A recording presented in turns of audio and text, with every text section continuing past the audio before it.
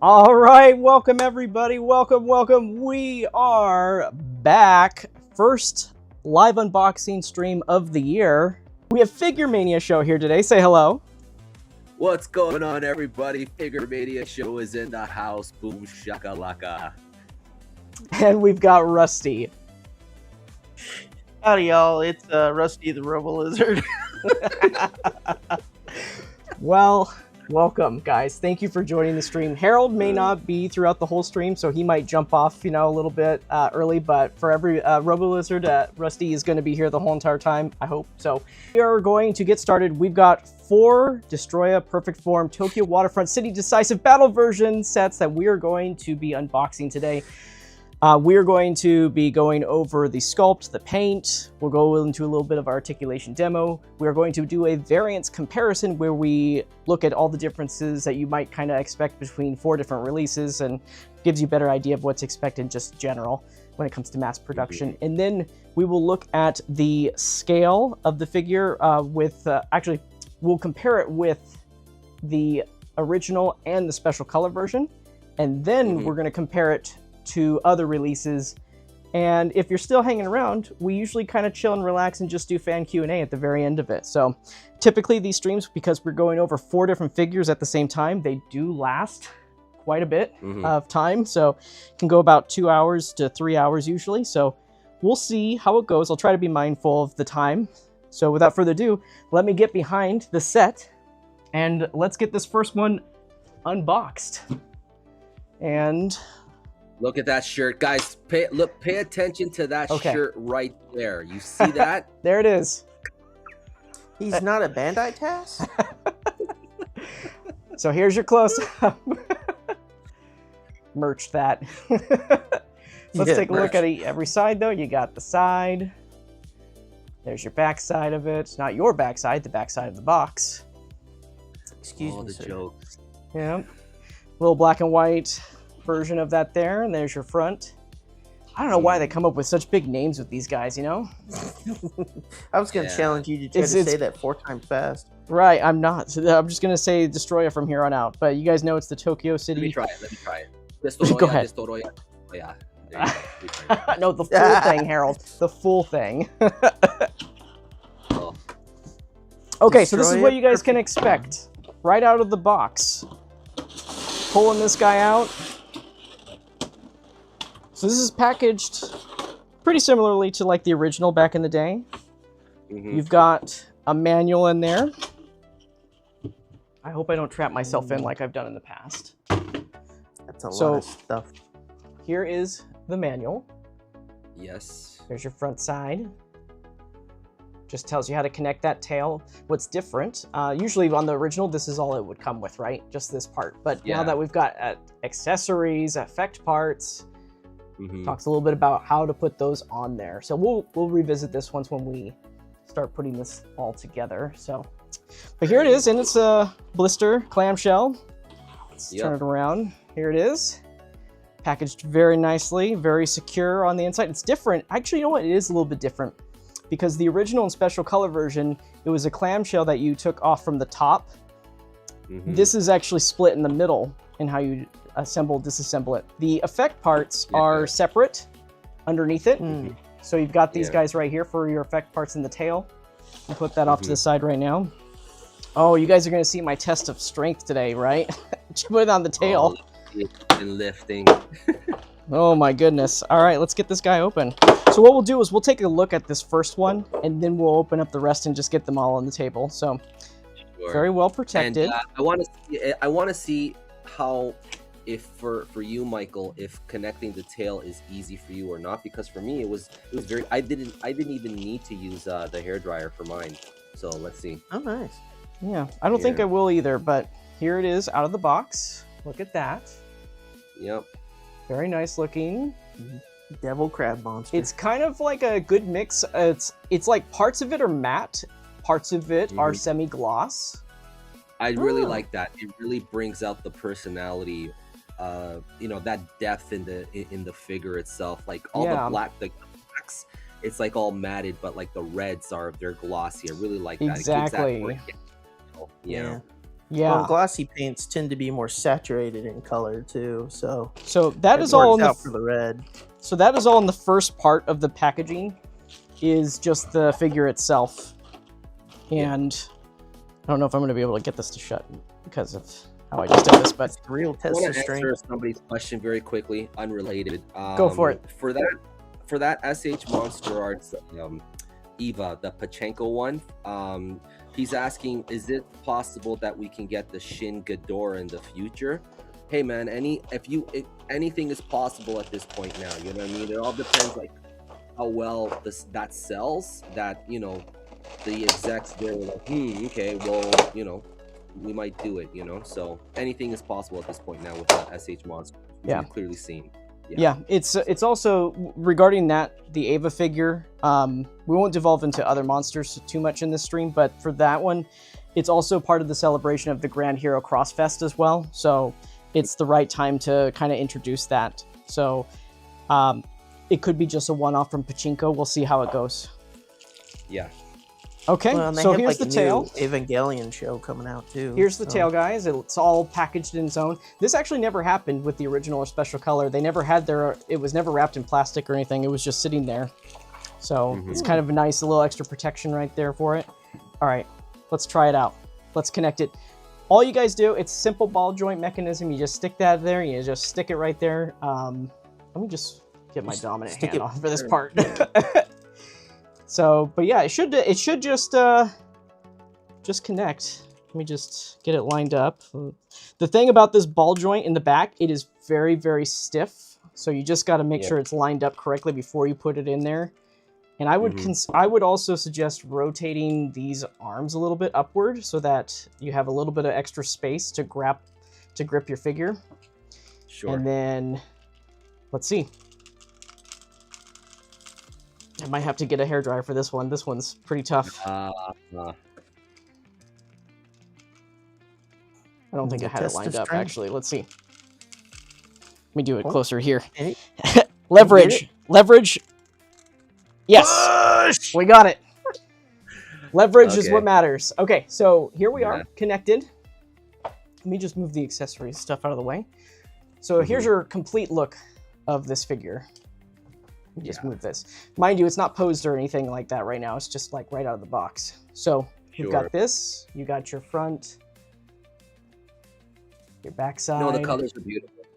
They're Oh yeah. I mean, comparing this with the original and the special color is going to be very interesting.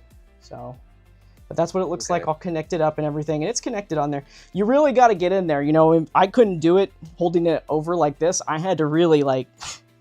I had to really Don't do that pose, man. Don't do that pose. I had to really get that there, man. Okay. Yeah. Oh, man. So we've got our figure here. Let's look at the accessories really quick. And then for the rest of the other unboxings, I'm just going to get everything out. We're not going to go over it one by one because we want to save on time. So, but the beam is also wrapped. This is also a first. I feel like I've never seen the beam wrapped separately. It's actually catching... The shape of the beam, it's not a straight beam, it's curved, right? It is actually curved. Yes, it's pre-curved. So it's if you guys are getting this and you're like, my beam is warped, it's not warped. This is actually how it's supposed to go. It is you know, holding it straight down, you can see how it kind of upwards, kind of bends upwards towards the tip up here and down here. So it is flared and everything. It's a nice translucent pink with white tips. And the mouth part is also kind of like a white pink as well. So it's really cool. This is very different. Yeah. You can also use this for even Rodan, honestly. For Fire Rodan, you can use that as well.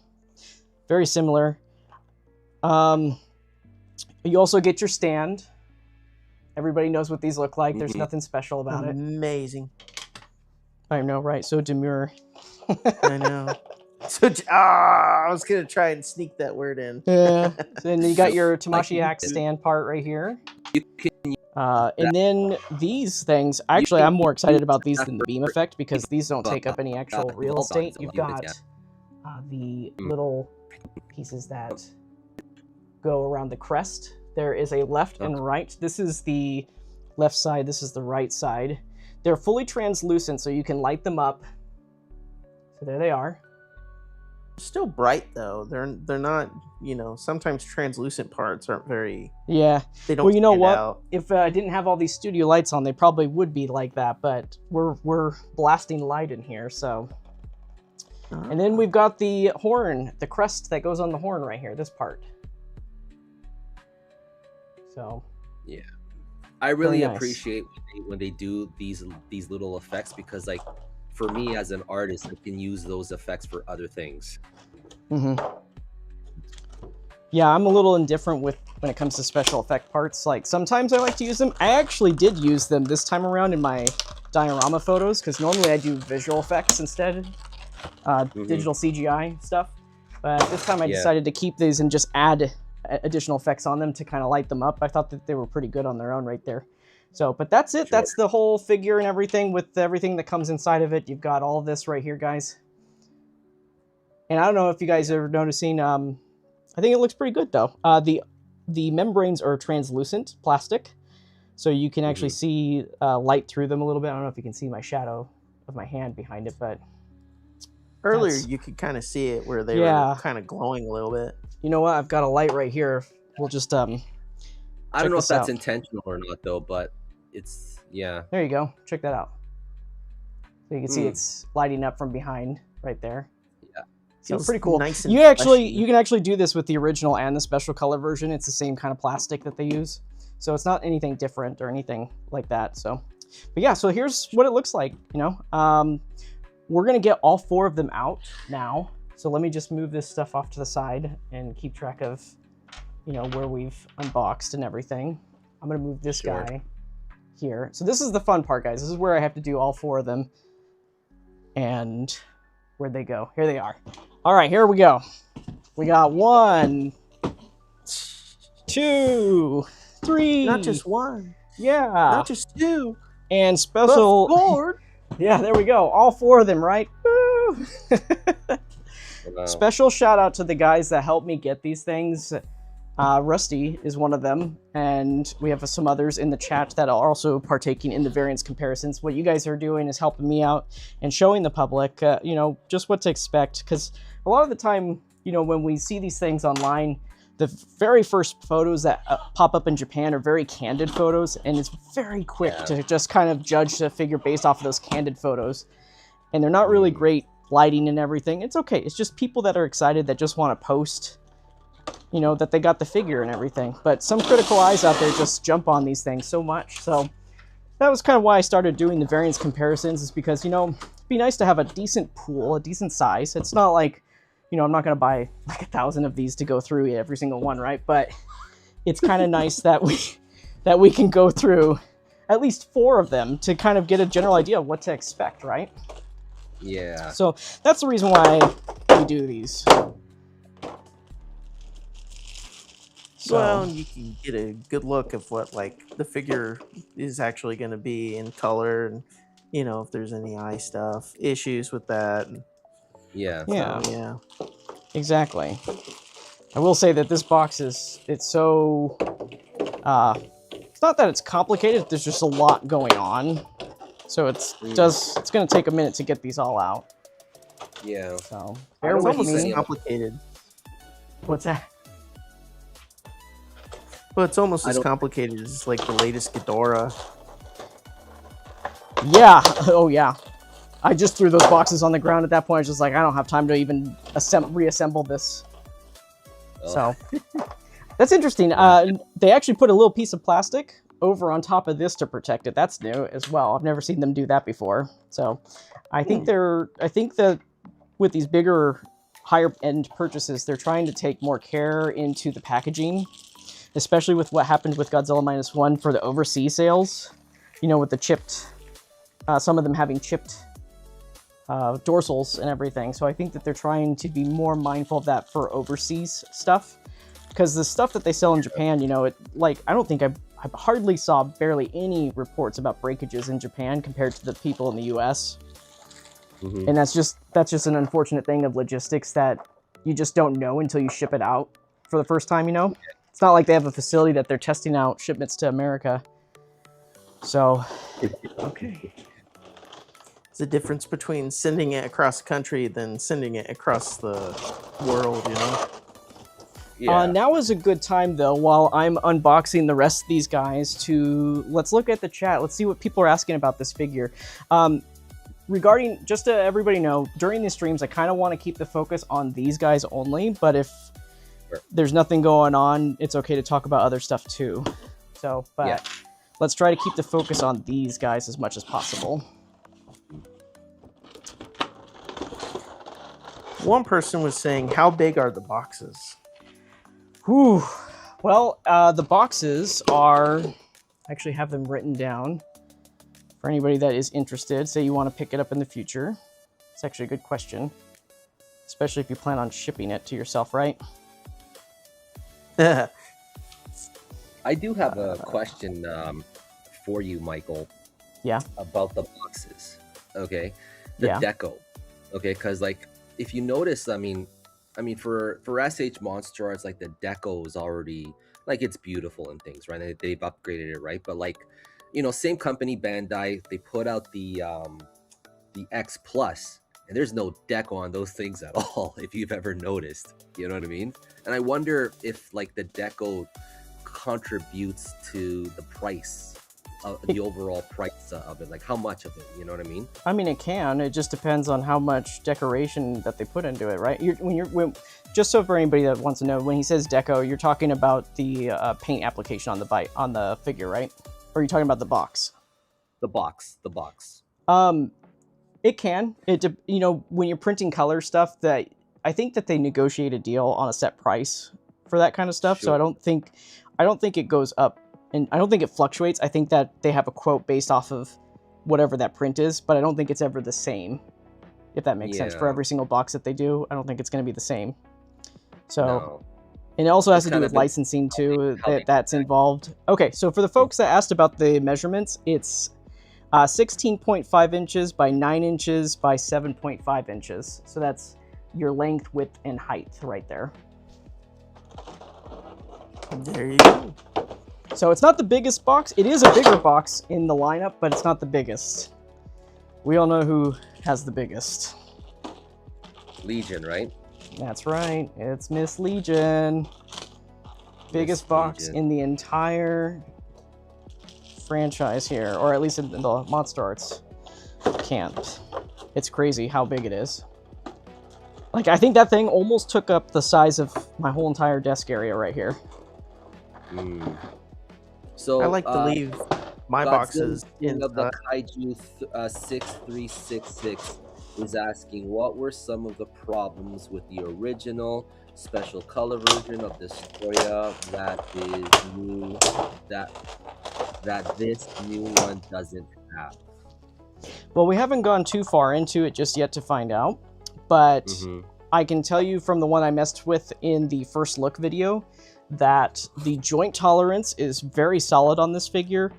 I would say it's actually quite tight in the wings, at the base of the wings, compared to the previous releases. So I'm hoping that it's not going to be like that on the rest of these, because the one that I showcased was really, really tight, and it needs some shock oil, some synthetic lubricant to kind of loosen that up.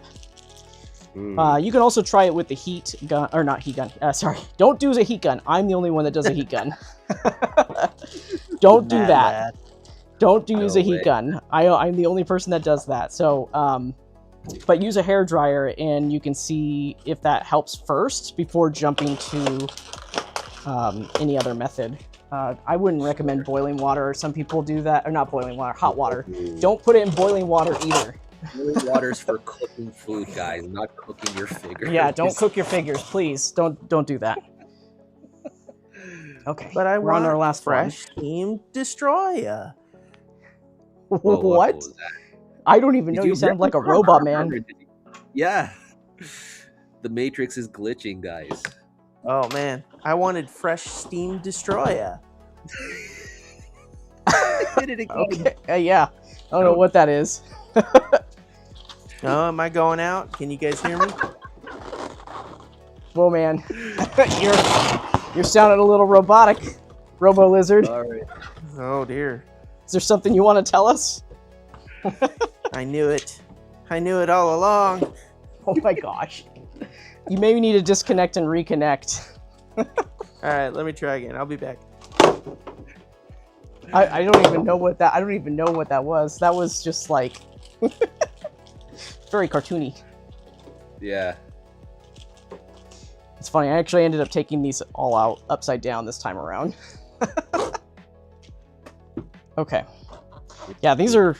This is not an easy unboxing. They've got everything laid out in a certain way, and I'm doing my best. I promise.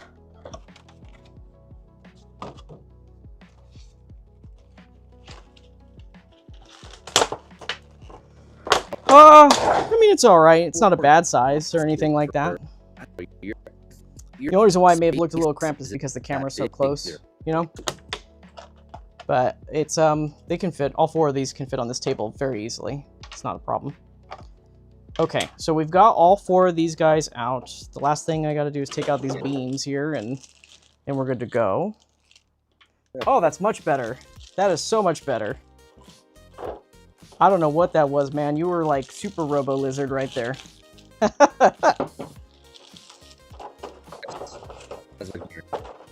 Oh, you haven't evolved yet? Okay. All right, so let's get these, let's try it out. All right, so the first one was a little difficult to do. Let's see how this one goes. Line that up. Yeah, it's a really big, thick ball joint right there in the back, so. All right, and this one, yep, can't do it. I have to do it this way. All right. There we go. All right. On there, it snaps on very, very nicely. So I don't even know how I'm gonna get all these on here in the way. This is gonna be with their legs. All right, here's number 3. Going for number 3 here. Let me just position those arms right there. Okay, here we go. Let's see if we can do it. Let's see if we can do it above. Nope. Yep, you're just definitely gonna have to lean it over. This one's actually the hardest. Mm. I didn't hear this one snap, but I think it's on. Yeah, it's on. It didn't snap. I didn't hear a snap, but I guess it just smoothly went on. All right, last one. Last one. I'm getting my workout for this, guys. Holy crap. Come on. Ooh, this wing's tight. We're gonna have to loosen that one up. Yeah. All right, last one. Boy, these ball joints are really tough on the inside. It's just that they're using the older style of ball joint too, so they've got cuts in the ball.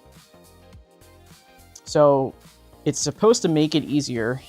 No, so let me just show you guys. I don't know if you can see it that well, but from this angle, there's slits through the ball joint right there, kind of like to let it breathe a little bit when you're trying to push this through. So let's... Oh, that one moved.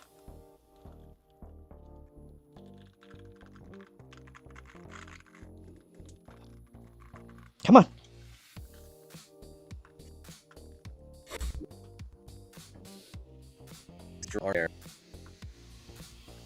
Yeah.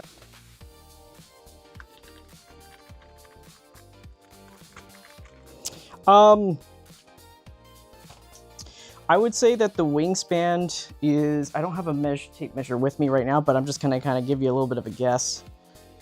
Unless I got my tape measure somewhere around here. No, I don't. I don't have it here right now. I'll go grab it. I'll get back to you on that comment for the wingspan measurement. But as far as the membranes go, there wasn't any issues on the one that I did for the first unboxing. Let me get in the back of the camera because we got to push a little bit further back out. Sure.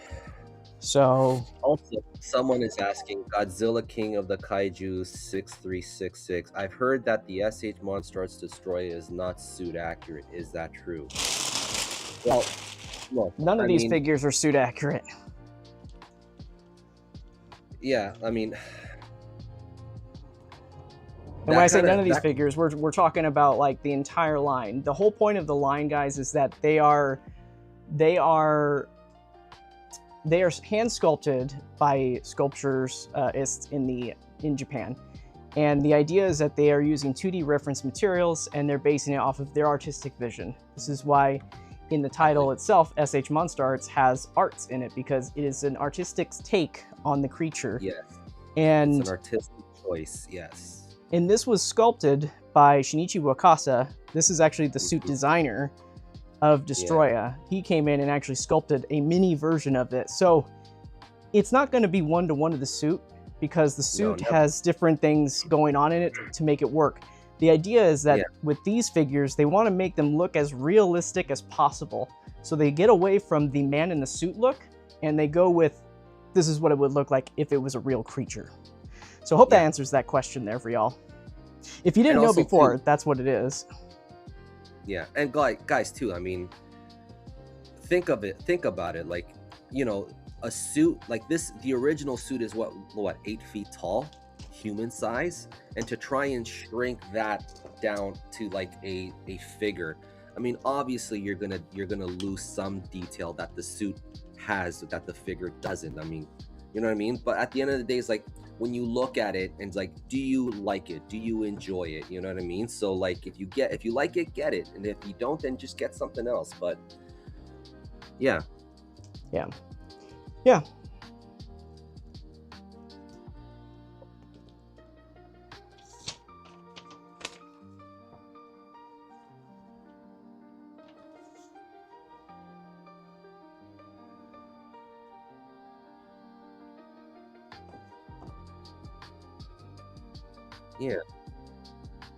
No.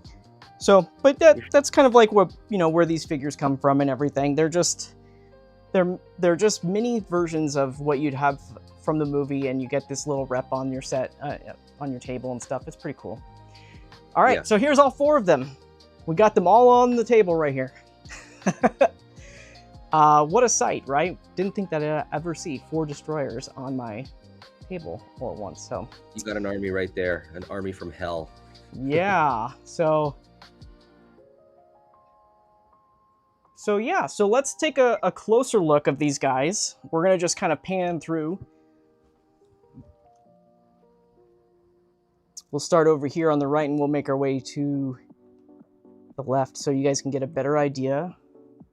Mm-hmm.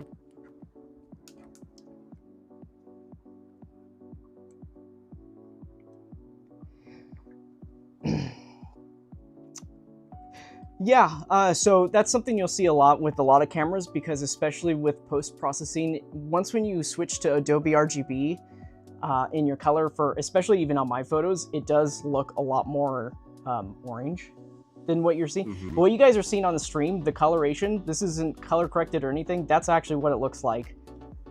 It's not super orange colored or anything like that. So it's definitely not as bad as people were thinking it was. In person, it's a lot better than what you've seen online. Sure. So, but yeah, let's take a look. There's our other guy here. Let me just move this back a little bit. For me personally, it's difficult to spot any differences. You know what I mean? Like,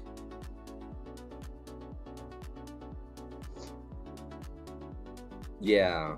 The different variances, yeah. It's sometimes it's more obvious. Other times you really have to zoom in and see those differences. Like, there could be different shading on the nails, the spikes and everything.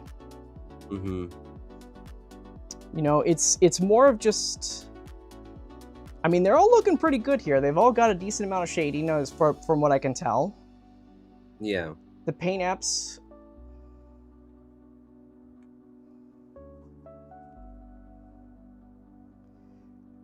yeah, and you'll get those differences when it comes to like when it comes to things like weathering effects, because you can't emulate weathering effects one-to-one for every single figure. It's just impossible unless you had a machine doing it, and even then there's still a margin of error right there. So let's do a side profile shot. Right? This is a hand sculpted figure right here. I'm sorry, hand painted. I meant to ask. Hand This, yeah. So these Yeah. are painted by hand. Yes. Airbrush, dry brush, all that good stuff. All right. So here's our side view.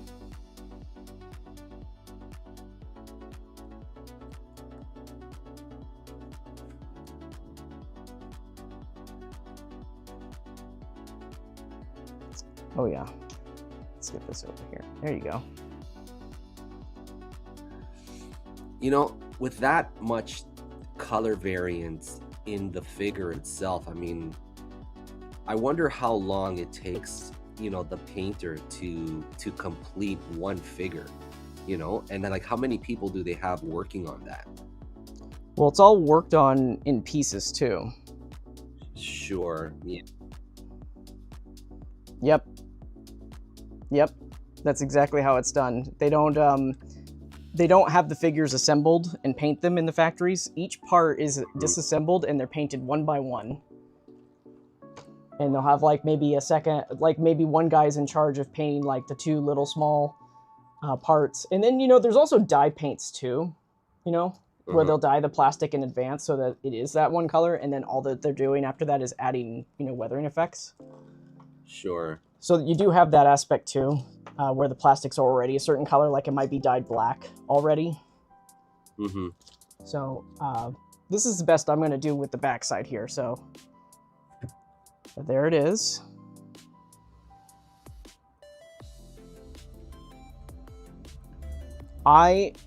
Just for my initial impression, I feel like these figures pop way more than the original and the special color version. But that's not to take anything away from those specific releases, because those figures are actually more accurate to what the suit would be colored as. Yeah. This is emulating a scene. You know, the scene is supposed to be nighttime. So we're emulating darker spots from the studio lighting of what the suit looked like when it was being filmed. So that's kind of the whole point of this release right here and why it's so dark. It's not meant to replace any of the other releases. It's just another way for collectors to grab this figure, but also give something new to folks that have the older ones to add to their collection. Colorways. Yeah. Yeah. So in my opinion, we haven't gone through them too much just yet, but in my opinion, I actually prefer the coloration of the special color version on the main body. And then I like the coloration on this one's eyes and the horn. Yeah. And as far as the only thing I like on the original one is the paint on the chest. That's it. That's all I really like. Okay. So that is it for showing you guys all four of them at the same time. When we get into the variance comparison of everything, we'll be doing one at a time. We're going to take a close-up of just one figure and just kind of go through all of them. But just really quick, guys, this is a shout out to the sponsor of this video. They are Premium Luna Park. They're the ones that helped me get these figures, because if y'all don't know or don't recall, these figures sold out in Japan in 30 seconds. And I was scrambling. The usual supplier I asked to get these was like, sorry, they don't have anymore. So I was going all over Japan's internet to try to figure out how to secure these things. And thankfully they did a second batch. What happened, the reason why we were delayed with this was because one of these figures came in from the December release, and the other three came in through the January release, and then it got stuck in customs. It was a nightmare. So that's why we're doing this so late in the year now. It's March 1st. It's already shipping. It's already been shipping in the United States already, and we're just now getting to it. So I'm behind. I've also got Godzilla 89 MGP Movie Graphic Plus sitting here. Shin's on its way right now, so we're going to be doing a lot of streams in the next week and a half. So that's all four of these guys. I got mine already. I mean, when did I do mine? Mine was a month ago. I did mine a month ago, like that video. Yeah. Wow. Yeah. So, that's just the way that and everything ended up. So let's take a good look at this figure. This is for everybody to get a good look at, just a closer look at the figure itself. I'm going to turn off this light because it's quite reflective. All right, so before we get into variance comparison, I always like to just show off the figure first. So you guys can get a better idea of its coloration and everything like that. And then we'll go over articulation after all that. Yeah. So let me just, let's fix our camera a little bit. All right, so here is, you know what, I don't like that. I'm going back down. Uh-oh, gotta, okay. So, here we go. We've got Destoroyah. I'm gonna keep the mouth closed for this first part right here. All right, look at that. Look at that beautiful, beautiful face right there. Nice.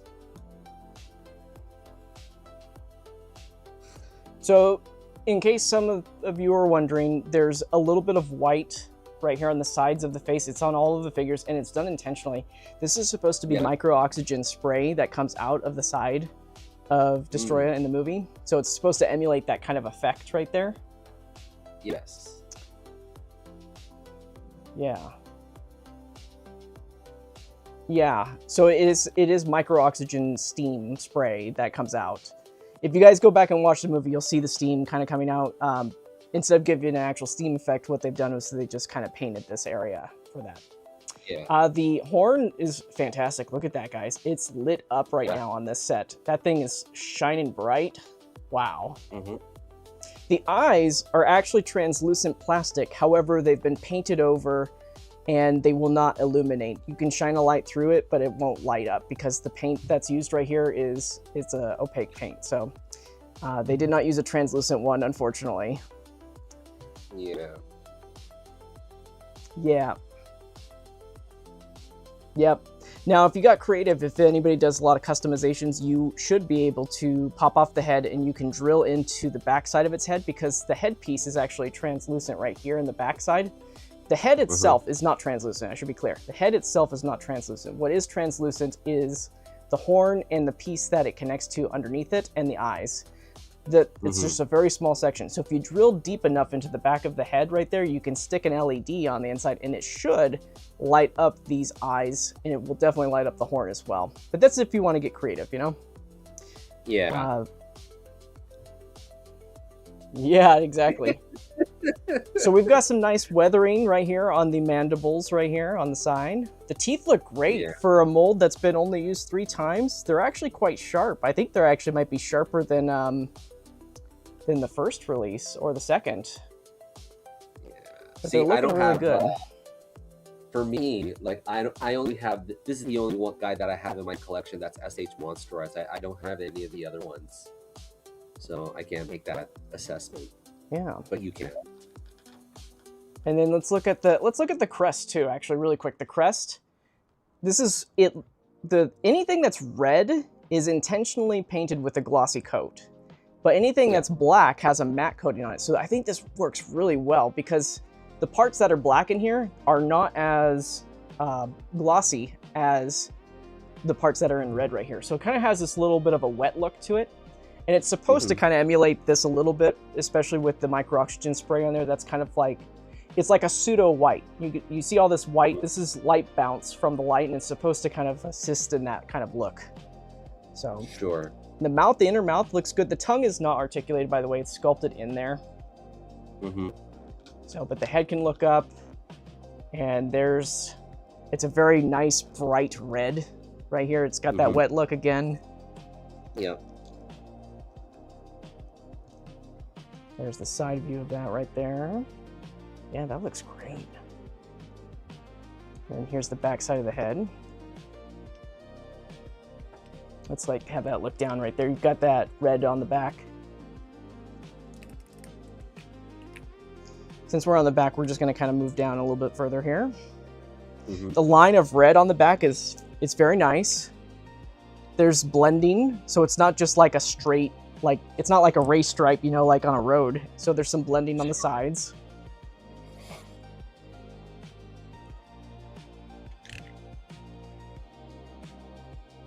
Yeah, towards the edges right here, it does get darker. And I hope that's intentional because I like the way that this one looks right now.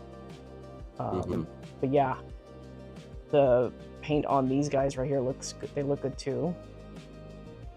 These are also made out of that translucent plastic, by the way, so they also light up. Not the joint, but just the plastic right there.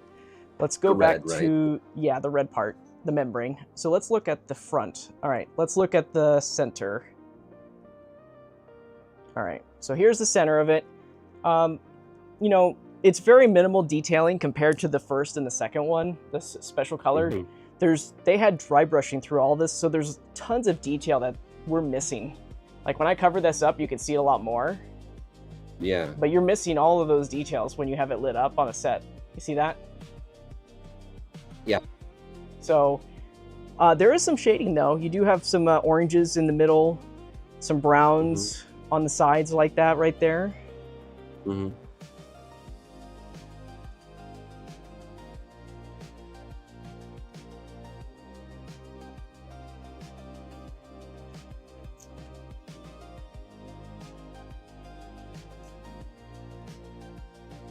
Yeah. What I might, let me just turn down my, should have put it at 60 here. Yeah, so I don't know.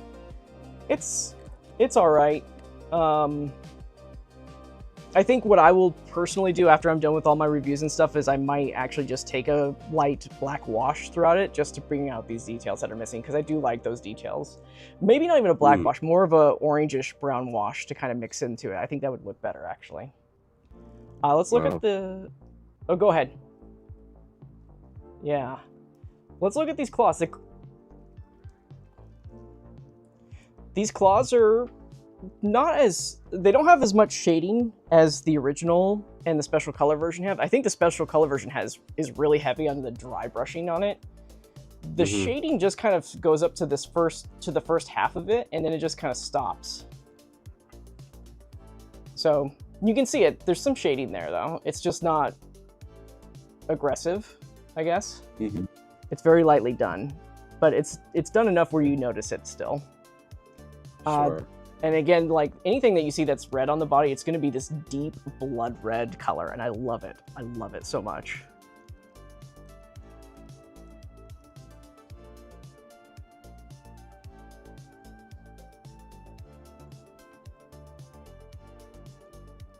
Yeah. And then you've got, you know, the horns right there on the shoulders, spikes, whatever you want to call them. They're actually blended very, very well. The first release didn't blend that very well. It was just like a red patch, and then there was blending underneath. It was like a whole line. You'll see that on my copy too when I bring that out. And the second one was a little bit better, but it's not as vibrant as these. So I think this looks really cool. All right, let's look at the wings. Again, the wings are made out of the membranes themselves. They're made out of a translucent plastic. The joint is just regular plastic though, so you don't have to worry about a situation where you've got fragile joints due to translucent plastic. As far as the way that they move and everything, it's very limited. You know, I've never really liked how they did this design, but I could never get things to line up, Michael. Yeah, it is very difficult to do it. You have to heat them up. But I'm going to try and get it right here. But there is little grooves right here that each of these membranes can go. Oh, there we go. So there's a groove right there that these membranes can go into. But they don't 100% sit perfectly in them. They like to pop out depending on how you have the wing posed. So this, I will tell everybody this. I'm going to zoom out really quick so that we can all get on the same page here.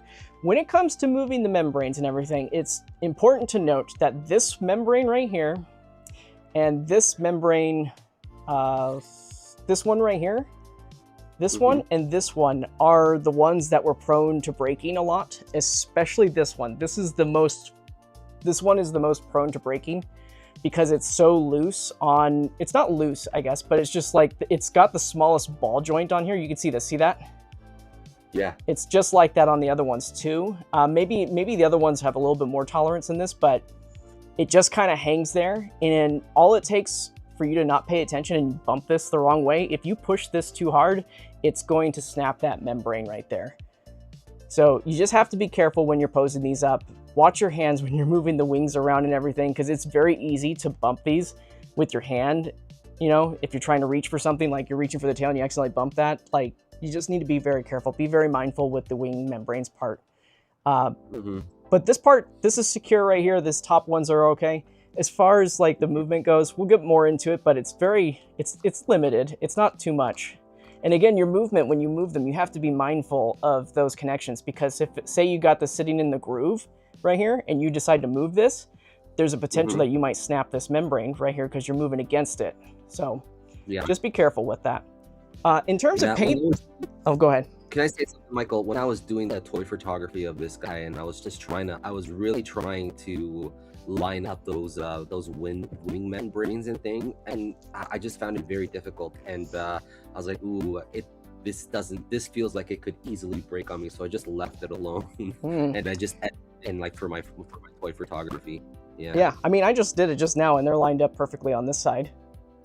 Yeah. So it just depends on the pose, though, because as soon as you move it, you know, forward and backward, you know, that obviously if you're moving it backwards, this isn't going to line up like that anymore. You have to compensate by moving this around and moving it out of the way, out of the groove. So sure. No, it's a PVC plastic. So it'll actually feel it will feel very cheap to you guys, as what many people will say. It feels very cheap, but it's that type of plastic, you know. It's PVC, not ABS. Okay, let's get back to paint details really quick. So on this right here, there's not a whole lot of shading or anything like that. They're relying mostly on your lighting setup, so you can see how it's illuminated right here. Now that I moved it, you can see that there's dark patches though, and that is done intentionally. They actually have different colorations of red on it that are just kind of hard to see. On the back side, they actually have parts of the shading ingrained into the paint job like that, but you can't see it unless you light it up like I just did right there. It's kind of neat how they did that. I don't know how to really explain it, but you guys can see it, right? You can see how it's darker right there and darker right there. Yeah, the light's bleeding through it. But when you look at it straight on, you can't see it that well. Like, yeah. Only when the light's going through it, then you can see the darker shades of red throughout that. So I think that's really cool that how they've implemented that into each of these wings. There is some light kind of, it's like almost like a white-ish kind of dry brush effect through some of the veins of all these, the parts of the membrane right here. It's very hard to see on camera, honestly. But there's some parts of it that have that, especially towards the tip right here. It's a little bit of the whitish kind of red. That probably is one of those parts that are going to vary between different figures, you know? So, sure. But there's that. Let's look down a little bit more. Let me move that camera down here. Okay. So this is really cool. So for anybody that doesn't own this figure has inner leg parts right here on the thigh. Let me turn up my shutter right there so we can see a little bit better. Yeah. So they're very wet, glossy coat that they've got on this, but they're designed so that you can kind of move them independently from the leg at the same time. The leg is actually connected to these parts, and then these parts are connected to the actual torso. So very dark in coloration, very simple pattern paint right here on the front. As far as shading goes on the leg itself, you know, the first release and the second special color version definitely have a lot more shading on their claws.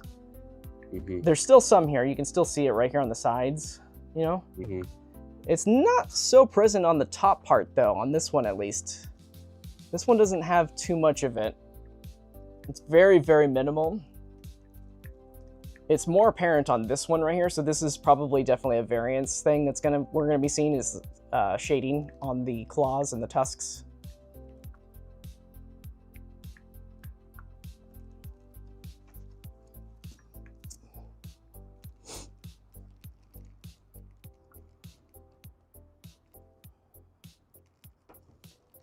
Hmm. Let's put them together right here. Yeah, so there's definitely more shading that's on the shin right here of this leg. It's definitely darker in coloration versus this one, which is much more bright. The darker coloration is actually supposed to be on the side. So let's look at the back side of that leg right there. It's got a nice red throughout the rest of it. The feet, very nice on the feet right there. Hmm. Like that. Yeah, it's definitely. What were you gonna say, Harold?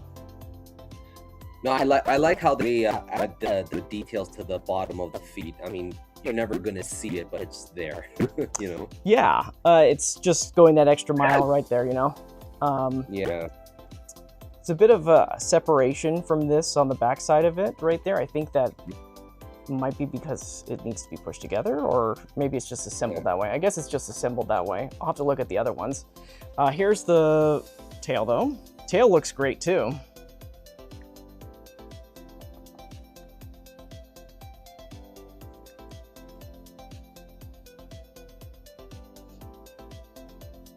And it gets, and you know, it starts so large with its easy coverage, so I don't know.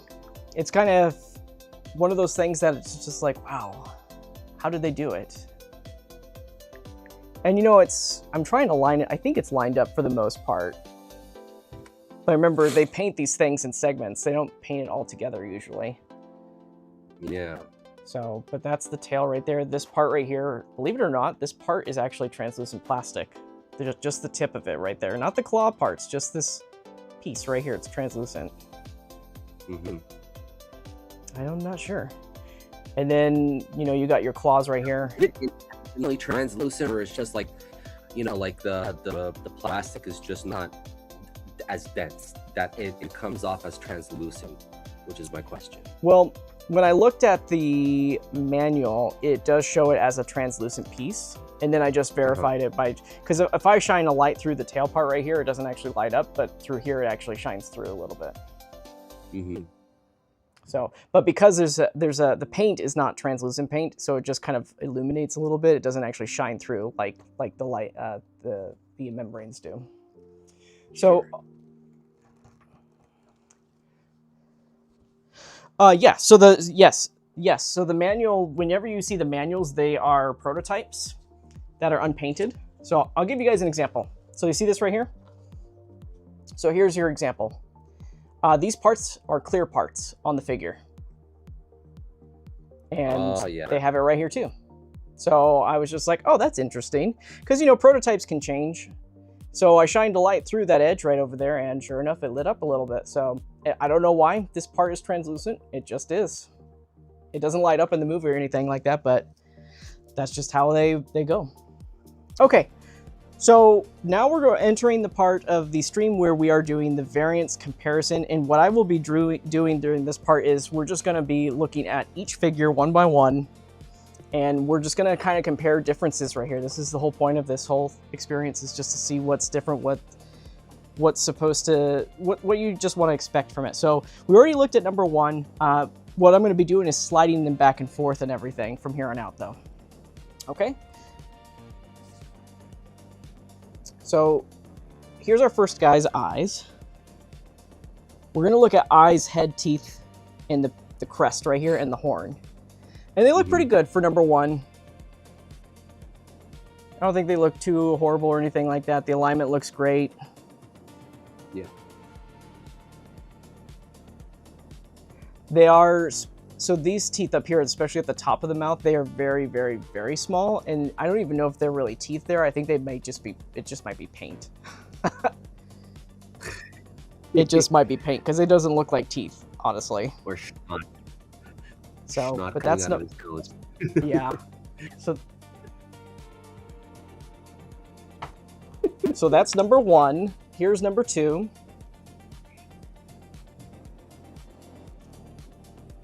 So numbers two, I would say just by looking at them side by side, just by looking at these guys side by side, that the red deco on the crest of number 2 is actually darker in coloration. It's not as vibrant, especially on this side right here. It's definitely darker, so I'll kind of like slide these in. You see how much brighter that is on this guy? And then this one's much darker in coloration. That's, for me, that's just so hard to catch. I have to be in person to see that. Yeah. Yeah. So even if in person, like, it's like, let's open up that mouth there. The teeth look pretty good on this guy though. The tusks are a little wonky out of the package right here. You can fix these, by the way, guys. They're all articulated. These tusks are. I would recommend using like some hobby tweezers though to adjust them. Like this one got turned upside down, and yeah, that might need to be fixed a little bit later. But as far as the white spray on the face goes, it's very minimal on this one, really. There's like only this little small section of it right there. It's very, very small amount. Even on this side too. If anybody wanted to have less of that white micro oxygen spray, this is like basically like it's almost non-existent, really, honestly, with this one compared to that first one. I wonder if they thought. I wonder if they thought that, oh, maybe let's try adding, you know, those spray effects. You know what I mean? But it came off just looking too wonky. So like they just, you know, omitted that and they just went with the paint. I wonder if they did that. Probably not. I don't think it was, because a lot of the samples that I've seen on other people's copies, they do have, like, they have a lot of white spray on there, and it just kind of varies. I think it's just, this is one of those parts where it's hand painted, you know, and hand airbrush. So whoever did this right here, they just didn't apply that much on it. Yeah, so that's number 2 right there. Number 2's horn looks good. The eyes are pretty consistent. There doesn't seem to be any over application on the eyes. Like it's not seeping through anything like that. Mouth looks good on number 2. Let's look at number 3. So here's our number 3. Number 3's got some decent closed mouth right there. Horn is good. None of the horns are crooked, by the way. Out of the box, they're nice and straight. Thank goodness. Again, kind of minimal on this side with the micro oxygen spray.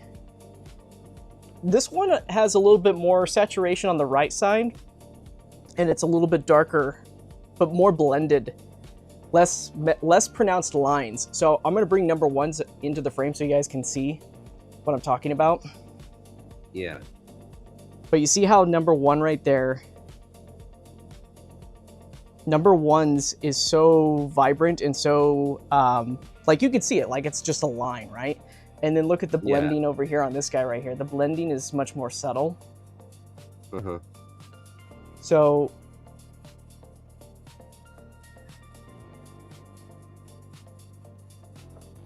yeah. So, yeah. Like this one's got, it doesn't have that much red on the crest right here compared to this one. This one's got way more red on the tip right there. Yeah. So that was 1 and 3 put together right here. But let's go back to just seeing the other side of number 3. So a little bit more white on this side, but it seems like there's like a missed spot right there in the middle. It's like the top and the bottom. The teeth look good on this one though. I think, I actually think that the teeth on 1 and 3 are pretty good. 2's is all right, but this is kind of minimal, especially on the front top right there. You see how much small amount that is? It's not so much. It looks good though. Let's do number 4. Let's bring number 4 in. All right, number 4. Mouth shut. And here we go. So number 4, that's looking all right. So I think out of all of these that we're seeing right here, number 1 actually has the brightest crest paint job. The other 3 that are more subtle in their paint application on the crests, I think that is probably the intention, is since that's 3 out of 4 that are kind of all similar like that. So I think the one that has a lot of application on it is the odd man out this time. I actually prefer the one that's actually colored more though, than the ones that are more subtle. Yeah.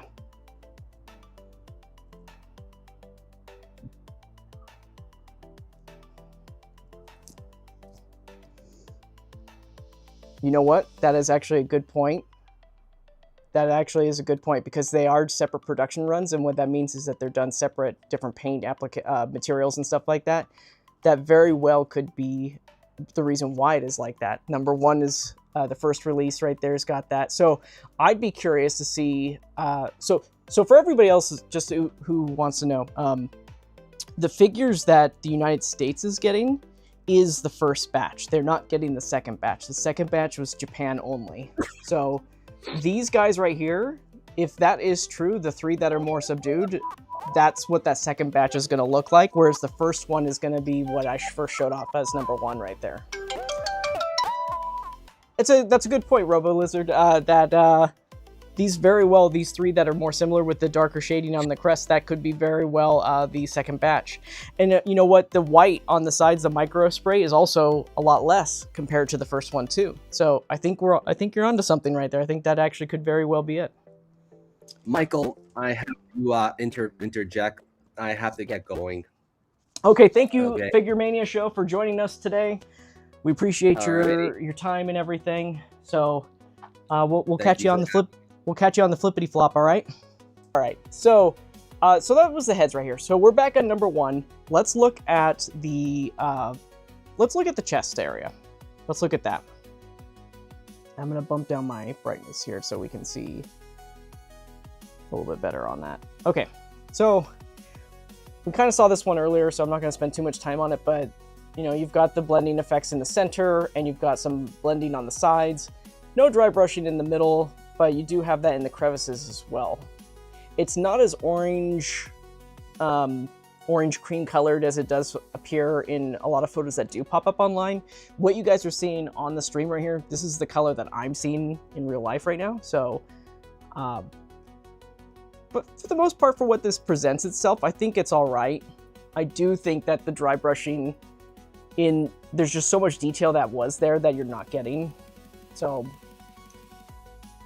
that's my only thing I would change about this figure, is I would add more dry brushing of some sort in here to bring out these details. Like I said, like when I cover this up, look how much detail there is that you're not seeing when it's not painted, you know?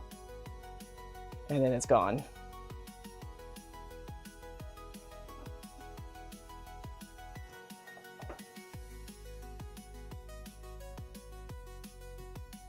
Yeah.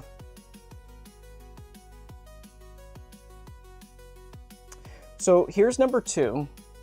Number 2's center is definitely darker. It's definitely got a darker coloration. There's actually more, believe it or not, there's actually more of that orangish kind of color that's kind of seeping onto the actual sculpt parts rather than just the lines right there. This might be just a little bit of overspray on this particular copy, but this is number 2. So if we're assuming that this is from the second batch, that could be one of the differences.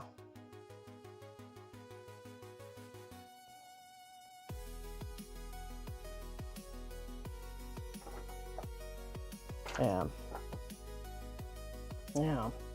And then here's our number 3.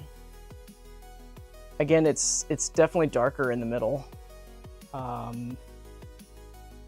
There's more coverage too on the sides. Yeah. So it's pretty consistent with number 2 right there. Number 1 might be the odd man out again. So let's look at number 4.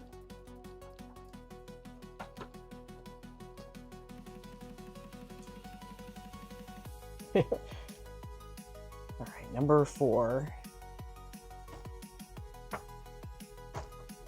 Okay. Number 4 is kind of similar to number 1. It's not as deep in the coloration. I'd actually say that in the center of all of them, looking at all 4 of them at the same time, the center is actually the least amount of coverage comparative. This one's got super dark paint on the edges though. This is like the darkest on the sides. super dark on that right there. So it's kind of interesting because when you see these differences, it's just like, oh, which one do you like, you know? But if you had each of them just by themselves in their own room, you probably wouldn't say anything. You're probably like, okay, it just looks, either you like it or you don't, right? So, but having all four of them kind of makes you wonder like, oh, okay, which way would I like it, you know? So.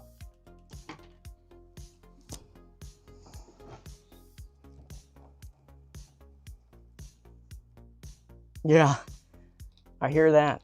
So I'm going to lift up the neck. We kind of missed this part. I'm going to kind of go over the neck really quick and the horns on the sides.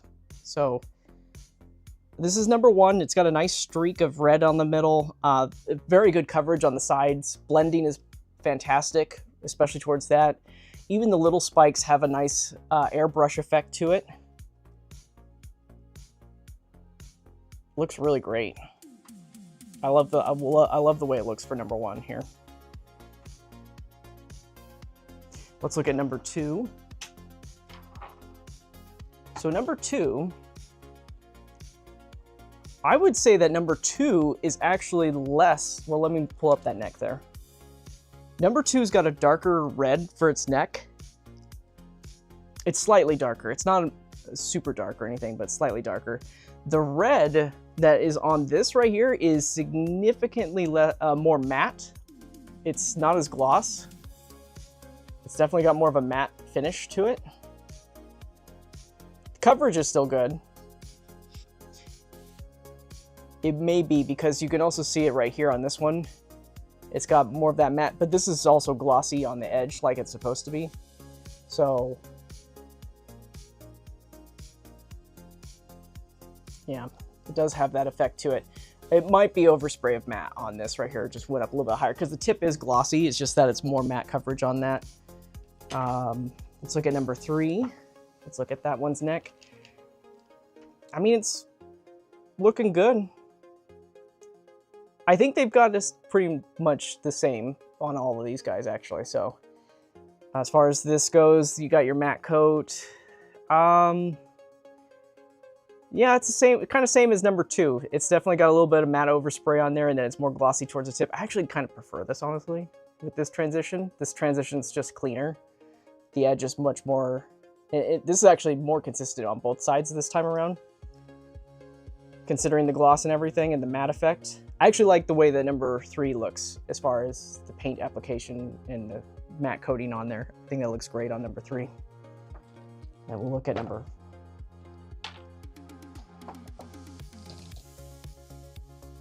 Yeah.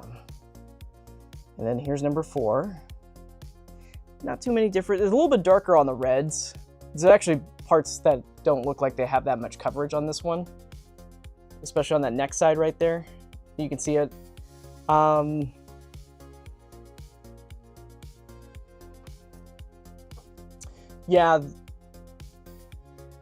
Yeah, for sure. On this one right here, this one's got more of a matte coating throughout the rest. This one's actually more glossy all the way throughout this time around.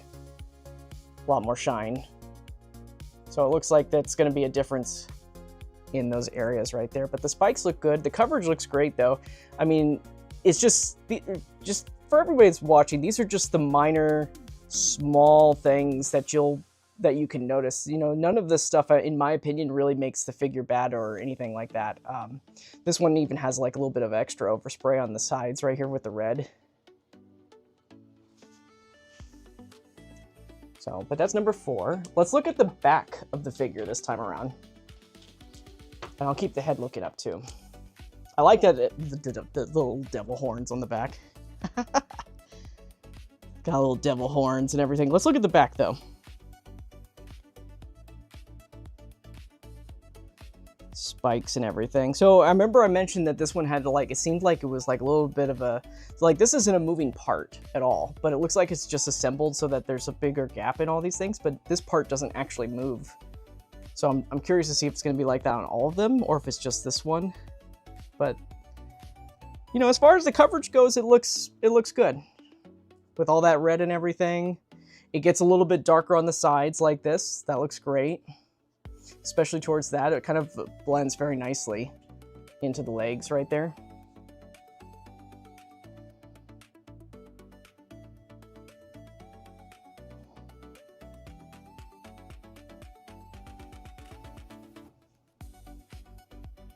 Yeah. I think number 1 is a good basis to start looking at them from. So let's check out number 2. So number 2, it's about the same. You know, these parts right here, if you line these up nicely, that looks nice. And then let's just kind of look down.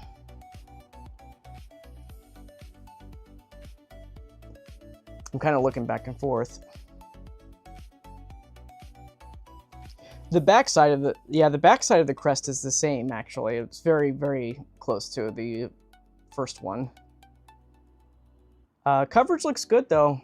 I'm not seeing any mist stuff. That looks pretty consistent with the fading on the sides right here.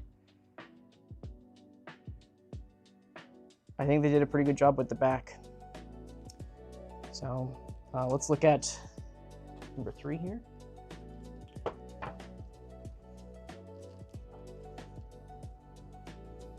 Had a piece of glove stuck on that. All right. So here's number 3.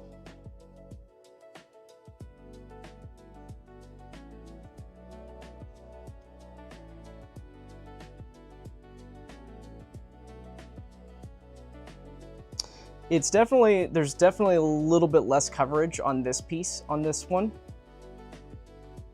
Like this part should be more red. You can see that too, how it goes down. It's like red, and then it's like a little faded right here. It's definitely, it still looks the right side.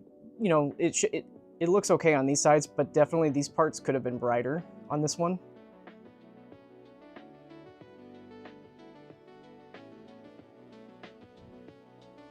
Yeah, so that was number 3 there. The back of the crests, a little bit less coverage on the backside compared to 2 and 1. It's kind of actually, it's still like almost like a big red line on the back though. Let's look at number 4.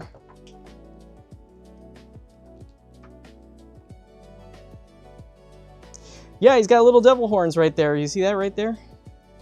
Little, if I can focus. There we go. Yep, little devil horns. Okay. Looking down that. This actually has way more coverage of red, by the way, on the back of the crest. Way more coverage compared to 1, 2, and 3. So it's definitely the most red. This one's got some inconsistencies in the paint. I don't even think, like you can see like there on that spike right there, it's got a little bit of black on that side right there. It seems to be this is the problem area for 2 of these figures, so that the blending's not that great.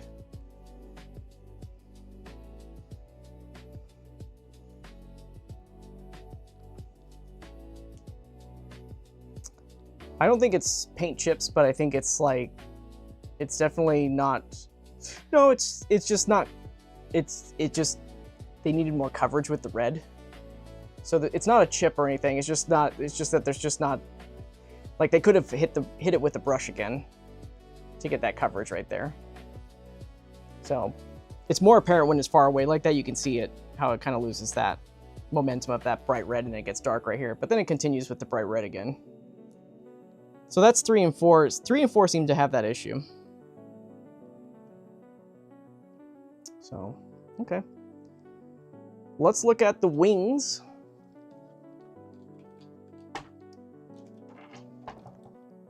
We're about halfway done with the variance stuff, and then we'll get into an articulation. Okay, so we'll try to... We're not going to zoom in too close on these guys right here for this process, because the wings, so there's just so many moving parts and everything. There are approximately, what's here, 1, 2, 3, 4, 5, 6, 7, 8 segments in the wings. Some of them are meant to move, while others are meant to really just kind of sit there. So you can organize it so that they are, you know, kind of perfect looking in a way. Some pieces that cannot happen, like for this part right here, like these 2 pieces, it is on a ball joint, but you can't really move it. It's just kind of there. This piece is supposed to be technically like this membrane and this membrane is actually the same membrane, but for articulation purposes, they put a cut. So it's two separate pieces. So these parts aren't really they're not necessarily meant to move too much. Same thing with back here. There's two parts of it right there. I don't know if you can see that well, but you see it just naturally wants to pop down. So, but yeah, this one you can see, I don't know if you guys can see it that well, but on this one you can, actually it's coming up perfectly. You remember I was talking about how there's that white in between the membrane? This is it right here.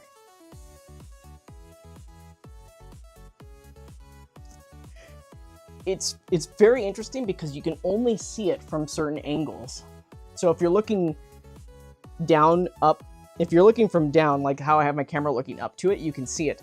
But as soon as I move the camera up and have it look down, oh, I guess you could still kind of see it a little bit actually. Okay, yeah, okay. So there's varying degrees of that because when I look at the other wing too, it doesn't have as much. See that? So that might vary between different wings. Like now you're seeing just regular light reflection bounce. But on this one, there's just all this interesting dry brushing effect in parts of the membrane. It's not on the top, it's just on the bottom part right here. So, but it's not so apparent on this one. The back side of the wing. Oh, go ahead.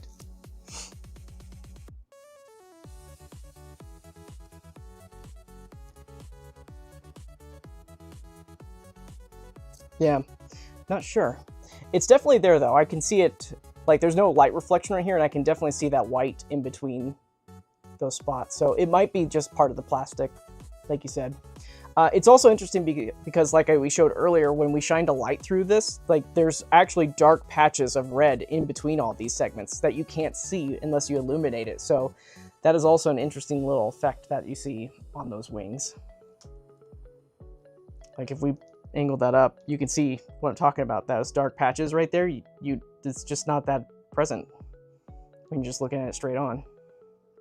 So, but for the most part, the wing looks good. I will say this, on the first version and the second version, special color version, there's more apparent weathering effects, shading that goes on throughout the whole entire wing.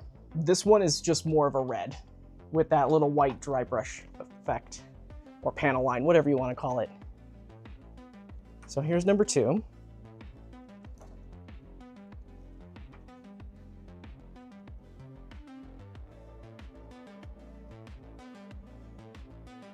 Well, in this one it shows up on the left. It's definitely there, especially at that angle right there. You can see it. And then this one's got a lot more on its right side. It's definitely a lot more. You can see it right here.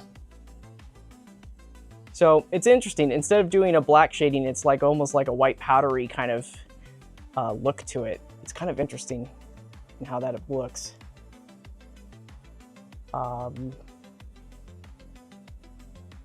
Yes. Do you see it now? Do you see that now? All that white? You don't see that? Okay.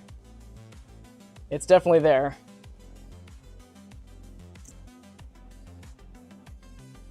Well, when you get it in person, you can confirm if I'm crazy or not.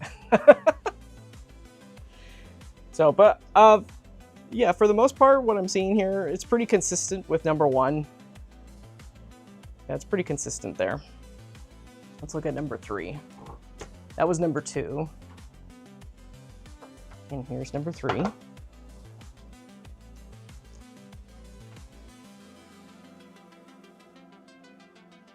I think this one is the most balanced coloration on the wing, based off what I'm seeing from the other ones. Yeah, it's pretty balanced actually. And then let's look at this other side here. Yeah, getting these things in the grooves is going to probably be the most challenging part for people.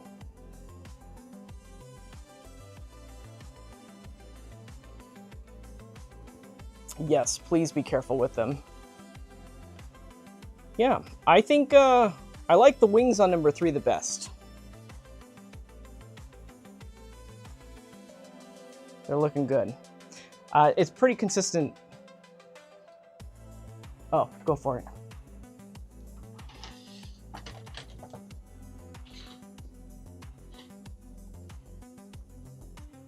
It's a ball joint peg. It's a ball peg ball.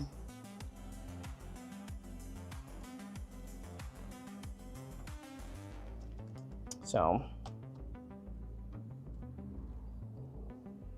it's the center. It's right where the ball touches the peg. That's where it breaks, and the ball stays inside while the peg is out. So this is number 4.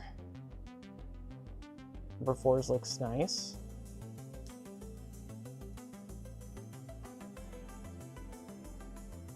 This one's definitely got the most wonky way of the wings being packaged out of the box. This one's gonna need some love and care right here. Like, they're not even in the grooves at all. But that just goes to show you, like, yeah. Like, that should be one piece technically, but they divided it into 2 pieces right there for articulation purposes there. So, but yeah, that's that. We're almost done with this, guys. We're getting down to the wire. Let's look at claws on the hands and the toes and everything. So,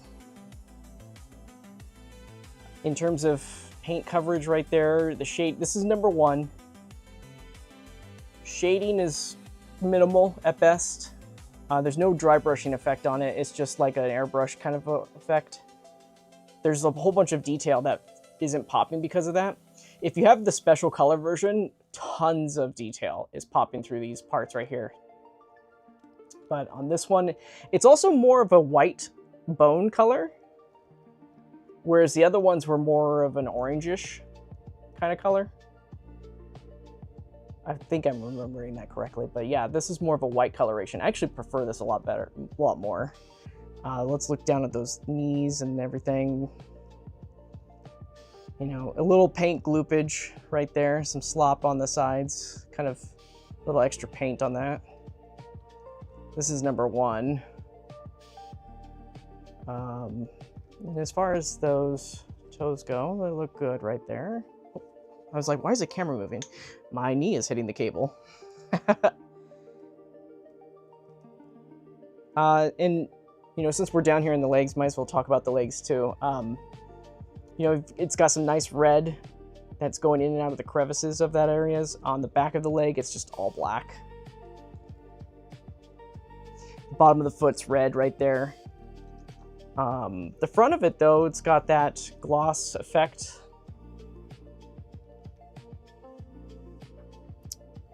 Let me just bring up, wrong way, there we go. So, yeah, the front end, we've seen this one already. It's a little bit darker on this side, where this one is a little bit more red. This one's like darker on the inside and red on that side. Big red piece right here, then it's dark again. Same thing. Yes, this is a floating, yeah, it's a floating ankle piece that's right here. I actually disassembled this the other day just to see what it's like on the inside, and it's very old school articulation on the inside. You can't actually, the knee right here cannot twist left and right because it's a hinged joint on the inside right here. So it only goes up and down. You can't twist it. You can twist the feet, but you can't twist the knee. So let's look at number 2 right here. We'll start with the claws. I feel like number 2's claws are a little bit darker towards the front.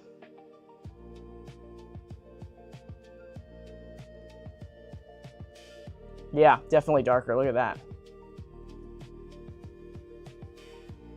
Yeah, definitely darker on the sides right there. Let's open these guys up. That's right, they're articulated fingers, by the way, if anybody was wondering. They are fully articulated. They are shaded on the inside too, so that looks good.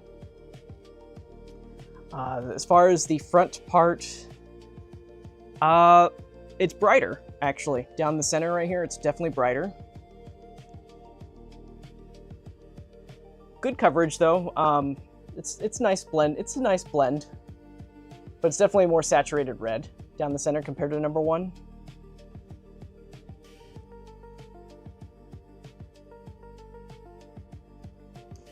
I think that the leg is also brighter black this time around on number 2.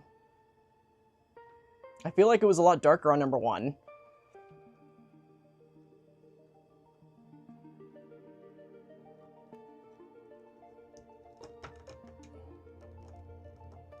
Yeah.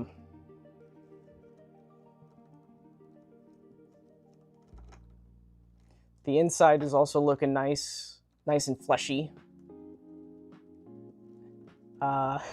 Yeah, darker up here, you know, brighter, definitely brighter in the middle parts right there than number 1. It's definitely more consistent with the red.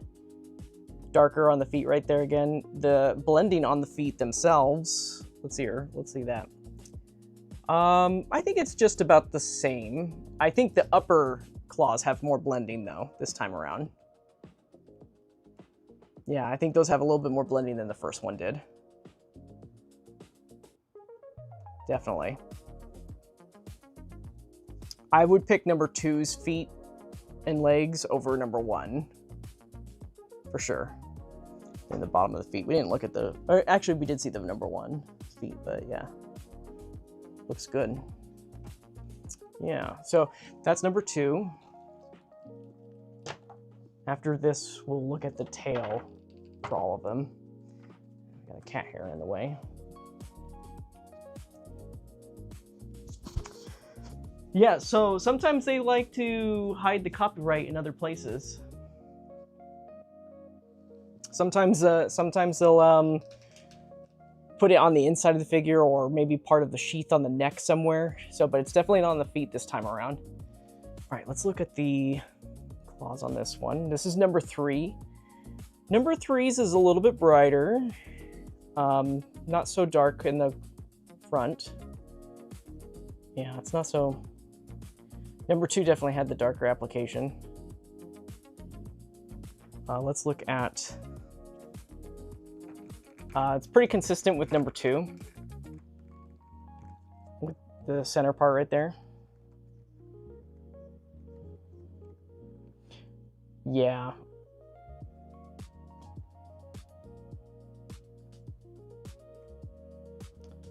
Let's look at the top part right here. It doesn't look like there's any paint, extra paint glop on the claw parts right there.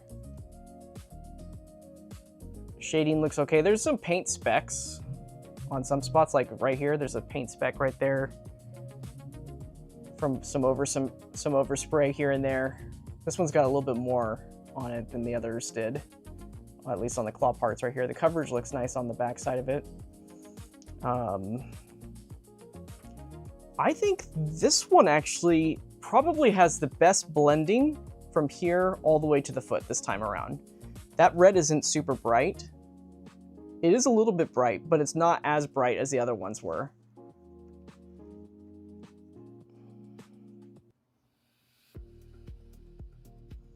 Yeah, it is. Yeah, this one's got a little bit more... I would say that this is probably the most consistent in the red application.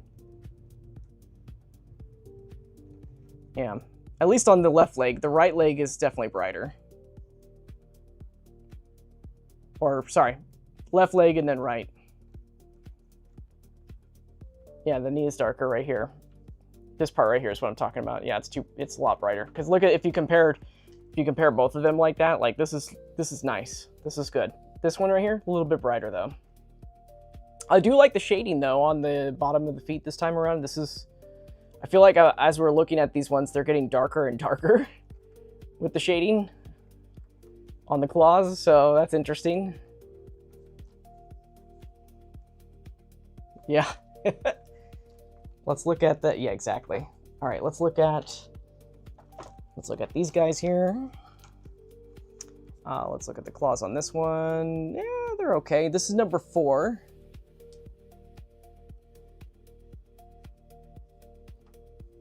It's a little bit darker on the backside. I think this one actually might have the darkest application towards the edges right there. Yeah, I think it does.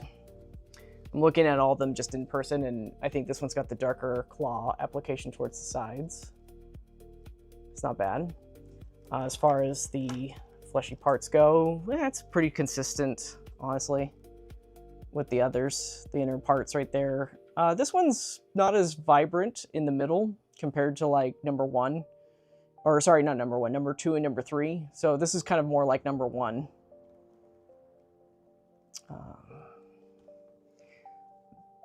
Yeah, this one got warped out of the box. I will fix that for whoever this is going to. It just needs to be heated up. But this one was so hot that the horn is a little, it's a little warped. So let's see if we can fix that really quick, actually. Yeah, let's just fix that really quick. There we go. Look at that. Look at that. Yeah, that's great. There we go. Look at that. All fixed. Now it's not so warped anymore.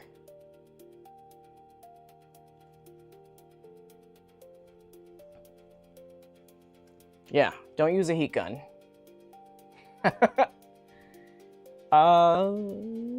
Yeah. So the consistency, I mean, this is great. I like the way that this looks. Look at that. It's a little bit brighter on the ankle piece this time around, but I like the consistency for the most part.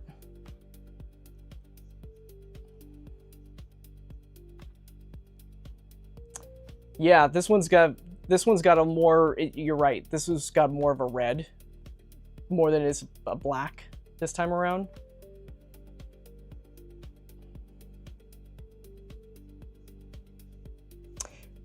On the back side, it's definitely consistent with the other ones too. It's more black on that, but on the front side, it's definitely a lot more.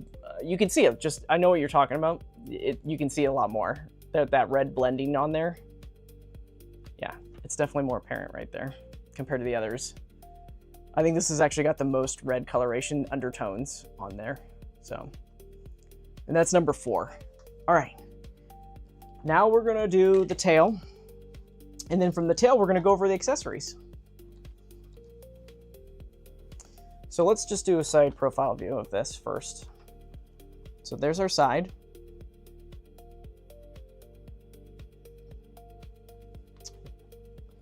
Yeah, so you got 1, 2, 3, 4, 5, 6, 7, 8, 9, 10, 11, 12. There are approximately 12 segments in this tail. Yeah, so there's about 12 segments in there.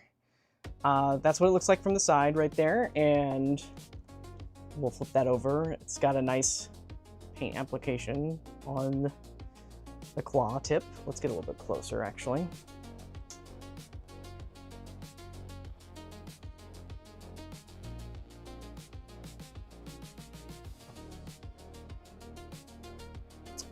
Was there a Trendmaster Destoroyah? I don't think there was.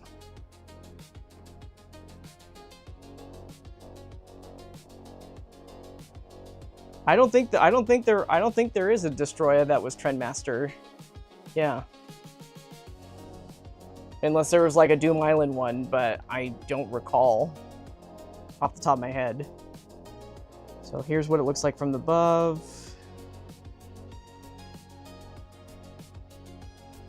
Oh, okay, there you go.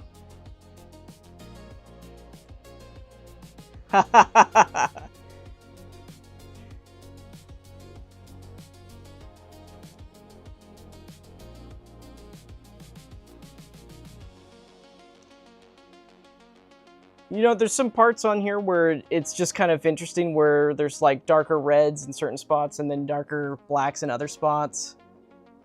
For the most part, I mean, the only thing that looks jarring to me is just this one section right here. Yeah, just off the top. But for the most part, what I'm seeing, everything looks great. The tail tip itself right here, it's got some darker shading at the base. of the claw tips right there, but then it's just a glossy red finish at the tips. So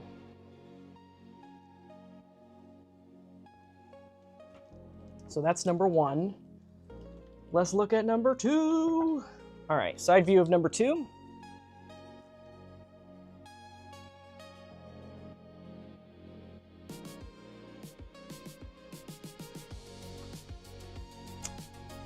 Yeah, if Rob was here, he'd be able to chime in a little bit more about that. Let's see. Yeah, look at that. That looks good. You know, it's the blending that I'm just seeing on the tail. It just seems to be... It seems to be mostly consistent. It seems like there's just this one little section towards the tip right there that's, it's all right. It just seems like it gets a little dark right here, but then after that, it's not so bad. But that was number 2's. Number 2's looks good. Let's look at number 3 here. Number 3 looks great, actually, all the way through. On its profile view right here, it looks great. Yeah, number 3. Take a... Yeah. Let's take a good look at the claw. Looks good right there. I twisted the claw, so it's not going to be consistent. Actually, is this section upside down? I think this part's upside down. Yeah, this part's upside down. That should be flipped. So that part... Yep, that's why that one looked a little off, because it was upside down. Now, yeah. Yes, I think 3's got the most consistent tail that we're looking at right now. They are fine. Yeah, they were not upside down. So, and then here's the other side of it. Yes, they do. They do move. I will show off articulation in just a minute. Actually, I'll just do it right now since I got this one. But yeah, as far as the claws go, when it comes to articulation, you can twist it all the way around. Same thing with this one right here. You can twist it. As far as movement goes, this is what you got to be careful with. It's very limited. So you got your open wide, and then that's as close as they're going to get. So open wide, and then closed. It's just enough to wrap around Godzilla's neck. You probably won't even have to close it that far unless you've got Junior in there. So I like number 3. 3's tail is the best so far. But that's not to say that number 1 and 2 weren't all that great, or they weren't bad or anything like that, but it's just like, as far as consistency goes all the way throughout with that red and black, you know, number 3's definitely nailed it. Let's see how number 4 fares. Yeah. Yeah. I would expect this on pretty much just every copy. You're not going to get 100% on every segment. Like this one, a little bit higher up here, it's a little bit darker on that piece. But it's not terrible or anything. Let's look at closer up of that claw right here. The line of red is a little bit dimmer on this guy.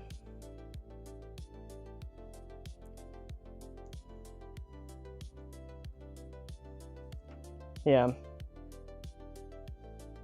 So, but other than that, it looks pretty consistent. Let's look down from the top up and let's see here.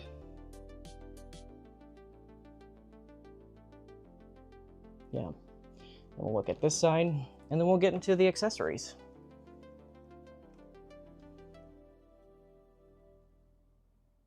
Looks good on this side, actually.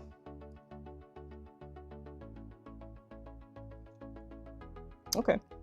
I think 3 is the winner here with its tail coverage. Okay. Let's get into the good stuff, the fun stuff. Everybody's been wanting to know about the accessories. Let's look at the beam effect first. So let me get these guys out. I don't know if I'm going to be able to... Yep, they're definitely not going to be able to stand on their own. So, yeah, they look, you know, just by looking at all these all together, the only thing I'm seeing that might be a little different is the mouthpiece part, where it might be more white pink than other parts. But as far as the spiral part goes, the middle section looks good. If you're seeing some white parts, that's just white. That's just light bouncing off of it. It is a solid pink throughout the whole thing. The white pink area on the tips right here, this one's got the strongest. This one's the second strongest.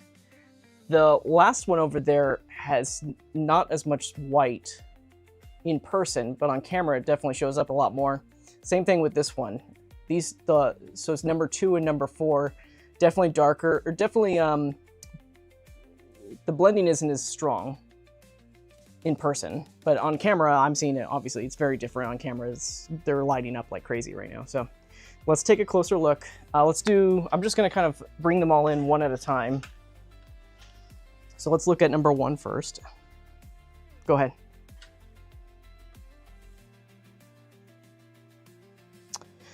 Oh, they are. It's just, you know, when you dampen that darkness right there, like, you know.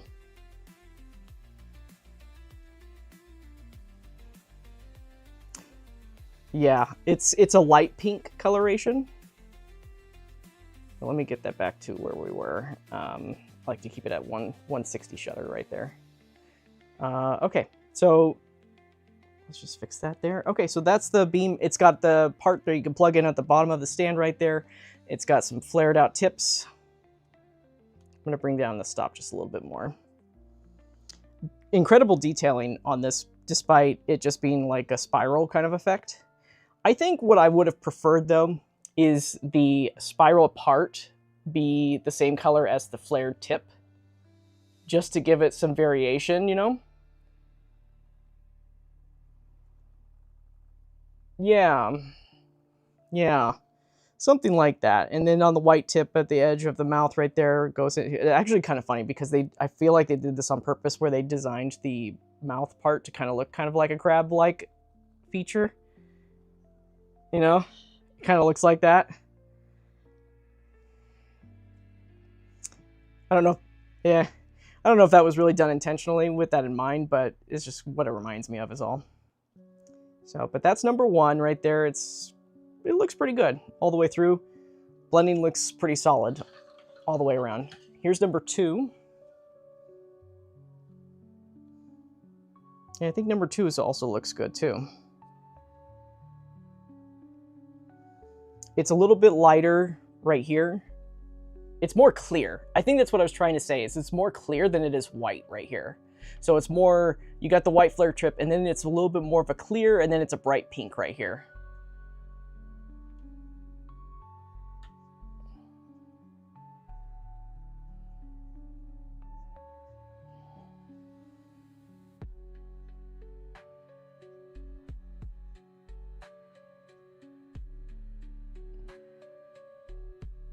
It could be that, yeah.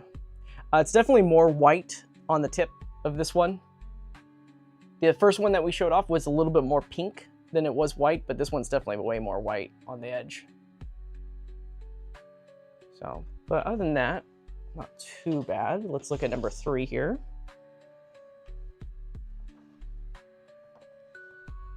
So here's number 3.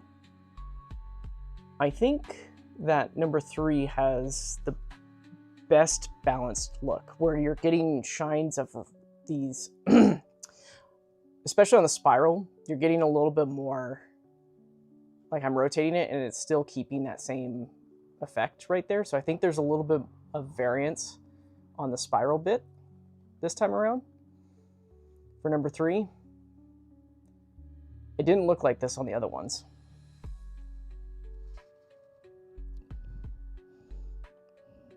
Yeah. So, but that's not bad. I like number 3. Number 3 is the one I'm liking the best so far. Here's number 4.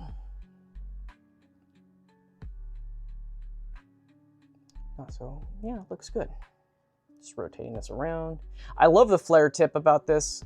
I mentioned this earlier in the stream too. You could double this up with Fire Rodan. You can give this beam effect to Fire Rodan if you guys own that one from the Makahari set or the first release. The first release already came with a pink beam, but this could work for that as well. What do you think about the curve though? I like that it's curved instead of straight, but I've seen some comments saying, oh, why is it curved like that, you know? Do you like the curve?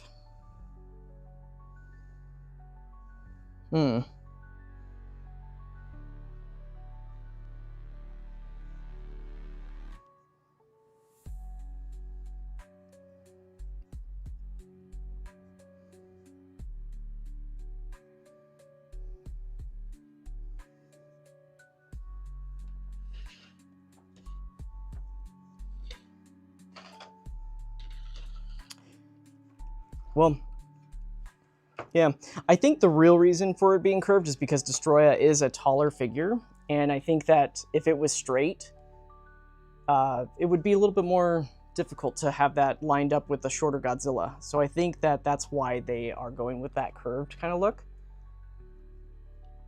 Because now, when you put that in the mouth and everything, if it was going straight, you know, it would be more hitting the floor, you know what I'm saying?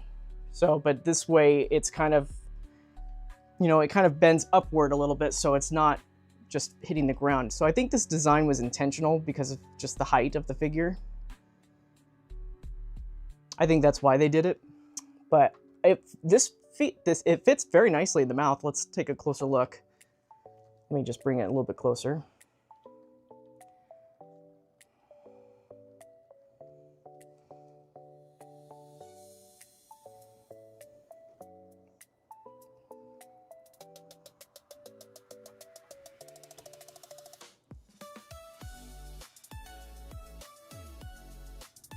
Yeah, exactly. They even did that in '84 too.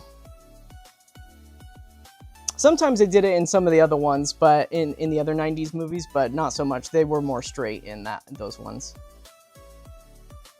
But yeah, I think that this beam is a total hit though. I'm not much of an effects parts guy, but I think they did very good job with the design of it. Like I said, I'd like to have the other, just a little bit more paint on the spiral parts. But I think that they're relying on your light piping to kind of give you that effect. Because there are certain angles like this, you know, you've got light piping in there. Now that light piping is making the spiral bits kind of look a little bit more like a highlight color, you know? So...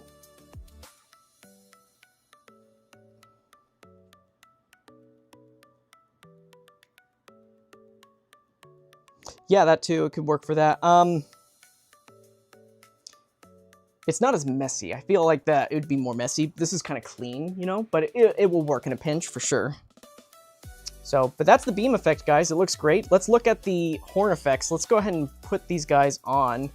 To demonstrate these guys, and rather than holding them one up at a time, what I'm going to do is just go ahead and put them on each of the figures here. So let me, oh, that's the wrong one. Let me just get these guys here. So the instructions point out that there are ways to identify which side each of these goes on. So let me, let's zoom in there.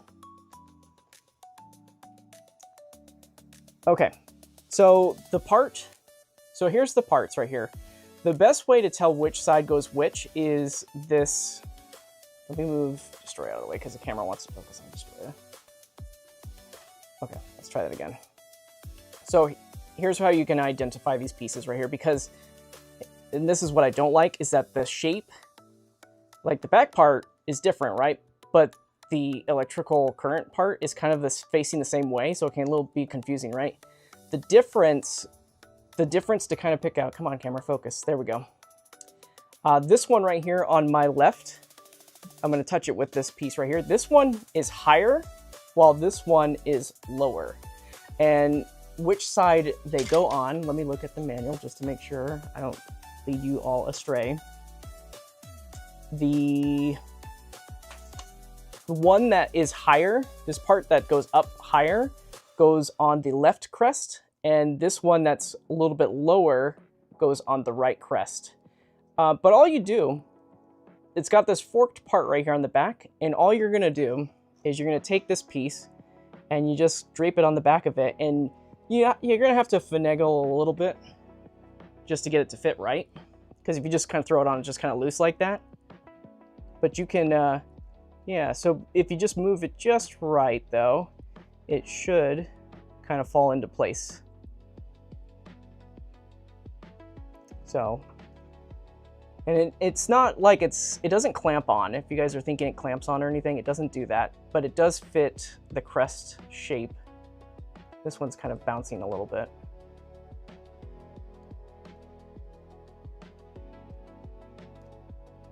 There we go. So there's that. You want to position this piece so that it goes right underneath that flap right there to secure it, of that crest. So there's the first part, and then let's get the second one in there. Second one goes in just like that. And then let me look at the manual just to make sure I'm doing this correctly. On this side, it goes... Does it go over that part of the crest? No. So it goes on pretty similarly. It goes right there. So this, it doesn't hook around anything. It just kind of lines up against the crest piece. So it doesn't, yeah. So this part right here, it just kind of lines up with the red, and that's how that one hooks on. So let's take a closer look.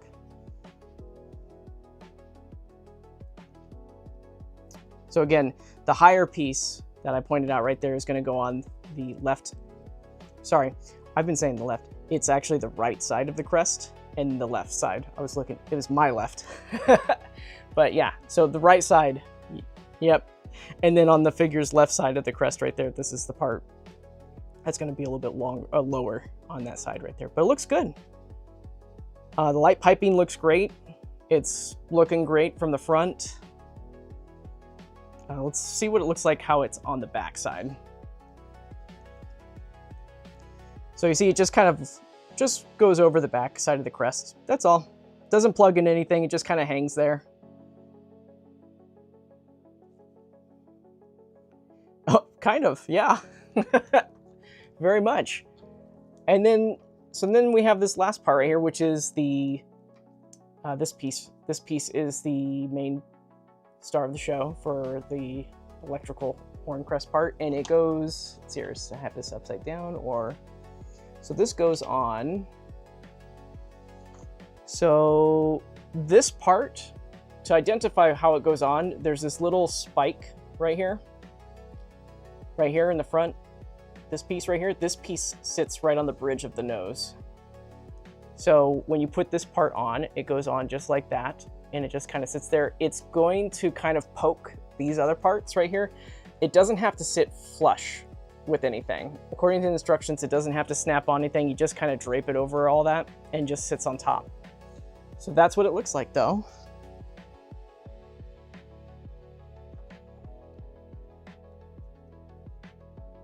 Pretty wicked looking.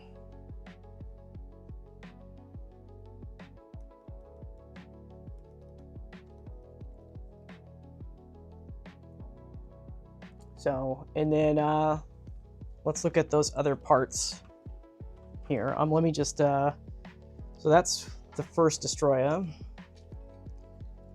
Come on, bring it out. You could, if you were to mix them up by accident, by the way, it's like say you put the one, you get these on the wrong sides, they're not gonna fit correctly anyways. When you put these on, they'll kind of bounce out of, these ones I'm putting on correctly.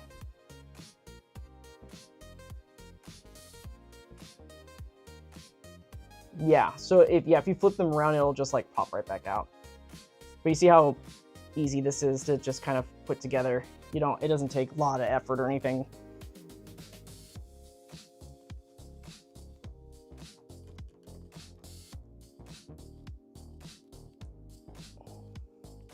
Oh yeah, the horn katana. Yeah.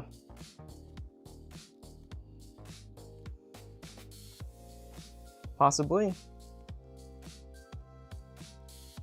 So this is number 2. I think that with these clear effect parts, you're not going to get too much of a variance. I think that it's going to be pretty much consistent all the way throughout. Let's look at number 3 here. So this time I will intentionally put it on the wrong way, just so you guys can see. The instructions do say that you want to put the side pieces on first, but just for this experiment on this one, let's go ahead and put the center one on only. So it sits on there just nicely, right? Looks okay. If you do that, it will, it'll poke out his eyes. So don't do that unless you want a funny photo, like he's got lightning bolt eyes. But this, if you decided to put this piece on first though, you know, it's fine. It's not gonna ruin anything or whatever, but it will make it more difficult to put on your other pieces. So like for this one, I'm gonna put these on in the correct way for this right here, but if you put this one on, it doesn't go around all the way. You see how it's kind of popping up? Yeah, actually, you know what? This one's not so bad. It does go over it nicely. Maybe it doesn't matter in which way you put these on, if you're doing it in the correct way still. So let's put this guy on this side.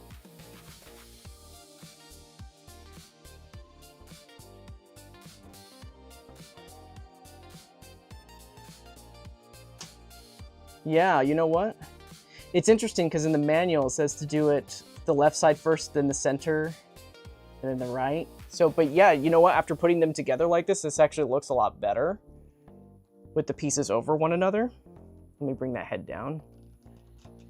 Yeah, so scratch what I said earlier. So put down your centerpiece first and then the left and right first, or second. Yeah, that definitely looks a lot better.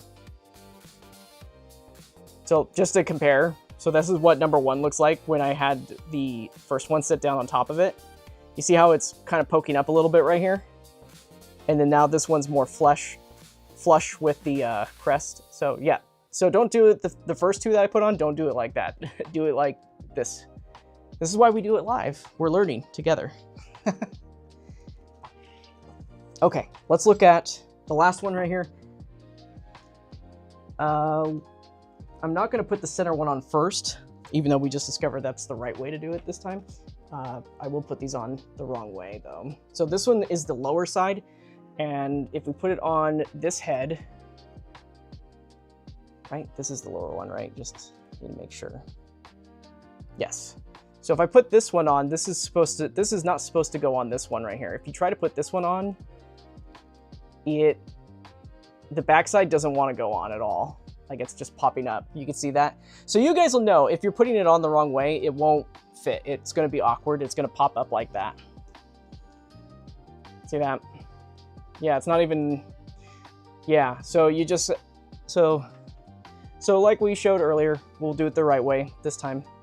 You'll put this part down first and you can readjust and seat it. It does kind of fit into the crest part right there.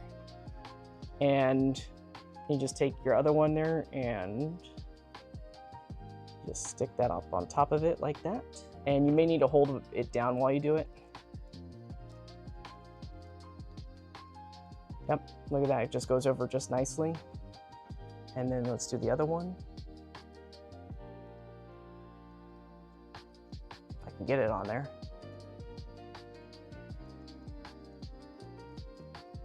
There we go. Yeah, there it is. Okay, they're all on. So yeah, not bad.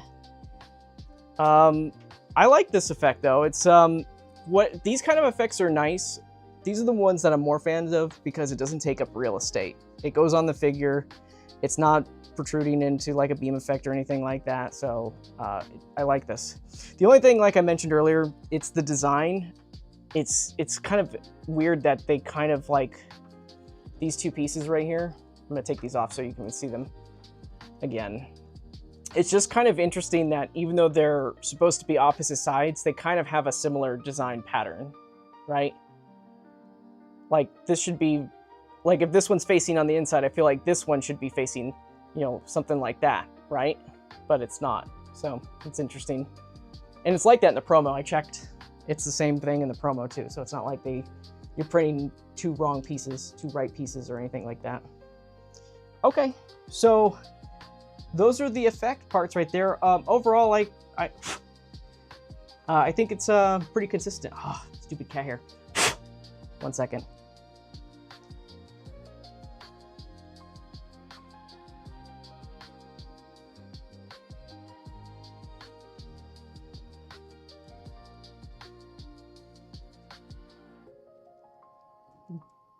Yeah, especially the parts that go around the crest part right there. Yeah, it's kind of unique to Destoroyah, you know, but overall, yeah, I think it's pretty solid though.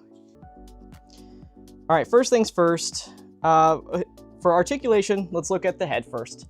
Mouth, you know, goes up, closes. It's on a ball joint, I believe, on the inside, not a hinge. It's a ball joint. Yes, it is a ball joint. Goes up, closes, so you can kind of do that crooked jaw effect if you wanted to, like if Godzilla punched him, give him a crooked jaw. Let's see here. As far as, you know, looking around, you got this crest movement right here where you can really twist that. You know, look at that. And that's because there's floating pieces that are on the neck right there, so they can kind of twist quite a bit actually with the head. Like you can twist it 360 actually. Look at that.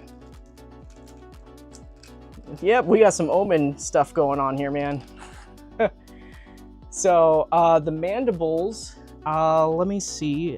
Let me get the, oh no, he knocked them down. How dare he? My cat struck again. Oh, you know what? Maybe I moved them actually. Gosh darn it, he did strike again. I'll just, aha, he knocked them into the drawer. Okay, so for articulation purposes, the mandibles are movable. I would recommend using something like this to move them because they are going to be pretty stuck the first time around, but they are on a ball joint and you can move them, not too much, but like up and down, you can rotate them in circles like that. If you get your figure and the tusks are a little wonky, this is what you're going to want to use to kind of fix that. Just be careful that you don't want to scrape the paint when you're doing this whole process, but it is kind of tough. But as far as movement goes, you can move them inward, outward, so you can open them up more. Yeah, it's just on a little ball joint like that, so you can move it with your fingers too. It's just clearer to see on camera when I'm doing it with this.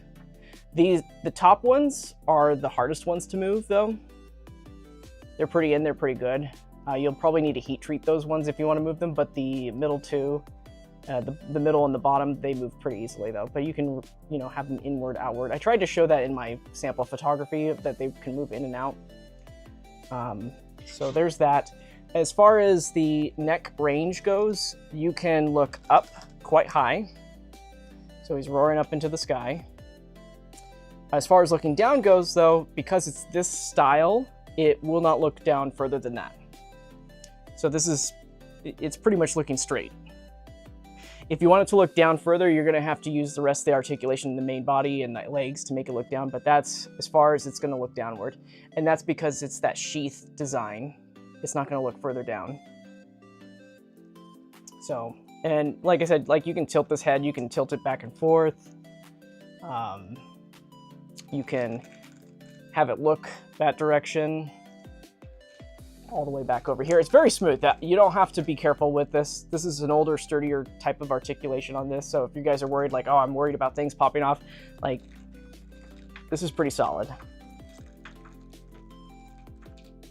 Horn is not articulated by any means, so don't try to move that. It's cool. I don't know if you guys see this. Yeah, I don't know if you see it down here. Part of the neck actually goes inside the body. So when you're moving this up and down, you can see how it kind of shifts. So you do have a little bit of more room to move things around. Just beware that if you do it too many times too hard, you might scratch the paint. I have never experienced it myself, but it's just a possibility, so just be careful.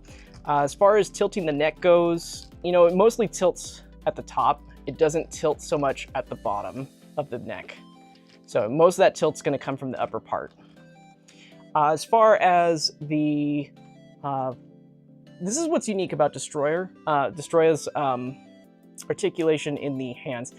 It is probably going to be the most awkward figure that you ever handle, because it doesn't make sense like a Godzilla does in terms of how its articulation goes. Again, this is an older style. They haven't made any changes from the first or the special color version, but it's basically, this is like a hinged joint in the elbow area right here. So you've got a hinged right there, ball joint, hinge, ball joint, and then it's the same thing right here. It's a ball joint and then like a swivel kind of effect right there. So you can rotate these forearms. You can rotate them around. Let me bring this a little bit lower here. You can rotate these. You can see more of the exposed inner parts right there. It just kind of takes some rotating around, like even the wrists. Like, look at that. Like, you can do that with the wrist, but it only goes one way. You can't go the other direction because it's that swivel hinge kind of thing. So if you want to do that, you have to like rotate that. Yes, it's just like that. So here's a better view of that. So you can see that hinge style right there. So if you want it to rotate in other directions, you're going to have to try and grab it by the ball joint part right there and kind of twist it. But other than that, you do have that range within that swivel. So it will go up and down like that. As far as the arm goes, though, in general, it's really wonky in design. Like, you can go upward and downward because it's a hinge effect, but you can't go left. You can't go this direction. You can't go that direction because it is a hinge style. You can rotate it, no problem. You just can't bend it. So it's kind of interesting that way. But so you can make those arms. Yeah, so you can like, I don't know, it's just really weird. Like, you can twist it to make it work, but it's just a weird design. And it doesn't really articulate that much right here where it hooks up to the part. What I do like about this, though, is that the arms are hooked up to the shoulders and the shoulders are not hooked up to the body. So the shoulders can completely rotate like this. So you can rotate these around. And the wing is actually attached to the shoulder part. So if you rotate your shoulders downward, you can give it more of like a come at me bro kind of pose, but the wings kind of go up. So let me zoom out a little bit so you can see what I'm talking about. So you see how the wing goes up like that? You can reposition the wing so it doesn't face this way though. It's just an example. You just have to, I experimented, you can actually rotate these all the way around. See that? But that is the only drawback of not having the wings attached to the back. Since it's on the shoulder, now this is gonna look cursed. Yeah, so, but it does rotate. You can rotate it all the way around, just like that. So I'm gonna rotate it back the same way there. Yeah. And what's great is that, like I mentioned earlier, so you can push these inward and outward. So you can have like an imposing, kind of like, you can have them close together or you can make them go outward, and that'll help spread those arms a little bit further too. Kind of like that. And as far as the wing articulation goes, okay, this is the part you all been waiting for. The folks that have stuck around this long. You guys are amazing for sticking around. But this is the part that's, you gotta be very careful about. There are slits right here. Okay. Let me just, so there's slits right here that these membranes can slide into. If you want your wings to line up perfectly, you're just gonna have to kind of move it around, move it at the, let me move my camera back a little bit more. So you want to kind of adjust this top part right here. This top part, it can move in any direction, right? So you can move this just like that, no problems. The groove though has to fit just nicely. So you might have to rotate this around to get this to fit in that groove if you want a perfect wing cut. So see how I did that? Now it's nice and clean. It's not popping out or anything. As soon as you rotate the wing though, if you wanted it to like have the wings kind of bend outwards, it's gonna pop out. And that's just the nature of the articulation. There's nothing you can do about it. You can rotate this so that it's kind of facing forward a little bit to kind of cover that up for your photography purposes. But if you want this wing to do any kind of flappage like this, you're gonna have broken sculpt pieces right there. Not broken in a physical sense like it's broken, it's just that it won't look good. So, and if you're really clever with your photography, you can hide that, no problem. You know, like this right here, you can bend it down a little bit more and you can hide that. So now your wing is, you know, a little bit more splayed outwards. Again, you want to light that nicely. But this is the part you have to be very careful. It's this segment right here, guys. This is the wing that in the past that was troublesome, this membrane part, specifically this one. So watch out for that. This one also has a tendency of been broken in the past. They feel good though. They feel good on this one. Yeah, they're nice and tight. I like that you can spread these out a little bit. That looks good. As far as articulation goes, with these top parts right here, there is no articulation on this whole part right here. So you can't move and spread apart. The whole point of this is just to kind of break it up a little bit. If you open it up, you know, these parts, they can move. These membranes, 1, 2, 3, up and down. This one is also on a ball joint, but it's stuck right here. It won't go further down than that. This piece will move up and down. It's all about adjusting it more than it is moving inward or outward. So it's just adjusting to fill the gaps. That's what the whole purpose of these segments are. That's how they've designed them. I've never liked it since the beginning. I've always wanted just one wing so that it didn't, like I would take an unarticulated wing over what we have here, but you know, you do have that option if you want to go that far. So as I showed you though, you can move this up and down just like that. You can twist it, no problems.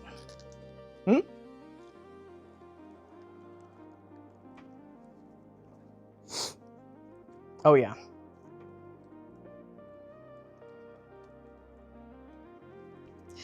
Yeah, we've seen it with Tigrex or Tigrex and, you know, the Monster Hunter figures. They've Rathalos and everything. They're always trying to innovate and try to do something different besides just one solid piece of wing.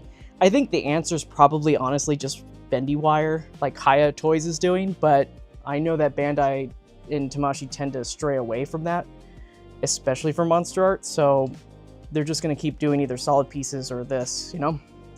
Now, as far as this... Oh, go ahead.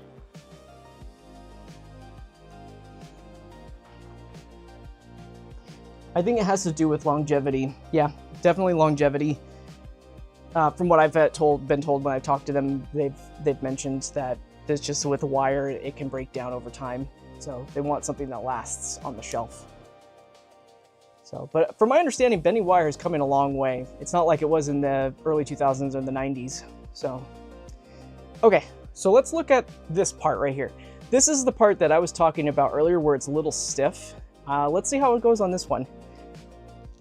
It's not stiff, actually. This moves very nicely. The one that I did in the first look video, it was very stiff. You can still kind of hear it, but you can go inward and outward. Definitely the motion of up and down, you got more range doing that. So there's the downward motion, upward.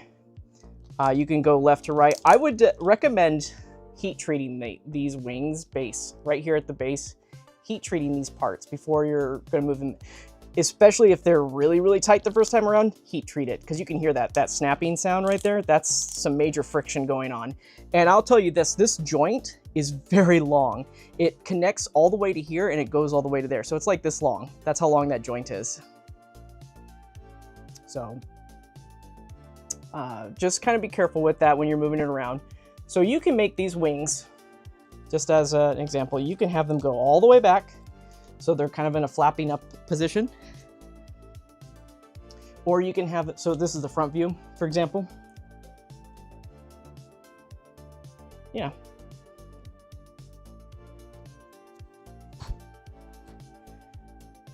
You can take these off. I've taken them off on the other ones. You just need to be careful when you do it. But you can take these off. You can't connect them where they're folded, but if you get creative, you could probably take them off and then just like tape them or sticky blue tack, put it on the back, and you can have them look like they appear like they're folded. But this joint, yeah, you can take it off. You can take it off. You just need to heat it up first. So again, with that right there, So this one moves, the right wing is definitely a lot looser. Not looser, but just smoother with its movement. Like, I'm not getting any friction on that. This one was definitely like, there's way more friction on this one than there is on that one. But, and a lot of the movement that you're gonna get from this is in combination with the shoulder placement too, you know? So, but that's the wing movement right there.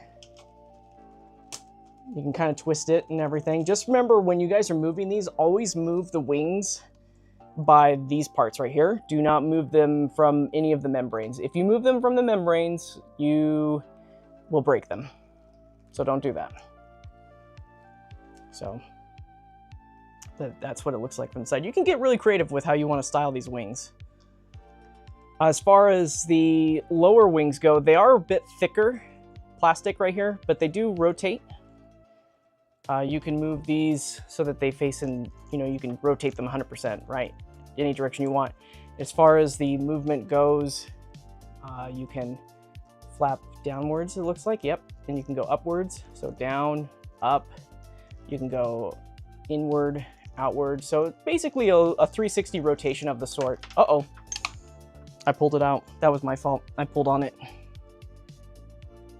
I did, it's all broken.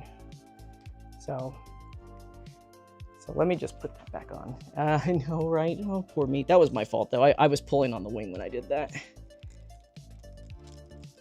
But it goes on just nicely.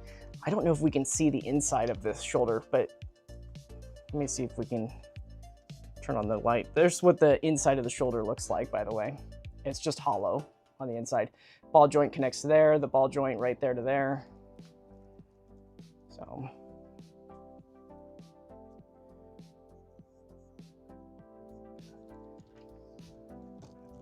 oh yeah, this whole piece right here, like, you can't move it like, it's got no, it's not where you can like lift it up and down. Like, it doesn't, it's not like it's Godzilla 2000 where it can drop up and down. It's just mostly, you can rotate it inward, outward, you know, you can, that's pretty much it. It's just more about rotating it, and it just kind of like positions itself based off the sculpt right there. So the sculpt kind of makes it go upward. But you could do some really cool stuff with, you know, the wing design and everything. Let's zoom out a little bit.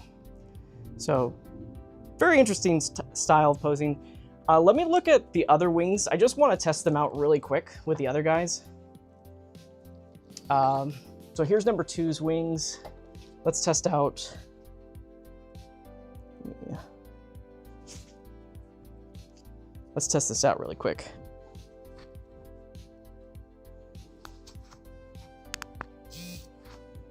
Yeah, let's test this out. So, no worries. The wings on this one, much smoother on number 2. Oh yeah, these guys move like a dream. Yeah, you don't have to worry about, yeah, that's fine. Yeah, 2's works very well. By the way, I didn't mention this on the wings right here. There's actually a sheath on the inside. So it goes on the inside of that. You can just push that in there, make it deeper, or you can pull it out. It's up to you. There's some give though for posability. Let's look at number 3's wings here. Number 3's also moves like a dream. Very smooth, no resistance. Let's see here. Yeah, number 3's a little bit resistance on twisting on that side. Not so much on this one though. Definitely with the flappy motion, much better, for sure. Let's look at number 4.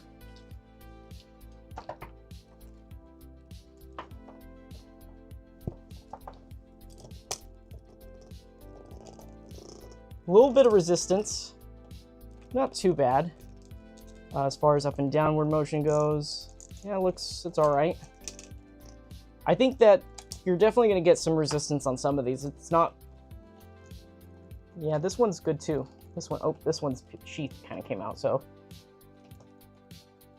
Definitely moves very well. There's the sheath part. You just want to make sure this part doesn't pop out when you're moving it. So this one's kind of loose. You might have to just adjust that so it's not so popping out. There we go. So now it's not popping out while we move it. So I'd say the wings are definitely tighter than the original and the special color version when it comes to the range of motion. So just be aware of that when you guys are moving the wings around. There's definitely some stiffness towards the base of the wings right there. So just kind of be aware of that. Just kind of be aware of that. Okay.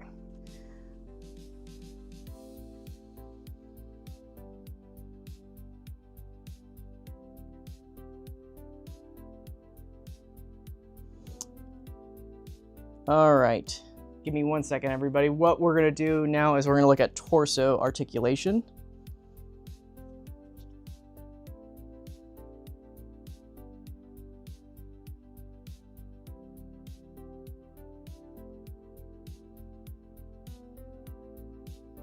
Okay. Sorry, I was being notified about something. If you guys go on, if anybody clicked on the link on one of the feeds in Instagram to the video, it says Macari, but for some reason for the preview it says Macari, but it does take you to the actual video. So, okay, so torso articulation. It's not really existent, honestly, on this figure because it's so bulky. This is, like I said, it's an older sculpt. You can't move this torso down because of this part right here. This part is in the way. So as far as moving it downwards, it's non-existent. It will not move down. Moving backwards though, it's very slight. Honestly, it's not much because again, the sculpt right here in the back is in the way. What you can do is do some slight twisting. That's basically it. So let me just, let me try and arrange this so that the wings are in the way so we can see it a little bit better. And I showed this off in the first video too, but that's it. That's as far as your back. Because of those parts in the way, you can't lean it forward to go back and forth. So that's all the torso articulation there is on the back side. And then on the front side, what that looks like without touching that. Yeah. And you're probably gonna get some paint rubbing if you do it too hard. But that's it. Torso is pretty much non-existent when it comes to torso articulation. Again, older figure and everything. And the way that Destoroyah is designed, it just doesn't work well for torso articulation. Let's look at the claws. The claws, I think the claws move the best on this figure compared to the older releases. The older releases were so stiff, but these open up just nicely. And maybe that was just the figures that I owned. I didn't have Variance Comparison back then, but these move very nicely. So you can open and close them. This is the first figure that had articulated fingers. Oh no, I pulled it all the way out. Uh-oh. Oh, there it is. It's like, where did it go? Into the abyss. Into the abyss. And I got cats, so, you know, gotta blow off that cat hair. Okay, let me get that back on there. Which is actually funny, I've never had an issue like that before, where they popped off because they were so tight from before. So just don't push it too far, because that's what I ended up doing on that. I pushed it too far and it ended up popping off. So just to show you the range, it just goes up, downwards. You can actually rotate them a little bit, not too much. You know, you can rotate it in just different directions. This hand also has articulation. Yeah, this one's a little bit stiffer, so you might have to wake up the joints a little bit, open and close them. Yeah, this one's a little bit stiffer. So let me just, this one's like not even moving at all, so it's probably got a little stuck. You're gonna have to move that around and pop it out a little bit. But yeah, the fingers are great looking. Again, the arms, they're just so awkward. Like most of the movement's gonna come from the forearm area, not so much of the biceps. So forget about that. If you want them angled differently, that's when you rotate the shoulder. Excuse me, I need to get some water really quick.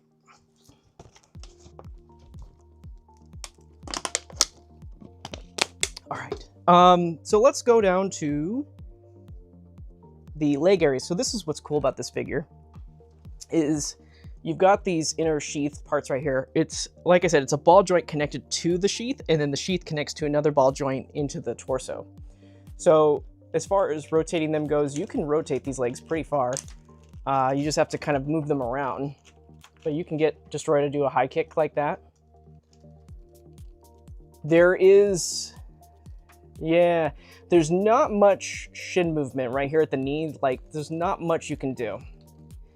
Even though it's a hinged joint on the inside, it's just not, like, you can twist a little bit, but honestly, it's not supposed to twist.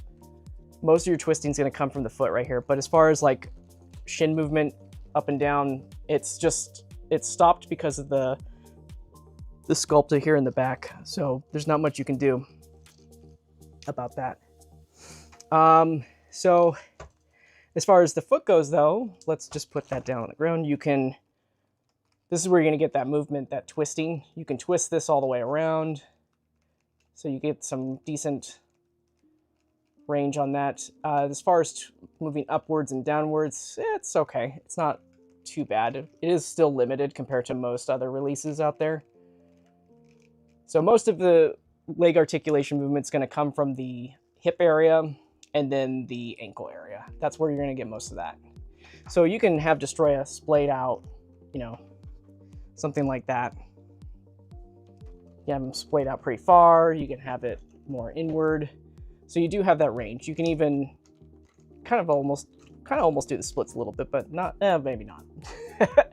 But you've got that range right there, so you can move those around. It's a floating piece right here on the above the ankle, so it gives you that ability to move those. Like we said, though, not too much. Yeah, that's kind of it, up and down. As far as the rocker goes, yeah, it's got a bit of a rocker. It's just a ball joint, so you do have that flexibility to do that. Left leg movement. Let me just, yeah, hold on. Let me put that back on there. Oh, so, well, let me show you this. This is how old this articulation is. So it's not connected with the ball joint. This is like a peg piece. You see that? It goes in to like a hinged swivel. I don't know how to describe it. It's just a hole, and then this part plugs into it right there. Yeah. So not even a ball joint. So you can't even twist this. You're not supposed to twist it. So I'm going to do this off camera, though, because I just need to be very careful with it. But that just goes to show you how old this style of articulation is. I might have to bring out a different figure because I don't want to waste too much time putting this back together. Yeah, I'm going to bring out a different figure for the rest of this comparison. So yeah, so there's that. Let's look at the tail articulation. This is one of those other parts that are kind of interesting. As big as this tail is, it actually is quite limited in its scope. So let me just move these out of the way. So you've got about 12 pieces of, or 12 points of articulation. As far as its downward motion goes, you know, you can pretty much get the base of the tail straight. It won't go further down than this. And that's kind of it. That's kind of it, downwards. It's just enough so that it's holding a monster on there and it's not going to go further down than that, right? Upwards, a little bit different story. It can go a little bit higher. I think it's more designed for that. So you can move this base of the tail pretty up into the sculpt, actually. And then if there's more articulation, I feel like there's more bend in articulation at the tip of the tail. So you can go up pretty high with the bend upwards. As far as twisting it goes, you know, left and right, you've got some decent give right there at the base of the tail. So you can move that around. But as far as the rest of it goes, not so much. You just kind of have to gauge the length of how far it goes, because as it gets closer to the edge, the segments actually don't move as much on the left to right end of it all. So as far as bend goes, that's kind of it right there. You could heat treat this to get a little bit more out of it, but that's kind of it for the side. And you can kind of, you know, you can do kind of like a little bit of a curve to it. So say you wanted kind of like a little bit of a, like the Godzilla-esque tail kind of thing, you can do something like that.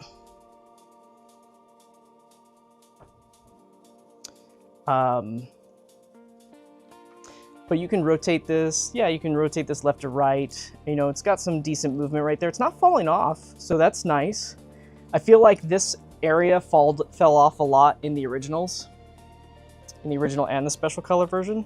So yeah, you just have to kind of yeah, it's working nicely. I'm just kind of loosey-goosey moving it, and it's moving all right. If you wanted Destoroyah to be flat on his butt, you know, the tail is all the way positioned upward, but if you want him to be facing more forward, you can angle that tail more downward again, and you can get a little bit more of a pose that way. So, but the tail's it's not anything super special, especially for how old its design is. As far as the tail tip goes, let me just arrange it like this so we can see this better. Some of you guys were asking earlier, does the tail claw move? It does. It's very slight. You might have to wake up the joints a little bit since they're the first time being used. As far as they close, like that's pretty much it. And then as far as opening, you get it pretty far actually. Oop, I popped it out. Pretty far. Yeah, that's as far as it goes. Sure.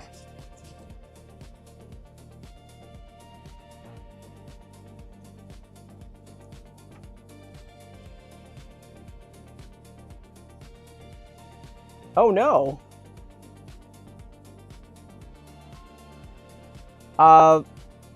Well, Lane Vix, I hope you, when you picked yours up, that it came from a US retailer.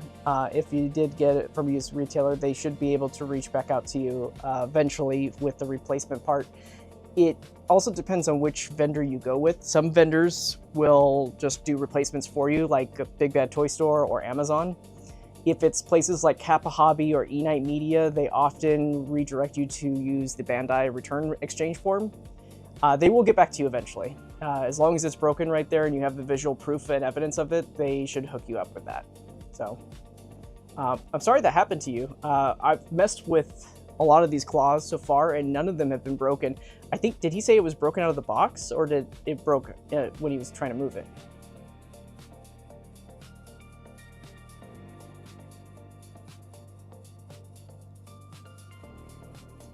Oh, that's a bummer. I'm sorry, man. Yeah. Okay. Well, hopefully they'll get back to you about that soon. The figure is just now being released, so it might take like a week or so before they get back to you. Hopefully sooner than later, though. But as far as what we can tell with this, you know, in and out words, you can twist them. I mean, I'm not using a lot of effort to twist this, by the way. I'm just moving it. That's it. If you experience a lot of resistance when you're moving these parts right here, guys, don't try to force it. Heat treat it first, loosen it up. But other than that, I'm pretty satisfied with what we're getting out of the tail tip right here. Let me look at these other ones. That was number 2. Let's look at number 3's tail tip here. Yeah, see that spot that I was talking about that was troublesome? It popped off immediately as soon as I touched this one. So just got to be careful with that. It's because the plastic doesn't go that far into it. So, but as far as this one goes, let's twist this out. Let's test it out. This one twists all the way okay. Twists okay. Inward, outward. You know, you got to wake it up. You just got to move it back and forth and wake it up. But that one works okay too.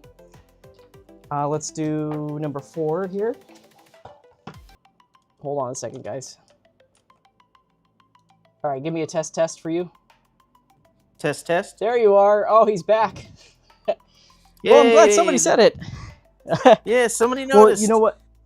You know what happened? He was sounding like a super robot earlier in the stream, and he had to disconnect and reconnect, and I guess that just changed the link. So, interesting. Okay. Because, yeah, I tried to reconnect earlier, but it only gave me, like, camera options, and I was like, well, let me try the link earlier. So, whoops. Oh, okay. Gotcha. Okay, so this is a good example. Number 4's right here is definitely way more stiff. Like, I was able to turn these other ones very easily, but this one right here is super, super stiff. So let me see if we can loosen that up. Let's see if we can loosen that up a little bit, because I don't want to break it or nothing like that. Little let's see cat here. haired. Yeah. You just gotta work it, that's all. You don't wanna force it or anything like that. What probably happened was that the plastic in there molded with the, or not molded, but the paint, some paint probably got in there. There we go, look at that, hey! Yeah, because it could We take... got it, look at that.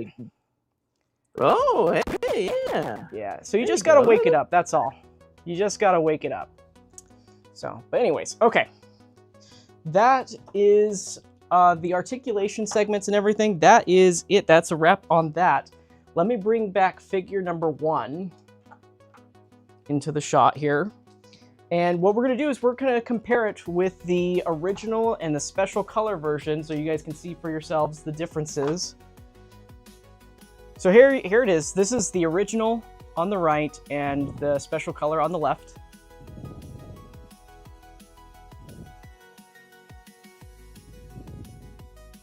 Now that you guys have been staring at the special color, or the sorry, did I say special color? I meant Decisive Battle.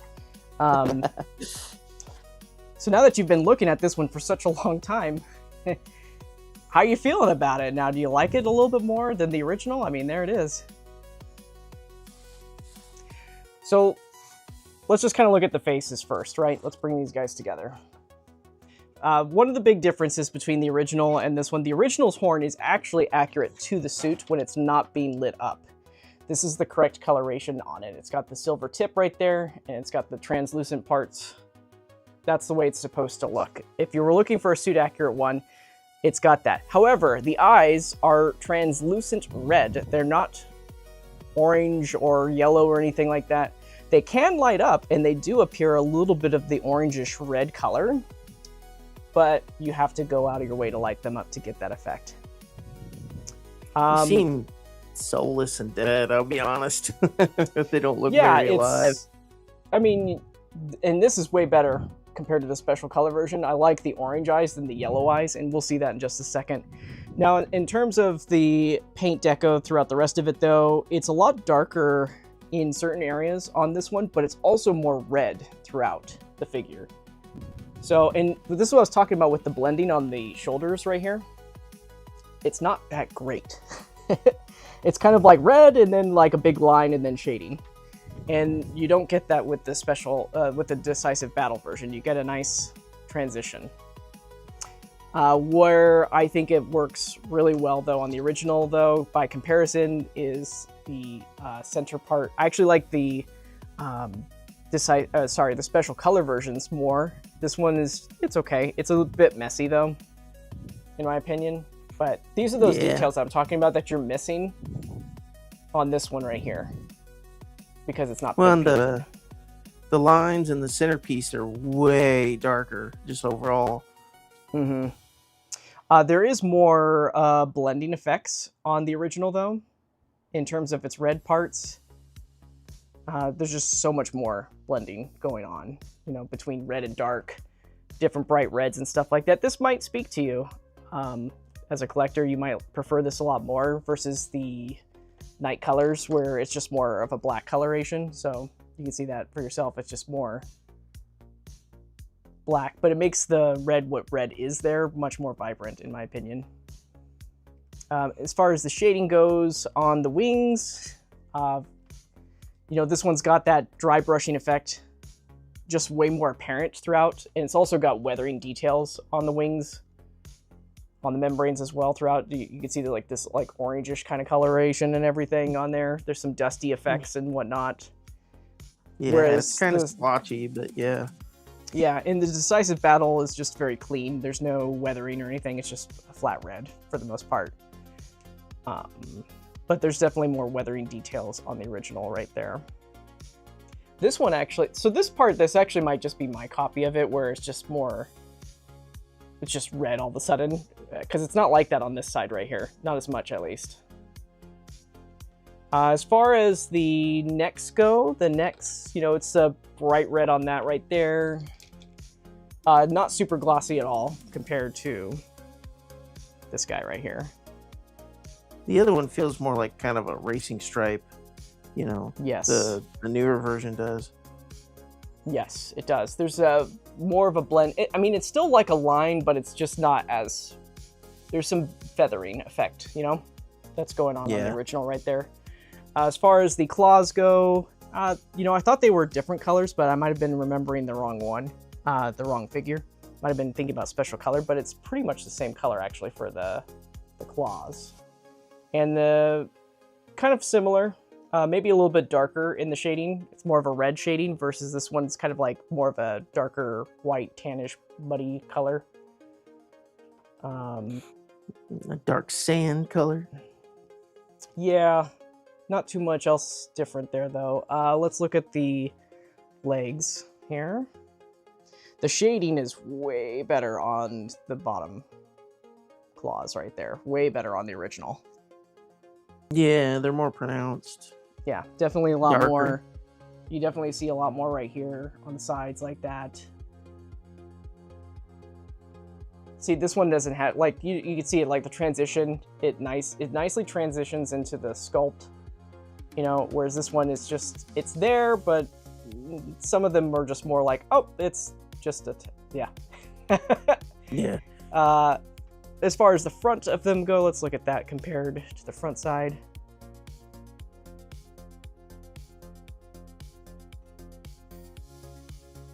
Yeah, you know, it's basically up to your preference, you know. If you really want the original out there, it's out there to get, you know. If you prefer to get that one and hunt that down.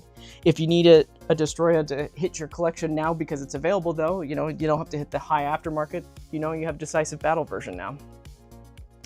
Let's look at the back side. Okay. Ooh, the little wings.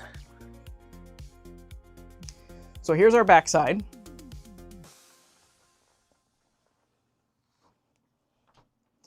You know, they're kind of similar in their unique way, you know, in the way that the pattern goes. Like the red is kind of the same, you know, it's its own red color, but it's not too different in the coloration. It's definitely way more shading going on these back wings by comparison, for sure. Way more shading. As far as the tails go though, the tail tips, let's look at the side view here. On camera, it seems that the OG is like way more red though. It is. It is more red. Way, way, way more red. Yeah. So the OG is it's a very bright and saturated red throughout the whole sculpt, whereas this one, it still pops, but it's got a little bit of that, because of the matte coating, it kind of dims it a little bit. But, and then also the claw tip, check this out, the claw tip of the original is actually black on the outside, whereas the new one, it's red all the way around. So let's bring them both into frame here. Yeah. Definitely way more black. So that's those guys together right there. Let's look at the back of the crest too, actually, really quick, since I'm all the way up here. So the back of the crest of the original, very well blended. Looks good. The back of the Decisive Battle version, though, it's just like big line. All right, let me get the special color version out. Let me see here.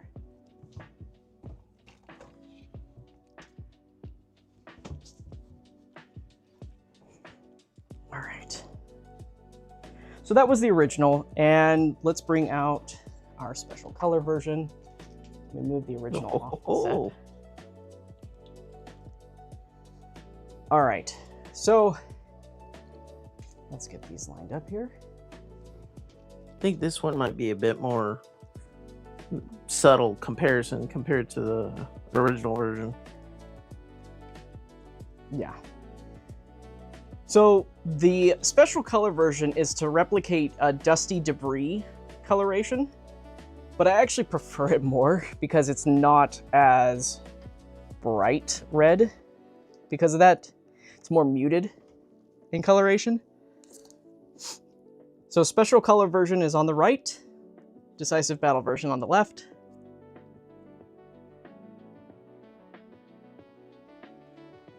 We'll get a side view.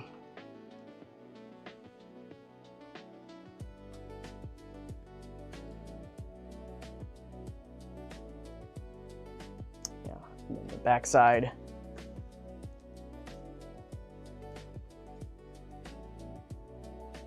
It's definitely darker on the special color version, especially towards the top of its back.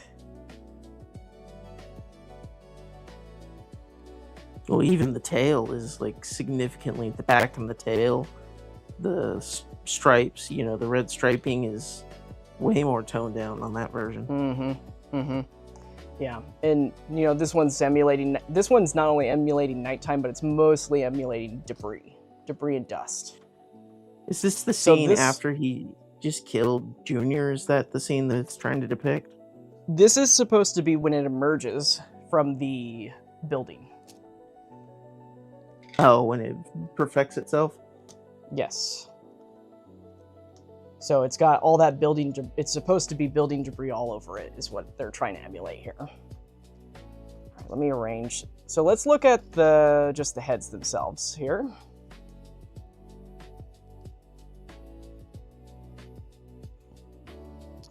So I definitely prefer, I still stand by this, I prefer the horn on the Decisive Battle version and the eyes. I've never been a fan of the yellow eyes. This horn is actually, it's still translucent, but the paint is more opaque.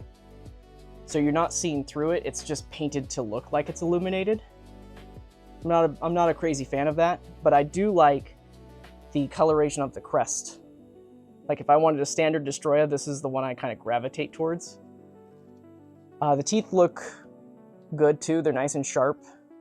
I think they're actually the sharpest out of all the releases is on the special color version because they lightly address the paint. No globby teeth. Yeah, let's look at the front side of everything. Doesn't have the white, obviously. Little oxygen destroyer particles or whatever. This is a little too dark for my taste, but I like this better than what was on the original one. And I'll bring them all back in the frame again after we get done kind of comparing, but I definitely like the details, how they pop on this one more though. Let's see the shading on the fingers. Like I said, the dry brushing, I mentioned this earlier in the stream, the dry brushing on the claws is definitely more apparent in the special color version, especially in the grooves and everything. Not so much any shading effect, weathering effect, but more so bringing out those details in the lines of the nails. So I like that a lot in this. I actually prefer this over the shading effect that they've got going right there. Kind of makes it feel more natural. Yeah. Give me 1 second, guys. I got a light that just went out. We're operating off of battery light, so let me just stick a new one in there. Be right back. I think we've been going for what, like...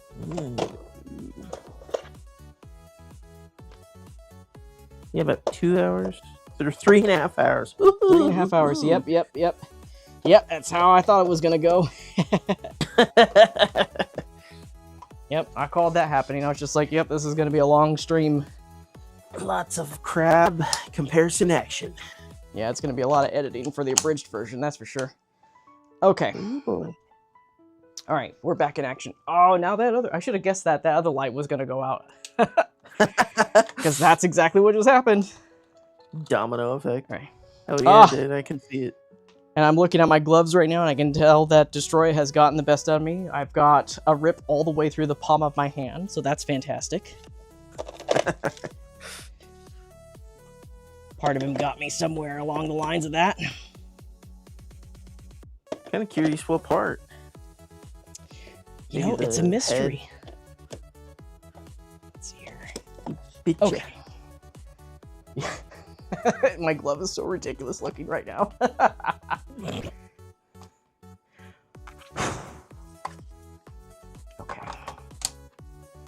Let's get that in there. All right, we're loaded, back and set to go. Yeah, look at that. There we go. Yep. Oh.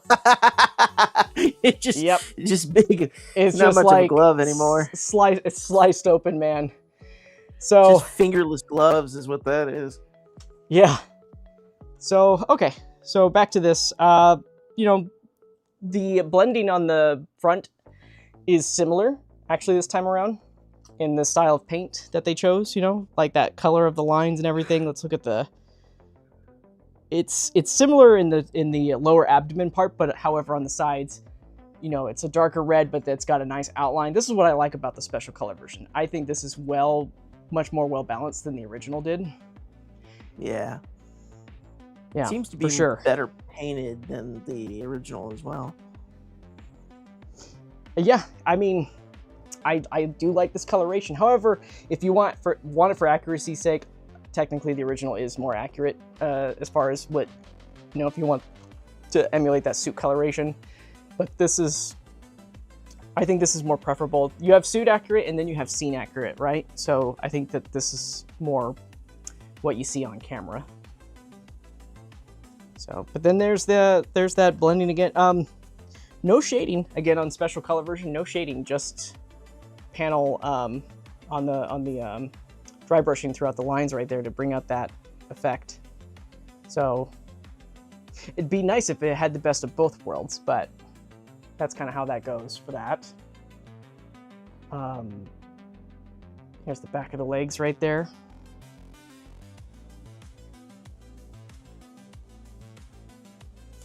It's kind of interesting that the Decisive Battle version, they didn't do any red at all for the legs and chest and arms, like on the, you know, it's very minimal. It's definitely more minimal. Like, if you really take a good look at it, you can see that there's like a little blemish of red throughout. It's very subtle though. It may not come up on camera as much as you would see it in person, but they really just kind of highlighted just certain segments to be red only, because they really wanted it to appear a lot darker on the Decisive Battle version. So let's look at, I see, oh, we didn't look at the wings actually. So here's the wings of special color version here. So not as much blending as the first issue, the original. The original has the most kind of weathering effects throughout the whole thing. There is some shading in the middle of the membrane parts right here where the wing exoskeleton, whatever you want to call it, the vein, I don't know what that is. But there's just more shading in that specific area versus the middle of the wing, you know? So right here, you got that shading effect. It's definitely significantly less compared to the original though. And then of course, we already know what the Decisive Battle one looks like, which is just a straight red. And then let's look at the tails. We'll just bring this up and we'll have it look down on them. There we go. So there's the tail pieces right here. This time the back tail is just like solid black. I mean, it's not solid black, it's just really, really dark compared. So the original had some black around the edges and it was still red in the middle. And now it's just all the way dark. Yeah.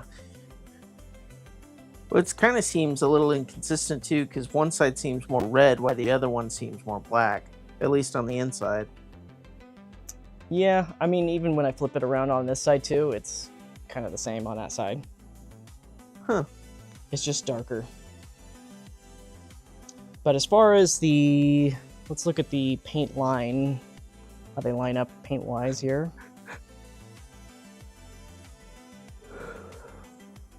Yeah, that looks good. They're kind of similar in a way, but not too different. Let me bring it a little bit closer like that. It's definitely darker on the special color version, for sure. It's still darker. But yeah. It's definitely, yeah, it pops more in the Decisive Battle version. So, Okay, so that is pretty much it. Let me bring these guys all back up on the table here. The special color version, the decisive battle version. I'm going to move the wings backward though so that we can get them all in the frame. I will say this, that the original and this special color version, the wings have like no resistance moving at all. So you're definitely going to want to heat treat these guys when you guys get your new Destoroyahs. Heat treat the base of these wings for sure. So, Little but here shock they all oil are. or lubricant. Something like that. So let me just readjust my camera here. So we do have a question that might pertain to all three of these here. Let's see who's this. Yeah, Train Doors 4 says asks, do you think the alt burning Goji goes better with the special color version or the new Destoroyah? So I would say that he's asking about the new one, right? Mm-hmm. Yeah. The the ultimate one... burning Goji, the ultimate. Oh, the ultimate burning Godzilla. I think, honestly, I really think that any of the burning Godzillas you have will go very well with each of these on their own. I would say if I were to pick though, I would say that Ultimate Burning Godzilla would go very well with the Decisive Battle version. And I would say that the newest 70th anniversary would go well with the Special Color version, and the original Godzilla will go well with the original Destoroyah. So I would basically flip the 70th anniversary and Ultimate Burning Godzilla to pair with each of those Destoroyahs. That's the only two I would flip. Oh, okay. So, but yeah, that's these guys all up on the table right there. What do y'all think? I mean, like, after seeing them together, how you feeling about them? Did anybody change their mind on any of these? Or are you kind of sticking with your guns? You prefer one over the other? Like for myself, I actually kind of I thought I would like the OG's body more, but I'm kind of with you. I like the special colors kind of subdued look a little bit better. Mm-hmm. But I do like the more colors and saturations of the battle version. The yellow chest kind of still, it feels a little was it scrambled eggs to me a little bit, so it's a little bright, a little too yellow. I do like the washes on the other two more, but I do like kind of the airbrushing and stuff that they did do for the battle version. So there's a lot of these little things I would like to pull out and put on a whole brand new one. Right? I feel the exact same way about that. I would love to take the shading of the nails of the feet of the first one, and I would love to have the crest of the first one as well, the coloration of the crest on the Decisive Battle version, and the chest part I would take from Special Color version, and the rest of the body and the wings are great on Special Color. I wouldn't change any of that. I would keep all that the same, and then I would keep the Decisive Battle version tail. Yeah, and it's kind of sad that only the original version has the screen accurate non-glowing horn too, so that's kind of stinks that But you know what? I'm indifferent on the horn. I feel like this Decisive Battle version's horn is acceptable because it's still translucent and you can still shine it through. But I understand that this is the more preferred. I would prefer this one too as a non-light up version because it does light up. It's still translucent. You can still light up that horn with a light through it. Actually, I think I have my light right here. Let's just go ahead and run it through. Let's run it. So yeah, you got some illumination still on the Special Color version. It's not spectacular. Same thing with the Decisive Battle version. It illuminates, not too spectacular, but then you get to this guy right here, and it just has, it's got a little bit more variety when it comes to its... It's not going to look like this, though, when it's lit up. It's still that same kind of color. Well, the original one, even with all these lights that you've got blasting everything, it's still kind of dark. So it just Yeah. tells me that whatever colors they use to paint it is, not very bright or vibrant. And that even with the transparent part, it doesn't let light in or out. So, yeah. And that's actually very true, what you're saying. The original, believe it or not, I feel like the original is actually more, I feel like it's the darker version when it comes to showing those details on the main body. Granted, this one it's darker paint, but I feel like you can see it more than you can see on this one. But I do like special colors. Special colors paint apps, fantastic. I'd also take the inside of the legs of the Decisive Battle version. I'd put that right there on the special color version as well. So, but there they are, guys. That's them. All right, so all that's left now, if you're still sticking around, we're gonna just do some size comparisons with other figures. So feel free to drop those requests in the comments. Otherwise, I'm just gonna grab random ones and bring them out. There was one, from Jeremiah Jordan 4422. He asked for it to be compared between the 72 King Ghidorah. You know what? I have that one boxed up right now, so I will not be able to do that because I'm working on a video for that, and I had to have it in its box. So I won't be able to show 72 Ghidorah, unfortunately. Well, sorry, Jeremiah. Josh not says Suko. Suko? We're gonna start out with Suko, man? Oh boy. God, this is like nightmare fuel right here. Suko's worst nightmare is about to happen, man. Gonna wake up and be dinner. Kong using him as a bat was the worst thing that was gonna happen to him. Right. Okay. He's the little devil. He is the little devil? That's the twist, right? Okay, I've got Suko here. Oh boy. He's got his cool collected gangster face on, unfortunately, so. But here's Suko. Oh gosh. There he is! This is what you wanted. Boy, he's Josh so tiny. Have him held in the pincers. I think he just wants to see him die like Junior in the movie. Oh my gosh. Let me move some stuff out of the way here for these shots. Is Suko gonna die just like Godzilla Jr. in GXK Supernova? Oh my gosh. All right, let me move this a little bit further back. Okay, so that's how that's how he scales. He's so small. And then let's see if we can get him in the claws. The claws open up, but they don't open up. Oh, the pincer of the tail. Oh, yeah. Yeah. It goes all the way around that. I'm not going to change my pose for the Suko, but yeah.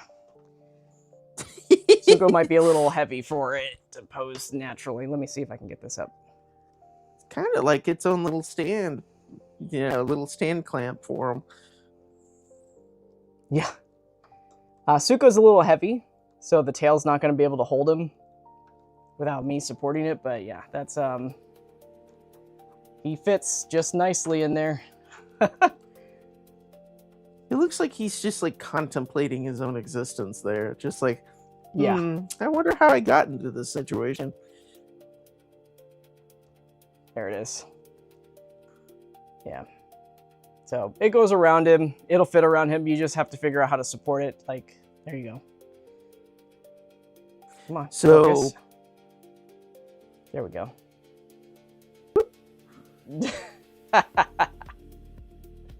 When a Destoroyah gets too scared, it can detach its tail.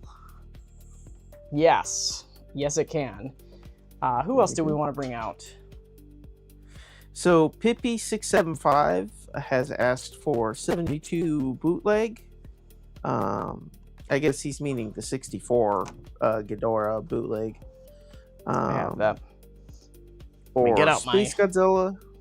or Let me get out my recent Godzilla bootleg. 2000.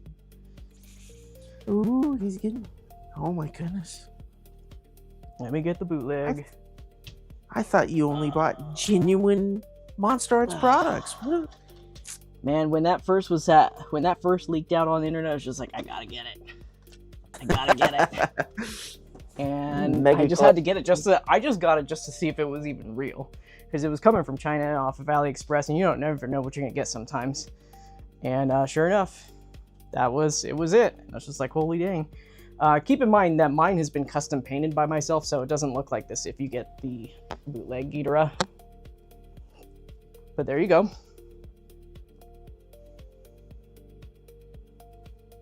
Ooh, Mama Jamma. Yeah, good size. It's probably one of the few figures that would actually kind of dwarf Destoroyah a little bit. Oh yeah, for sure. So yeah, it's got that.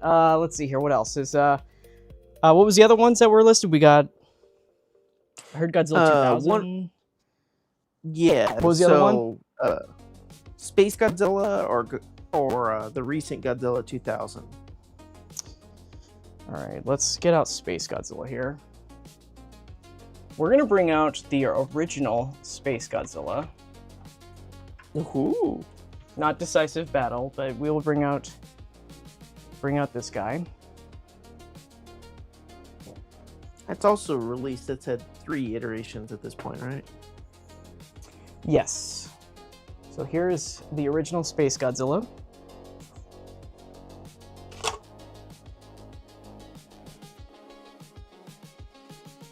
There's that for you. An evil dynamic duo if I've ever seen one. They do look good together. Baby trolling. Yeah. Let's Actually, see here. in reality, one would just be wanting to kill the other because they both want to talk.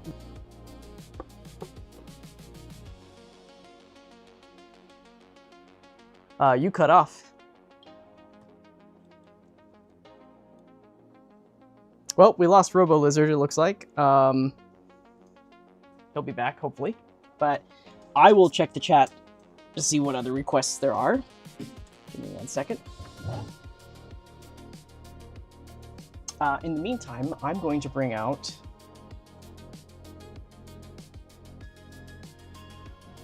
I'm going to bring out a Showa figure.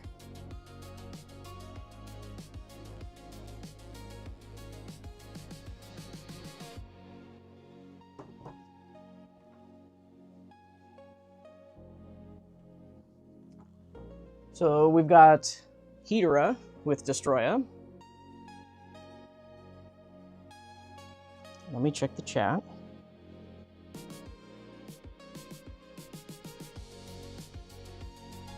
Let's see here. We got Suko, Junior, Space Godzilla Evolution set. Yeah, that's actually a good one. I'll bring out the Evolution set next. Let me go grab that. Sure. Let's do a zoom in actually with these guys.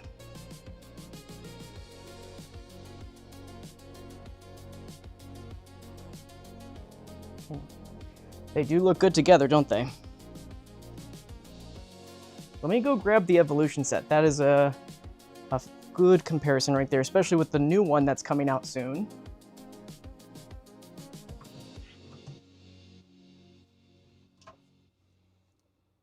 Just make sure we're getting...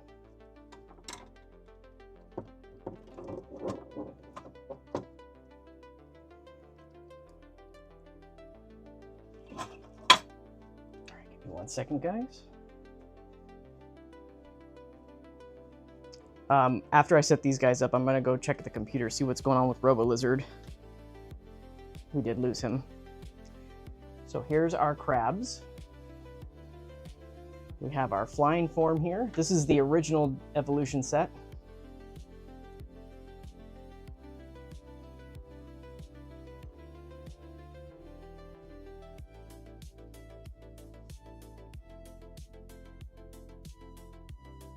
So there you go. you guys are curious about how it will scale with Destoroyah, they are small figures.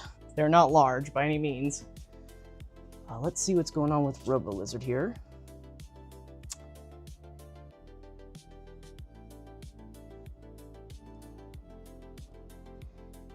Yeah, I think he's going to have to disconnect and reconnect if...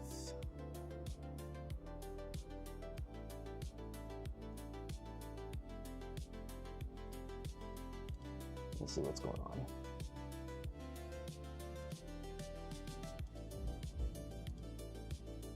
Mic died, reconnecting. Okay, his mic is dead. All right, hang tight, guys. Robo-Lizard will be back in just a moment.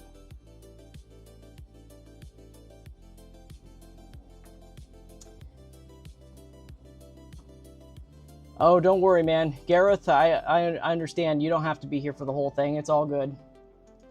We're already at 4 hours and 30 minutes long, or something like that. I don't even know what the time code is, honestly, but it's something long. We've had a lot to talk about with these figures here. So there's the evolution set. There he is. Now he's back. Let me get your link set up in here, bud. No, they cannot. Yep, it'll do that. All right. And... all right. There you go. All right, go give me a test, sir. Test. All right, you're back. Cool. So I see. Okay, so we got evolution set out there. Oh, Junior is another request. Let me go grab Junior. Yeah. Junior is a good one for this kind of combo. Yeah, let me go grab Junior. If you've got little Godzilla as well, that might be kind of fun to do. Yeah, why not? We'll bring the whole family out. It'll be a picnic. We'll bring the Junior evolution set. How's that sound? Yeah, there you go. Let me just grab so it. So Hedorah is not to scale to most MonsterArts, right? So Hedorah is Hedorah, as I call him, is scaled to Godzilla 1964. So it is the older Showa scale. Yeah, it's just hard to see it since it's already that huge, you know. So here is, let me just stick Junior in the middle of all this. All right, so there's Junior. Junior is also a small figure.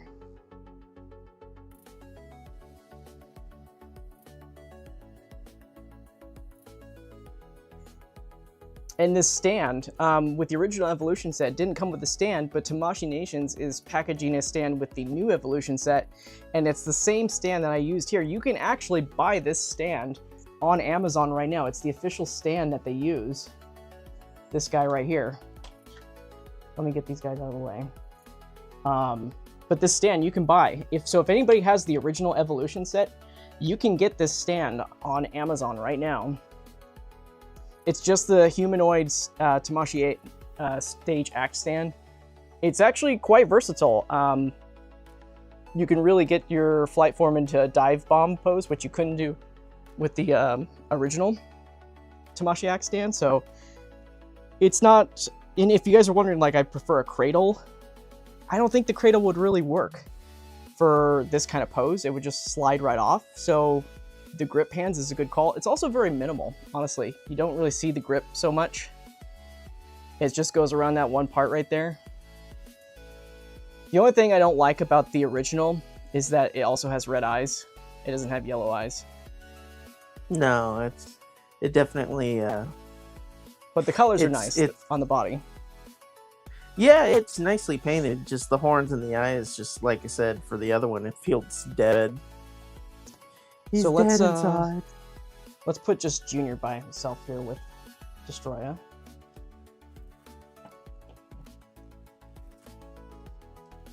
So there's Junior and Destoroyah together. If you guys remember my stop motion I did a long while ago, I made it so that Destoroyah grabs and drops Junior. This is the normal one. This is not special color version Junior. This is the regular. And we mentioned doing a Junior Evolution set here, right? So now we have Little Godzilla and Baby Godzilla.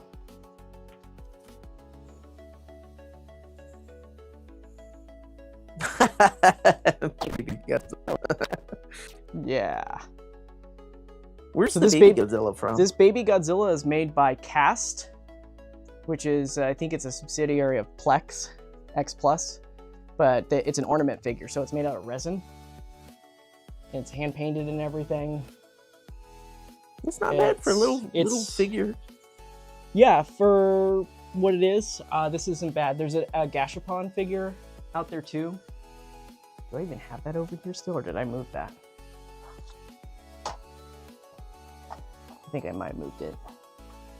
Yeah, I think I did. But there's a Gashapon of it as well. Oh, and that's a little bit the bigger. high grade series. Yes, the high grade. Yeah. So, but there's that and Junior and everything. Let's do a couple more, and then we're gonna go into Q&A. Okay, let's see. Somebody did ask for Godzilla 2000, the newest one. Okay. ba-ba-ba-ba. I've got that one boxed up currently, so I won't be able to take that one out. I'll tell you what, because I'm working on a project right now, so a lot of last year's recent releases are boxed up at the moment. So, but I will break out as a sneak peek the MGP 89 Godzilla. So this is the Movie Graphic Plus Godzilla 89 figure right here.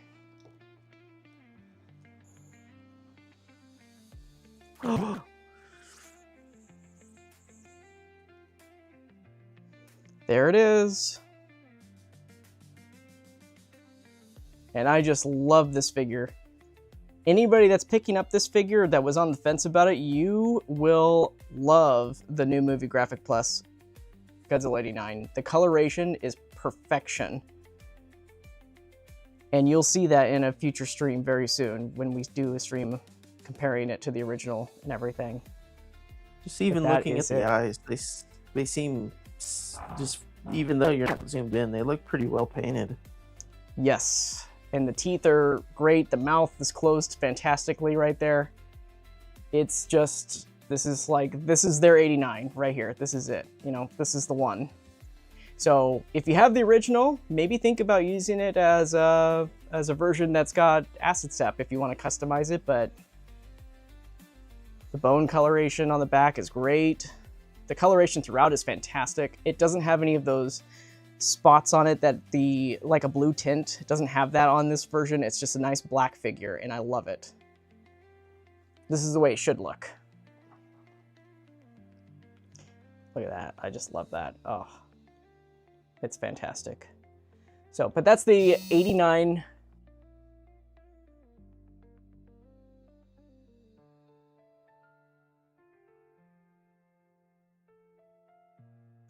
And see, somebody was asking about Adult Junior, which I think is the Rebirth figure.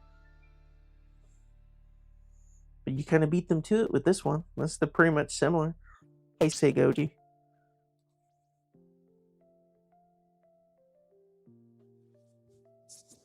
Uh-oh. I think Michael's microphone might have died. Hold on here, guys. Let me see if he's messaging him and find out. How's everybody doing tonight? Yeah, I think so. I think his microphone, I heard a electronic buzz and then it just went quiet. It's all good. It's all good. He'll get it figured here in a second.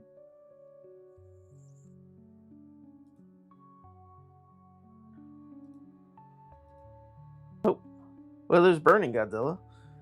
Yep, I don't think he's. Let me message here. Let me see.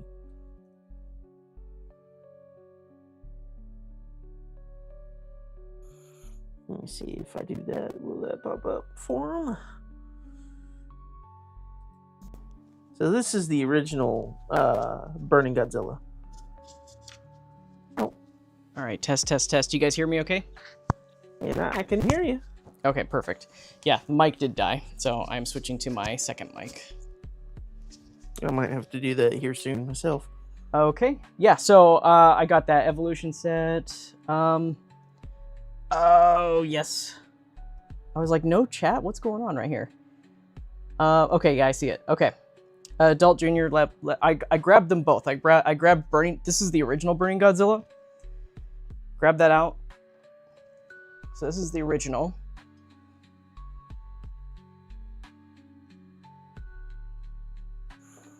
Man, when that got announced, I was so hyped, dude. I was like, I love Burning Godzilla. He's my favorite. So, although it's kind of funny because I was a little depressed. I'm like, oh man, the spines are white. Why are they white? Until somebody pointed out, it was like, they're white in the movie. Yeah. Like, wait, what? Yeah. Yep. If you wanted a suit accurate colored version, this is the one that you're supposed to get if you want that, if you care about that. So let me bring out, that was the original. Let me bring out the Adult Junior here.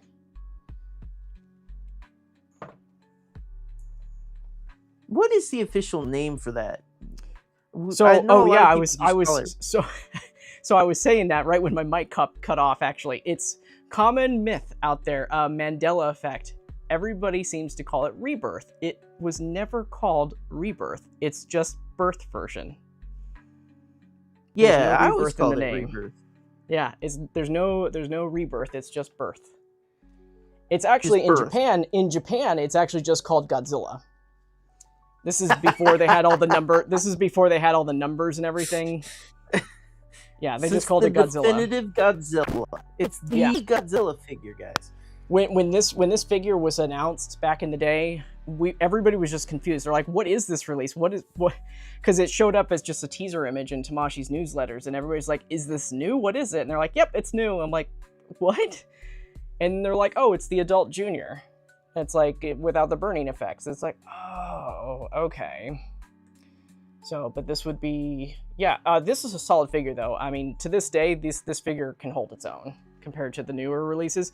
It is, kind of dated still in certain areas, like especially in the hips. There's no flaps or anything that hide articulation gaps or whatnot. But for the most part, it is a solid release, and you might be seeing it again in the Movie Graphic Plus line. So, oh. Yeah, you might see that there. It's funny that the burning sculpt that this one has been used in so many different figures now.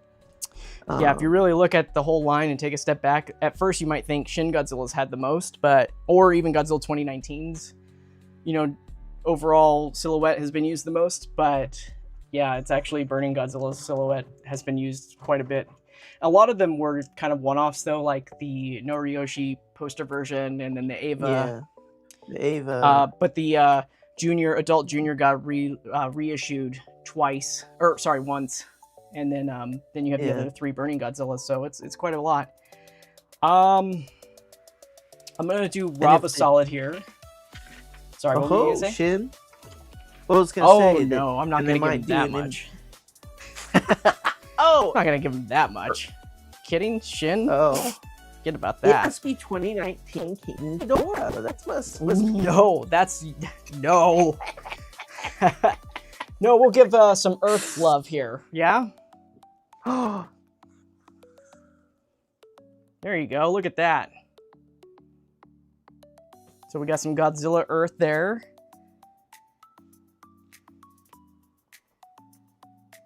Let me bring now, these which guys a little version bit is closer. this one? Is this the first one or second? This is Godzilla Earth.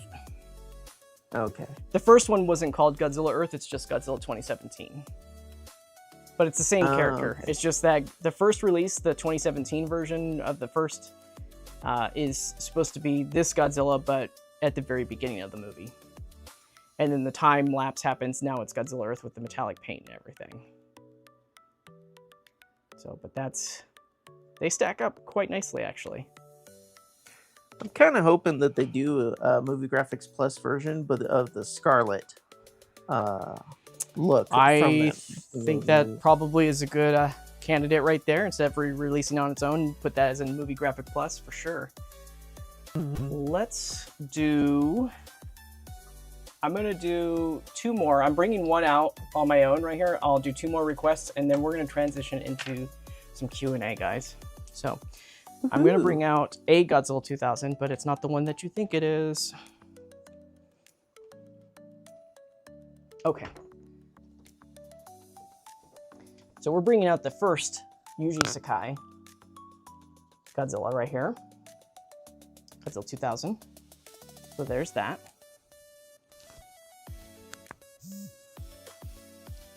So there's Yuji Sakai's Millennium. I kicked myself for not getting that one. I got the special color version, which was gray and white, and I really wanted the green and purple version because I like the colors. Oh yeah, they're fantastic. A darker, deeper purple, even compared to the newest one. Mm-hmm. So the newest one's actually a red. It's more of a reddish color. Yeah, it's more of a it's got that coloration to it. Okay, two other requests, guys. Two more. Okay, we got Ultimate Burning. You got Batra. You got Triple K Godzilla. I'll bring out our larger 89 here, and what was the other one? There's Batra, and then there was Ultimate Burning. Ultimate Burning. We'll bring out Ultimate Burning. Yeah, that one seems fitting. Smoke effects too? No smoke effects. Those are packaged up. And I'll do you even a solid. I'll bring out the Special Color Junior. Oh, twofer. Yeah, twofer indeed. Okay. So we'll start with Ultimate Burning Godzilla. So this is what I thought would pair well with this specific Destoroyah, is having Ultimate Burning Godzilla with it. I think they go very well and complement each other. I could see it. With the more yellowish spines for Godzilla. Mm-hmm. Yeah.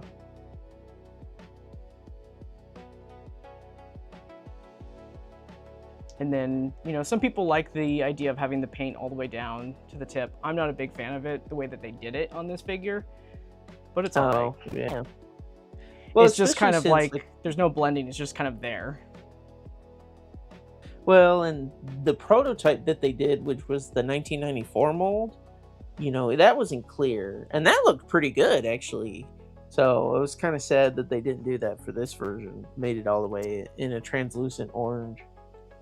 And here is the I can't say it. I'm sorry, guys. I can't do it. But that's our Lights and Sound 1989 figure. It towers over Destoroyah because it's in its own line. It's larger.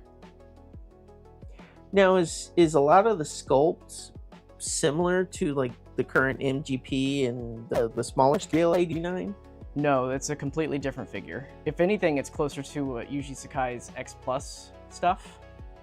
Uh-huh. In terms of his 89 sculpts, but it's. I'd like to think of that this version is what you would see for the puppet head of 89, and and then the 89 that you get in the smaller version is more of the suit. The one where they had the snarling and everything enabled on it. Yeah, it's definitely much more. Yeah, exactly. And then our last one that we'll be bringing out here is Special Color Junior. A lot of people say that they have difficulty seeing reviews and photos of this one. Now this one actually, I'll bring out the original Junior. I still have it out here, so let me bring them both out. So the newest one is kind of like how they've done Destoroyah here. It's more of the nighttime version. The Special Color version of Junior here is the debris version. This is the one where it gets into the scuff with the aggregate. So that's what it's based off, its coloration. And the newest Destoroyah Evolution set, the aggregate and the flying form are based also off of those scenes. So when you get that evolution set, if you own the Special Color version, it's actually going to go very well. Those two sets are going to go well together. But as far as Junior goes for the new set, I think it will go better with the Decisive Battle Destoroyah. And then you have this one right here, which is more of the original suit coloration. Yeah, I kind of like Like I kind of prefer the skin of the special color version, but I like the spines on the OG version. That and the eyes too. The only thing I'm not too crazy about with the newest release is they've changed the claw colors. The claw colors are more of a white on these original ones, and they've gone more of a yellow color for the newest one. Huh. But I think in the end, I'm going to prefer the original and the Decisive Battle version. This one, I could, it's all right. It's a Dusty Junior. That's what it is. Yeah. And it very much is that. They pretty much hit the nail on the head with that look right there. A toned down, dirtier look, yeah. Yeah, Junior actually was the first figure in the line where I just kind of looked at the figure, or the articulation of these figures, and I was like, oh, this is actually really good. Because this is the one where, you know, you had some of that movement where, like these gaps, you can close them. You don't have to keep them there. But the articulation of the tail was very nice. Let's bring out an aggregate one more time. Let me just get these all in the frame, actually. So we got the crab form. If you guys are wondering what the crab form is supposed to scale with, that is supposed to scale with Burning Godzilla. So that when you have your Burning Godzilla figure, you can stick your crab form on top of it, just like that.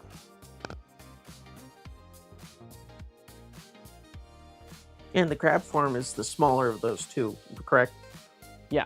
So you can stick your crab form on the top. And you can pose Godzilla differently, but it just fits like right here on the dorsals. You just stick them on there, and these middle ones move so you can kind of latch on a little bit. I'm not seeing what I'm doing here. I had it on the first time, I shouldn't have messed with it. But yeah, there you go. So, but yeah, you can have them there. It's like a little parrot on his shoulder. So you can army build with these guys if you got the money to do so. So yeah, there's that. Let me put these guys back in the frame here. You got your crab form, you got this guy right here, and then you got your flight form. I'm excited for the new evolution set though. I'm looking forward to it. So, but there they all are right there. You know what? I know. Let's just throw Burning Godzilla in the background, right? Yeah, there you go. Complete the ensemble. There it is, right? As a whole collection, they go great. And I think that's great that you can kind of mix and match these with each other. So, well, and it kind of makes you realize kind of the reason why Destoroyah's price point was the way that it was. It's because he's massive. Yeah, Destoroyah it is a massive figure. You know, speaking of price, you know, the original was, I think it was 150. Let me see. I don't know off the top of my head. I should know these things, right? Because I'm Bandai. Let's see here. No, the original, you have your shirt on that says you're not Bandai. Yeah, so the original Destoroyah was $150, and then the special color version only went up $10. And then and just to be clear, the special color version was released in 2017, and somewhere about, yeah. Now we're fast forwarding all the way to 2025, so $245 with the additional effects and everything, you know.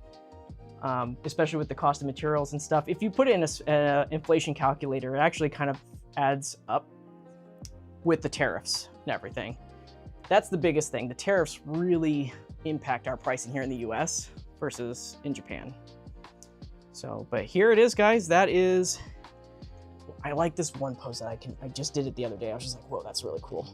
And it's just kind of having those arms spread out. You can kind of twist that there.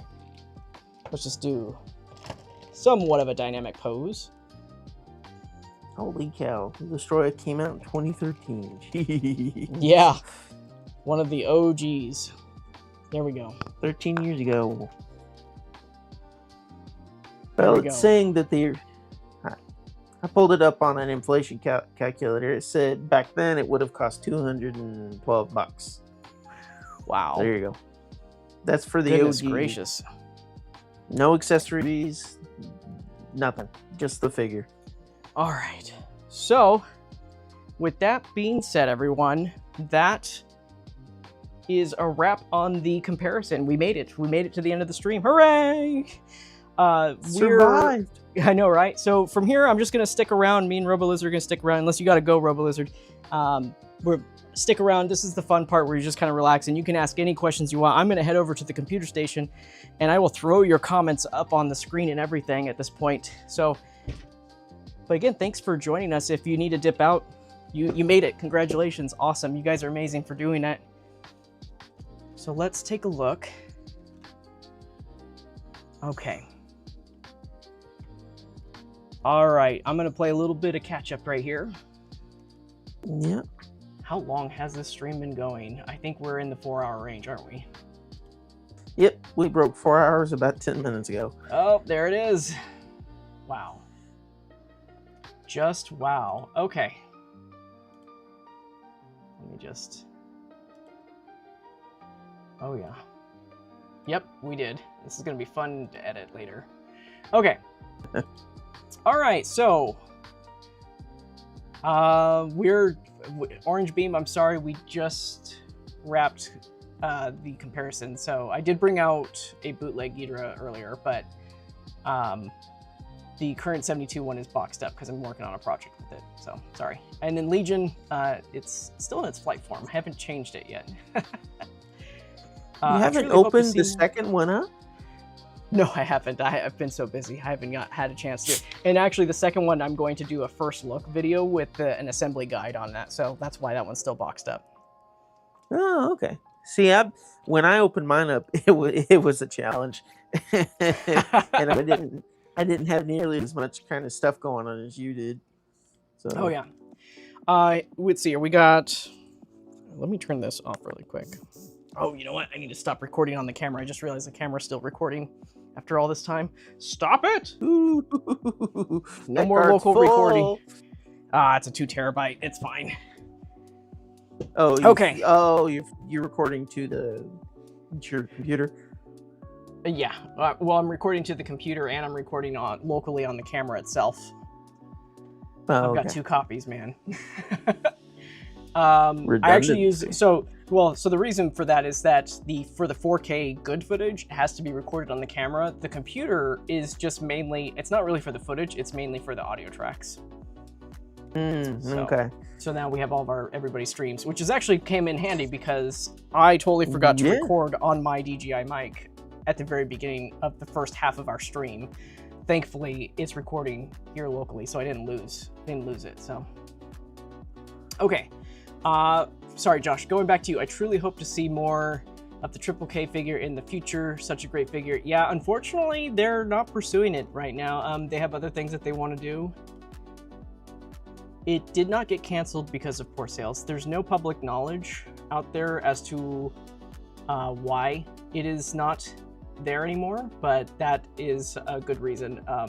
A good reason for that is to... how to say this without spilling beans, right? It's not because of poor sales. I'll tell you that much. It didn't go further. It's because of the cost got too much. And there was some ambitious projects that they had in mind. And I think that based off of the projected costs and everything, that it would cost too much for the consumer. Triple K Godzilla was $200 at MSRP, and that Shin Godzilla was estimated to be about $300 to $350. And if that figure released today, you better believe it'd be about $500 to $550 with all the LED tech and stuff inside of it. So it's insane. It kind of reminds me with Gundams. They don't do a lot of perfect grades because they're big, they're expensive. A lot of them have lights. And so it's one of those where they don't do them very often because of the costs, and so they usually save them. And I think that could be what the Triple K line could end up being, where it's just once in a blue moon they might release a Triple K that is like super wow, and then it just goes back and goes back into the night. We don't see it for years. So That's kind of what I think might happen if they do decide to bring it back ever. Yeah. Something like that, right? Yeah. So, let's see, what other questions we got? We've got... Vicky is asking, is Destoroyah worth it? I mean, compared to the alternative, which is the aftermarket, I mean, it's not going to be super cheap to get it right now. I will tell you this, the figure is in high demand. I do not anticipate this figure to stick around in the US market for very long, definitely less than a year. So I would say that if you really enjoy effect parts, that if you can get it for around the $200 range, that would be ideal. But don't wait around too long.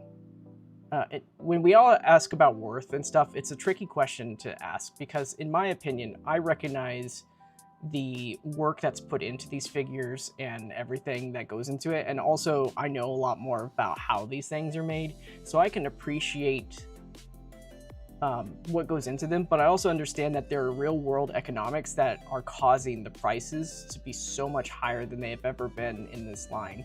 You know, we've got the tariffs and duties and all these other things that are impacting the US market. I mean, back in the day, you know, even yen wasn't 100% one-to-one conversion or anything like that, but it was priced in where the Japanese yen was higher and we would get a lower price, and that's because the Japanese yen was stronger. Now that the Japanese yen is tanking, it's kind of flipped. You know, they're actually charging more in the US because of all these other duties and because of the depreciation of the yen. And in Japan itself, they're charging more because of the depreciation of the yen. Because when they go to purchase and make these figures, you know, what was made in 2013 when the yen was strong didn't cost them as much to make those things. But now we're in 2026 and it costs way more in Japanese yen to pay for these things to be made. So those costs are now inflated. And the best way to get these figures, honestly, is literally fly to Japan and shop for yourself in USD, because the currency conversion is absolutely wild. If you actually go and put that through for Destoroyah, let's see here, how much is it? If you go into Destoroyah right now, it's 24,200 yen in Japan, right? If you just do that currency conversion, it's roughly $153 in USD. If you booked a ticket and you just went shopping with your American dollars right there, you're getting these figures for so much less. And that is why they cost so much more here after import, is because they're not about to take a loss on these things. But also at the same time, tariffs have boosted the price. And they're also taking a hit with those things. Like King Ghidorah, 1972, for example, we should have been charged $360 something with the full impact of the tariff at the time.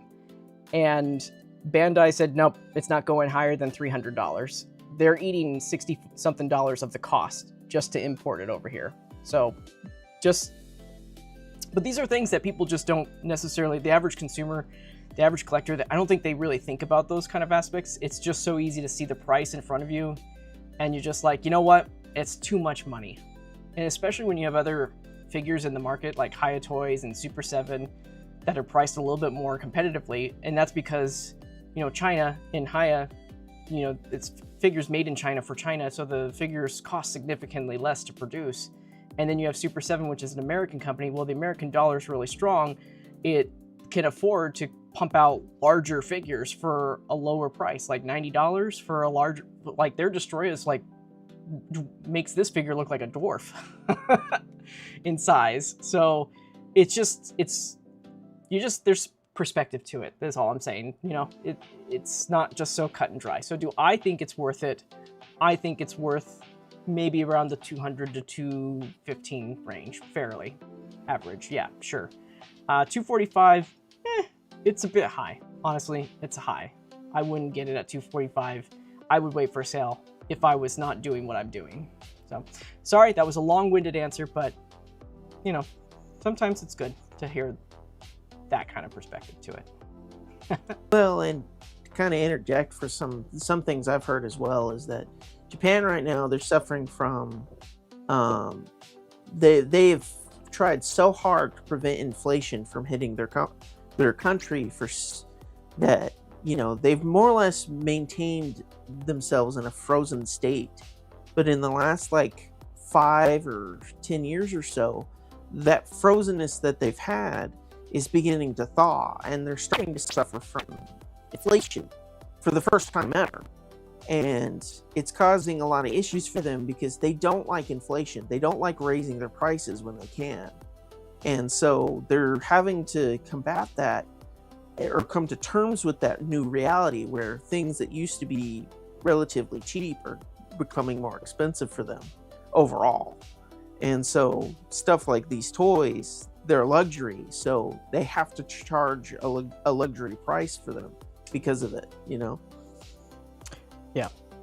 Yeah, it's true.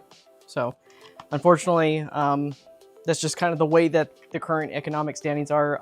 You can argue or say and point fingers and say greedy Bandai company makes so much money and stuff, but you know, when I talk to them about, you know, the costs of materials and everything, I mean, they really try to get these at a decent price if they can, but they have to make money at the end of the day. And if they're going to take too much of a hit, you know, it is what it is. And I think that they're also seeing that people will pay for certain things at a certain price too. Like Legion was a 2-year project, and that's never going to get made again.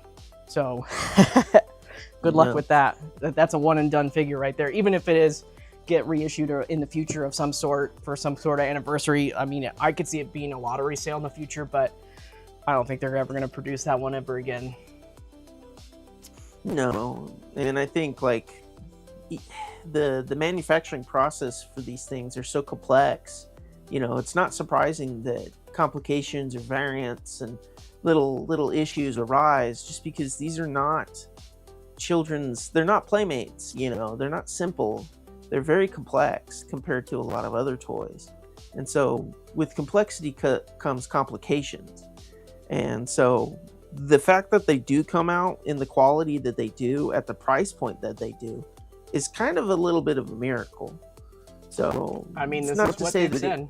They've Yeah. said that they're doing what they've done is a miracle sometimes. So Yeah.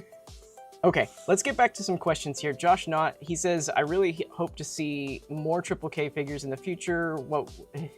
So unfortunately we won't see them, but if I were to pick any of them, definitely Burning Godzilla, definitely Shin Godzilla. Woo-hoo! Yeah, give me both of those. And then as far as the third one goes, Space Godzilla would be pretty cool. I'd say Kiryu, but Kiryu would be, they already have like the SOC, so that's kind of the same, you know. Yeah, that's kind I of mean, similar. he's got a light up chest and light up eyes, but that's kind of it. Yeah, that's true. Well, with the music and everything, that would be kind of neat. Yeah. Space Godzilla would be dope, I would think. Yeah. I hadn't thought about that one. Yeah, I'm just thinking of figures that have a lot of lighting capabilities. Like Burning Godzilla is the obvious choice. Shin Godzilla would work with its translucent, like the night combat stuff, and if they lit that up, that'd be so dope. And then, yeah, that's what I would picture for sure on that. And then, but there's not much. Like you think of a Mecha Godzilla, and you're just like, well, it's really just the eyes and maybe some of the weaponry, but the dorsals don't light up. So, okay. Let's see here. Since 75 Godzilla, let's see here. I can't talk. Since 75 Godzilla got solicited for pre-order, what accessories would you like to see with the eventual 75 Mecha Godzilla come with? Oh man, I would love the I-beams. They have to be I-beams, and you know, give us the swappable hands for sure. But the tornado is a big ask. You know, the shield. I think that one's a big ask, but that would be pretty cool if they included that. Since they're making Godzilla, -1 Odo Island version, would be cool to get the Godzilla source from 1991. Absolutely, the Ichibancho figures did that, so why not? Why not? I'd love to see more glow-in-the-dark kind of Monster Arts kind of stuff. Or am I reading the wrong thing here? Hold on, my mic had died. Oh, Catching up. let me, I'll continue while you catch up. Train Doors says, I'm trying to make SHMA Heisei shelf. So I really hope they make more Heisei figures. Oh, trust me, they'll never be done with that. They will continue to milk that as far as they can. We're getting some of our third issues now for some of these guys. Yeah, it's not over. There's more to come. I never would have thought I would have gotten tired of Heisei, because Heisei was like the coolest thing. But I'm kind of like, yeah, 89. Yep. I'm kind of like, but you know what? I am happy. I am happy for the third 89, because this one it's the one to get. If there's an 89 to get, it's this one. True. It seems like it's going to be the better version. For sure. Josh says, think they'll make a -1 charging version similar to what Super 7 did. You never know with Bandai. I think that because -0's coming around the corner, I think the last -1 figure that we're going to get is Odo Island. And then they're going to transition into -0. So I think that's going to be the last one for a bit. I think if they ever did a glow-in-the-dark anything, it would probably be something like a San Diego Comic-Con type deal, where it's just a goofy color, kind of color variation, and that'd just be it. So I hope they don't do it again, though, because they already did that. Not a goofy coloration, but they already did -1 for SDCC. It's time to pick a different guy. Yeah, that's true. But man, -1, it's so popular. Do you think Tamashii will ever tackle MonsterVerse original monsters? The Haya ones are selling well to customers, so maybe Bandai might tackle some, maybe the Muchos to pair with 2014. Here's the thing. Unfortunately, if another company is making other stuff and it's selling well or being picked up, doesn't mean that the other company is going to do it, especially if they're in different regions, right? And the big question is how does Japan feel about the original monsters of the MonsterVerse? So that has been the biggest point of contention, and they took a leap by doing Suko and Scar King and Shimo, and a lot of people really weren't happy with that. I mean, at least the vocal minority out there on the internet was definitely not happy with the way that they looked, because they didn't use CGI files. They were hand sculpted based off of, conceptual material and everything, and I think that MonsterArts and Toho and Bandai all together, I think that there is a push to get these figures out, unfortunately, before the movies, or not before the movies release, but when they release. So I don't see that there will be a point in time to get final CGI stuff unless the production has finalized it well in advance, because they work on these figures so far. So I guess what I'm saying is that with the original monsters, with such the negative reaction online for Shimo and Scar King, I think that just pushes it pushes Bandai away from doing original monsters, because there's a certain way that they do these figures, and they may not have access to CGI files. So if they don't have access to CGI files, and this is the way people act when they don't do it, they might just stick with the poster monsters instead. So, but time will tell. We will see what happens. Bandai's in Tamashii Nations is very much of a company that if a product doesn't work, then they just will abandon it and move on to something else. I think that maybe later down the line, after they get through like a lot of Showa, maybe they could do a Muto pair where you get both of them together. I don't think you'll ever see, any of the other kind of random monsters that barely got any screen time. Methuselah or those other ones, those aren't ever going to get figures from MonsterArts, period. Not anytime soon, at least. We'll see. I mean, think about it for a Western property too. Like Godzilla 1998 hasn't even been introduced or thought of being put into this line, and it's been 15 years, nearly 15 years. So, it's a Western property. It's a little bit harder sale. So, but we'll see. Not saying no. I'm just saying it maybe is you might be waiting a while.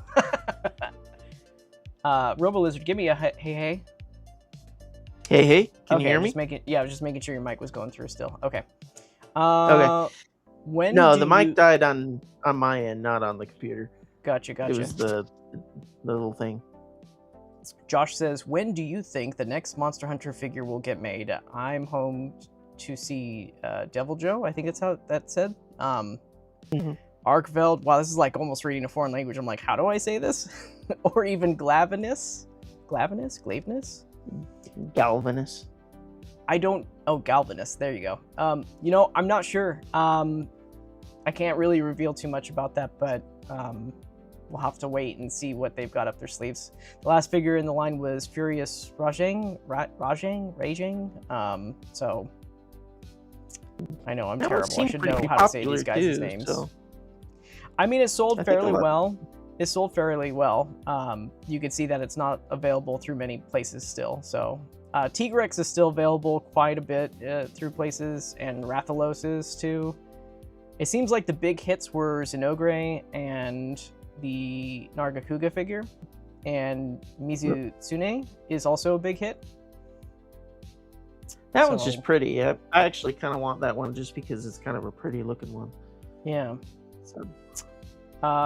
Bit of a funny question, Josh says, but could you give us a cryptid message of what the next... No! Can't do that. You want me to do that on a stream? How dare you? He's get me in trouble. He said no in this inclination, so maybe he's trying to imply that it's 1998. Josh! The MVP is going to introduce 1998. Bad Josh. Okay, Silly Fish. Hey, hopefully Abira will be added to the line soon. Probably not anytime soon, but I'd love that too. They're focusing on 70s monsters, guys. 70s monsters. Once when the 70s is done, then we'll get into the 60s. But for now, we are stuck well into the 70s, and there's still lots of 70s to do. We'll get to the Island Trilogy sometime soon. Let's see here. Kind of out of topic. But how would you clean MonsterArts figures? I use an electric duster for my cleaning. I also, if it's really bad, will use distilled water, not regular tap water, but distilled water, and give it a bath in that. I don't trust the minerals in tap water, and depending on where you are, maybe it's okay, but for where I live, I don't trust it. So, distilled water. Not in Texas.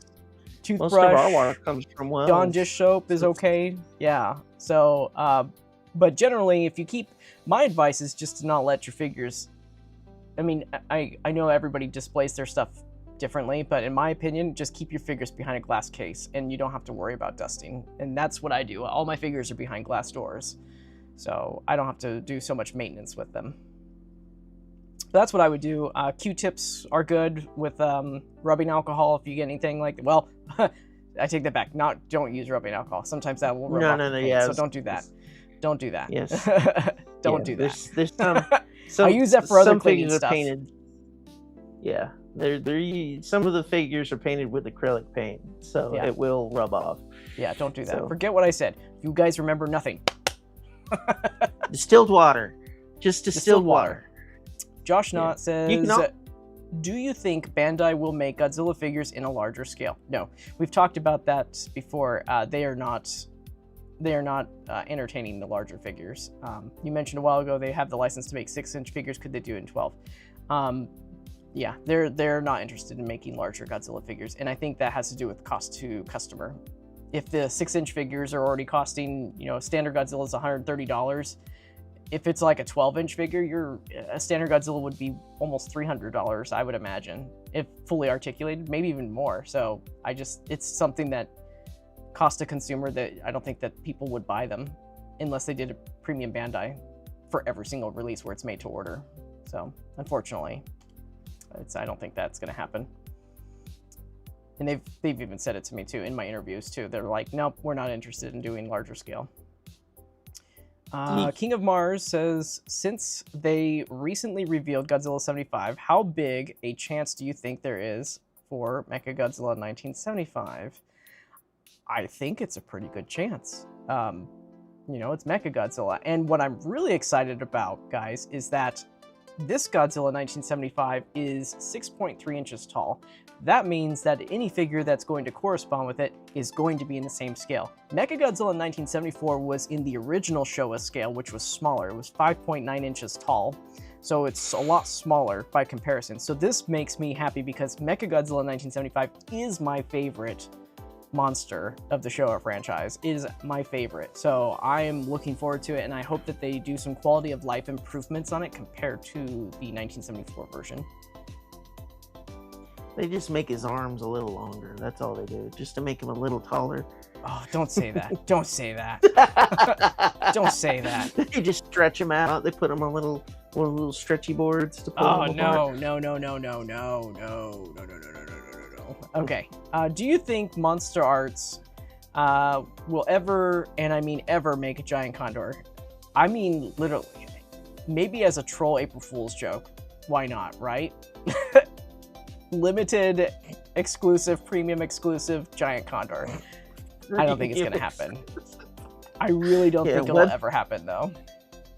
It would be a, an Arctic exclusive, web shop exclusive. That's what it would be. It was only available in the Antarctic. All right, let's see what's the next question here. We've got, it would be nice to see Megalon 73 in this line, maybe even with its Yeah, buddy. I mean, here's the thing. They just, if you haven't, okay. The thing about effect parts and stuff, the release strategy for MonsterArts is to do bare bones stuff unless it's absolutely critical for a character to have effect parts. So that are signature to, not even signature, that just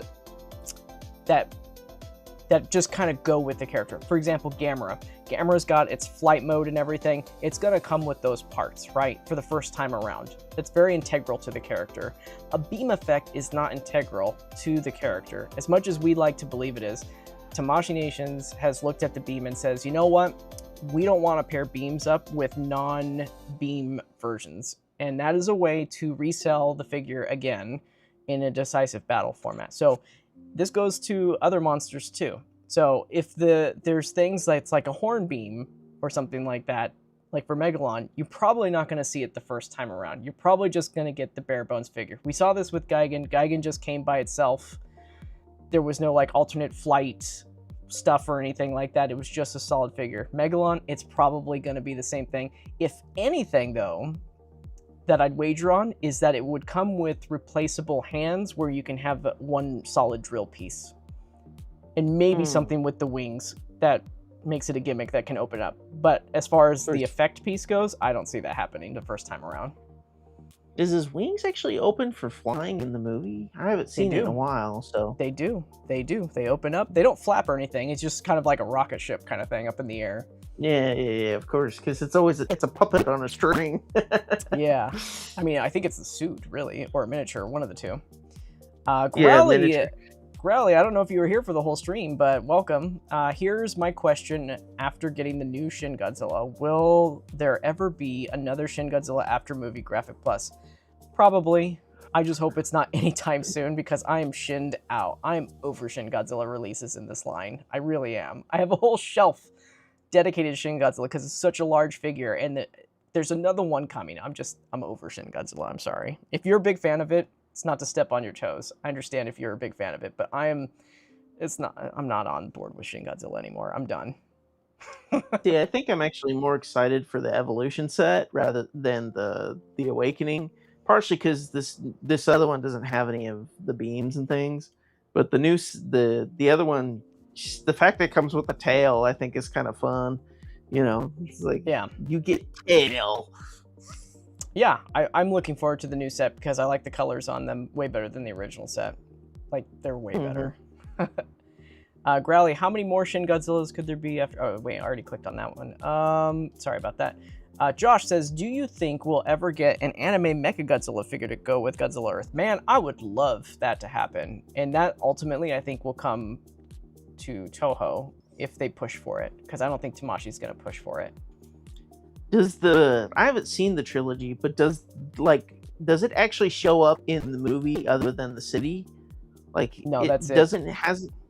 It's just the city version. It's just. I mean, it's. I think before it turns into city, it does have its form, but it's broken. It's dead. It doesn't do anything, and then it turns into city. I think after that, but it doesn't move or anything. It doesn't attack, despite being like in the poster art and everything. It was such a disappointment. There was no fight. They're like, oh look, there it is. It's dead. Oh, now it's turning into a city. Wow. What? Sharktopus Vaughn Jr. 2374. So, will Mechagodzilla 75 come with his rainbow beam? He better. If anything that Toho has made it clear about is that Mechagodzilla 74 is always paired with its chest laser, and Mechagodzilla 75 is always paired with the eye beams. So I'm hoping that that's what we're going to get with it. I'm always down for rainbow beams. If you could choose two figures to get a 2.0 version, which ones would they be? Personally, I choose 94 and 64. That would be my choices too. 94, first figure in the line, is a no-brainer to be redone as a 2.0 figure. And 64, it's the runt of the litter. I would love to see that in a larger scale with better articulation engineering in it, because the cuts that they did for that figure are they're so different from any other Godzilla figure you get. You just look at it and you're just like, what are we doing here? I mean, it's fine, but it's very unique in how they did the cuts. So I would like to see that one too. What about you, RoboLizard? What two would you like to see? See, I'd like 2019 to get a 2.0. So I think the version we got is so close to being perfect. I think just the head and maybe kind of the hands. And maybe add in the 2.0 articulation, and I think it'd be like, hey baby. That or kind of honestly, it's not 2.0 per se, but it'd be close. It's like 2003, because I think the 2002 is kind of but I think if they did a 2003, I think they'd do a better job now. And it could, maybe if they did some fun stuff with like the eyes, do like a glass eye effect, try that out for that figure, I think it could be really, really cool. But that's just kind of pie in the sky. Yeah, I get that. Yeah, 2019. I'm not a big MonsterVerse guy, but yeah, I think the 2019 Godzilla could use a refresher too in its design. That or 2019 Ghidorah. How about that? There you go. Oh yeah, absolutely. I would take a MonsterArts version of the actual, like what Haya did with their CGI files, but put it in MonsterArts. Like, yes, please. Mm-hmm. Let's see here. Growly says, when will MonsterArts retire Shin Godzilla entirely? It's not going to happen. It's never going to happen.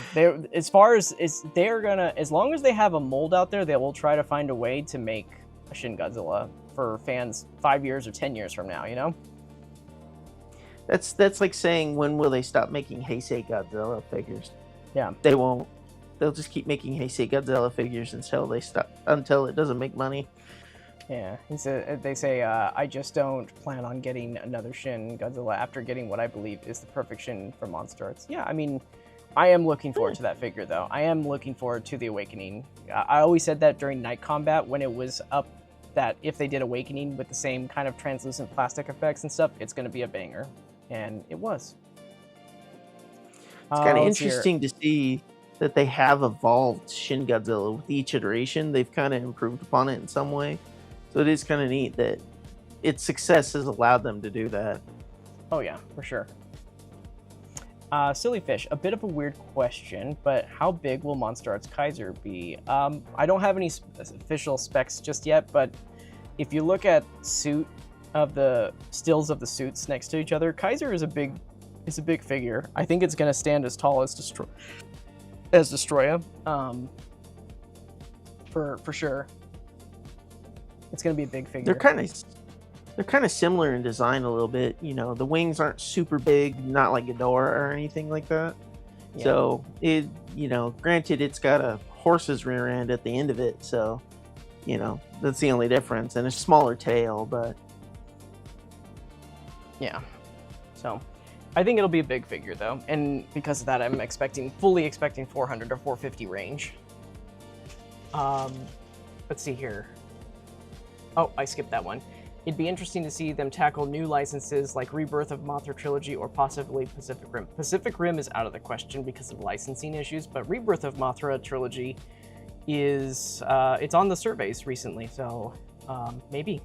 And it's the year of Mothra. Maybe we might get a special announcement towards the end of the year. We will have to wait and see. Mothra Leo versus was it Ghidorah? I think they will probably do it from the first Mothra trilogy. Yeah. So whichever, they're not going to do a villain first though. They'll do a Mothra first. Yeah. Let's see here. Which U.S. Oh, sorry. Imagine if they made Godzilla 67 with Infant Manila as an accessory that could be attached to the. I mean, that would be dope. I know Rob would be all about that figure. See, I kind of hope that if they did do anything with Manila, it would be a 2-pack with Godzilla. I think that would be pretty fun. It would be neat. Jeremiah says, let's see here. Jeremiah Jordan 4422 says, which U.S. retailer typically gets stock first? If you were in a hurry to get an upcoming figure, where would you order from? Any of the retailers in Southern California get it first. So, and it varies, honestly. Sometimes E-Night Media gets it first. Sometimes they get it, midway through when I announce that they start shipping. Ones that generally I've noticed that always get it first are Toy Arena. If you live locally, Frankenstein's Collectibles also carries them as soon as they land. There's another one called Anime King on eBay, and then Maybang Collectibles also carries them right away. So those are the 4 big ones that I know that always gets them very, very quickly. Oh, there's another one too that somebody just introduced me to. I think it was Super Mario Zilla. He mentioned them, and I just checked them out. It was Toy. What are they called? Toy Co. Oh, hold on. Toy Co. Yeah, so it's called Toy Co Collectibles. This is a group that's been around for some time, but I think they've just recently started carrying MonsterArts or something. I'm still researching when they started carrying them, but they are another local business that sells online, and they also ship. Oh, sorry, they ship online and they shop locally. They're in Chino, California, so they also get them fairly quick too. All right, Growly says can't stick around any further. Thanks for answering my questions. Looking forward to hanging out whenever MG Plus Shin arrives. Yes, that will probably be 2 weeks from now, when we do that stream, because we got to get through 89 MGP, which I've got scheduled for this Thursday. So, and then my Shin MGPs should be arriving this week, but I need to do I'm trying to do first look videos now first before we do the live streams. So I'm gonna need a little extra time between those. That's something new I'm doing this year. Thank you for the little emoji right there. All right, we're gonna answer just a couple more questions, guys, and then we're gonna wrap it up because it is just about midnight for me. And what time is it over there for you? It's almost 2. Woo! I'm getting. I won't lie. Yeah. I'm starting to drag here. I'm sitting here. There you go.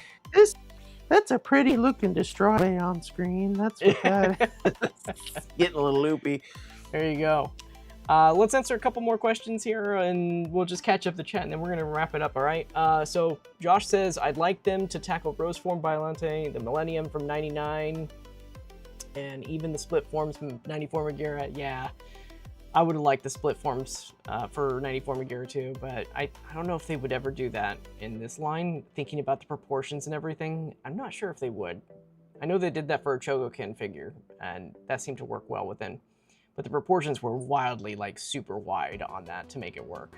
So maybe if they were, I'd be okay with just getting them as side extra pieces instead of having them being transformable parts. I would be okay with that because at least I would have reps. I think we need more Mothra figures. Yeah. Oh, go ahead. Or you could just make them parts formers, where instead of you just take parts from one to the other, and that way it's still the figure, but not, not completely apart. So you can still have a Mogira, and you can transform it, quote unquote, into a, flying form. Oh yeah, sure. King of Mars says, I think we need more Mothra figures. For now, we only have Heisei and Monsterverse. It would be nice to see the one from Showa and Millennium. Same for Rodan. I know the Showa one isn't on any radar right now because that was in the 60s, and but they do have Mothra 2001 on the list. So if there is going to be a newer Mothra, it would probably be 96 from Rebirth, and then also 2001. So I think those are the prime candidates right there. Okay. Well, in the Showa Mothra, there's kind of a scale problem because which version would you do?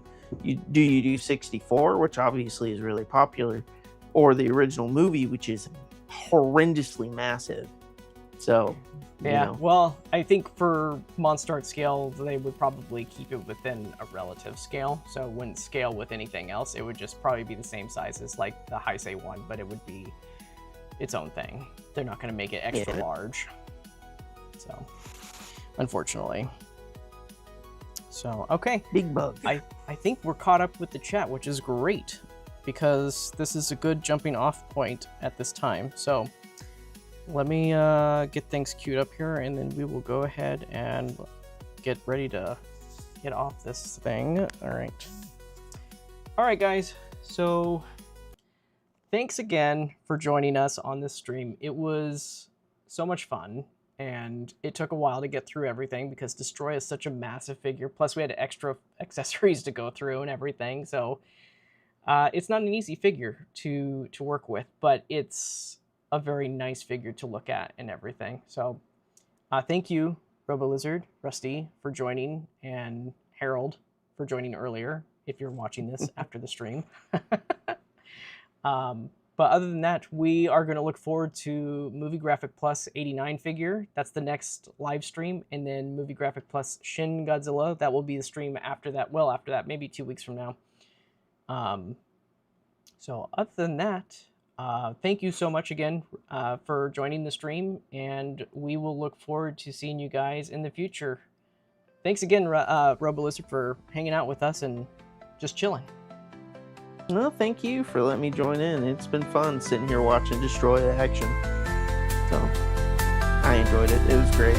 Getting to sit here chatting with everybody.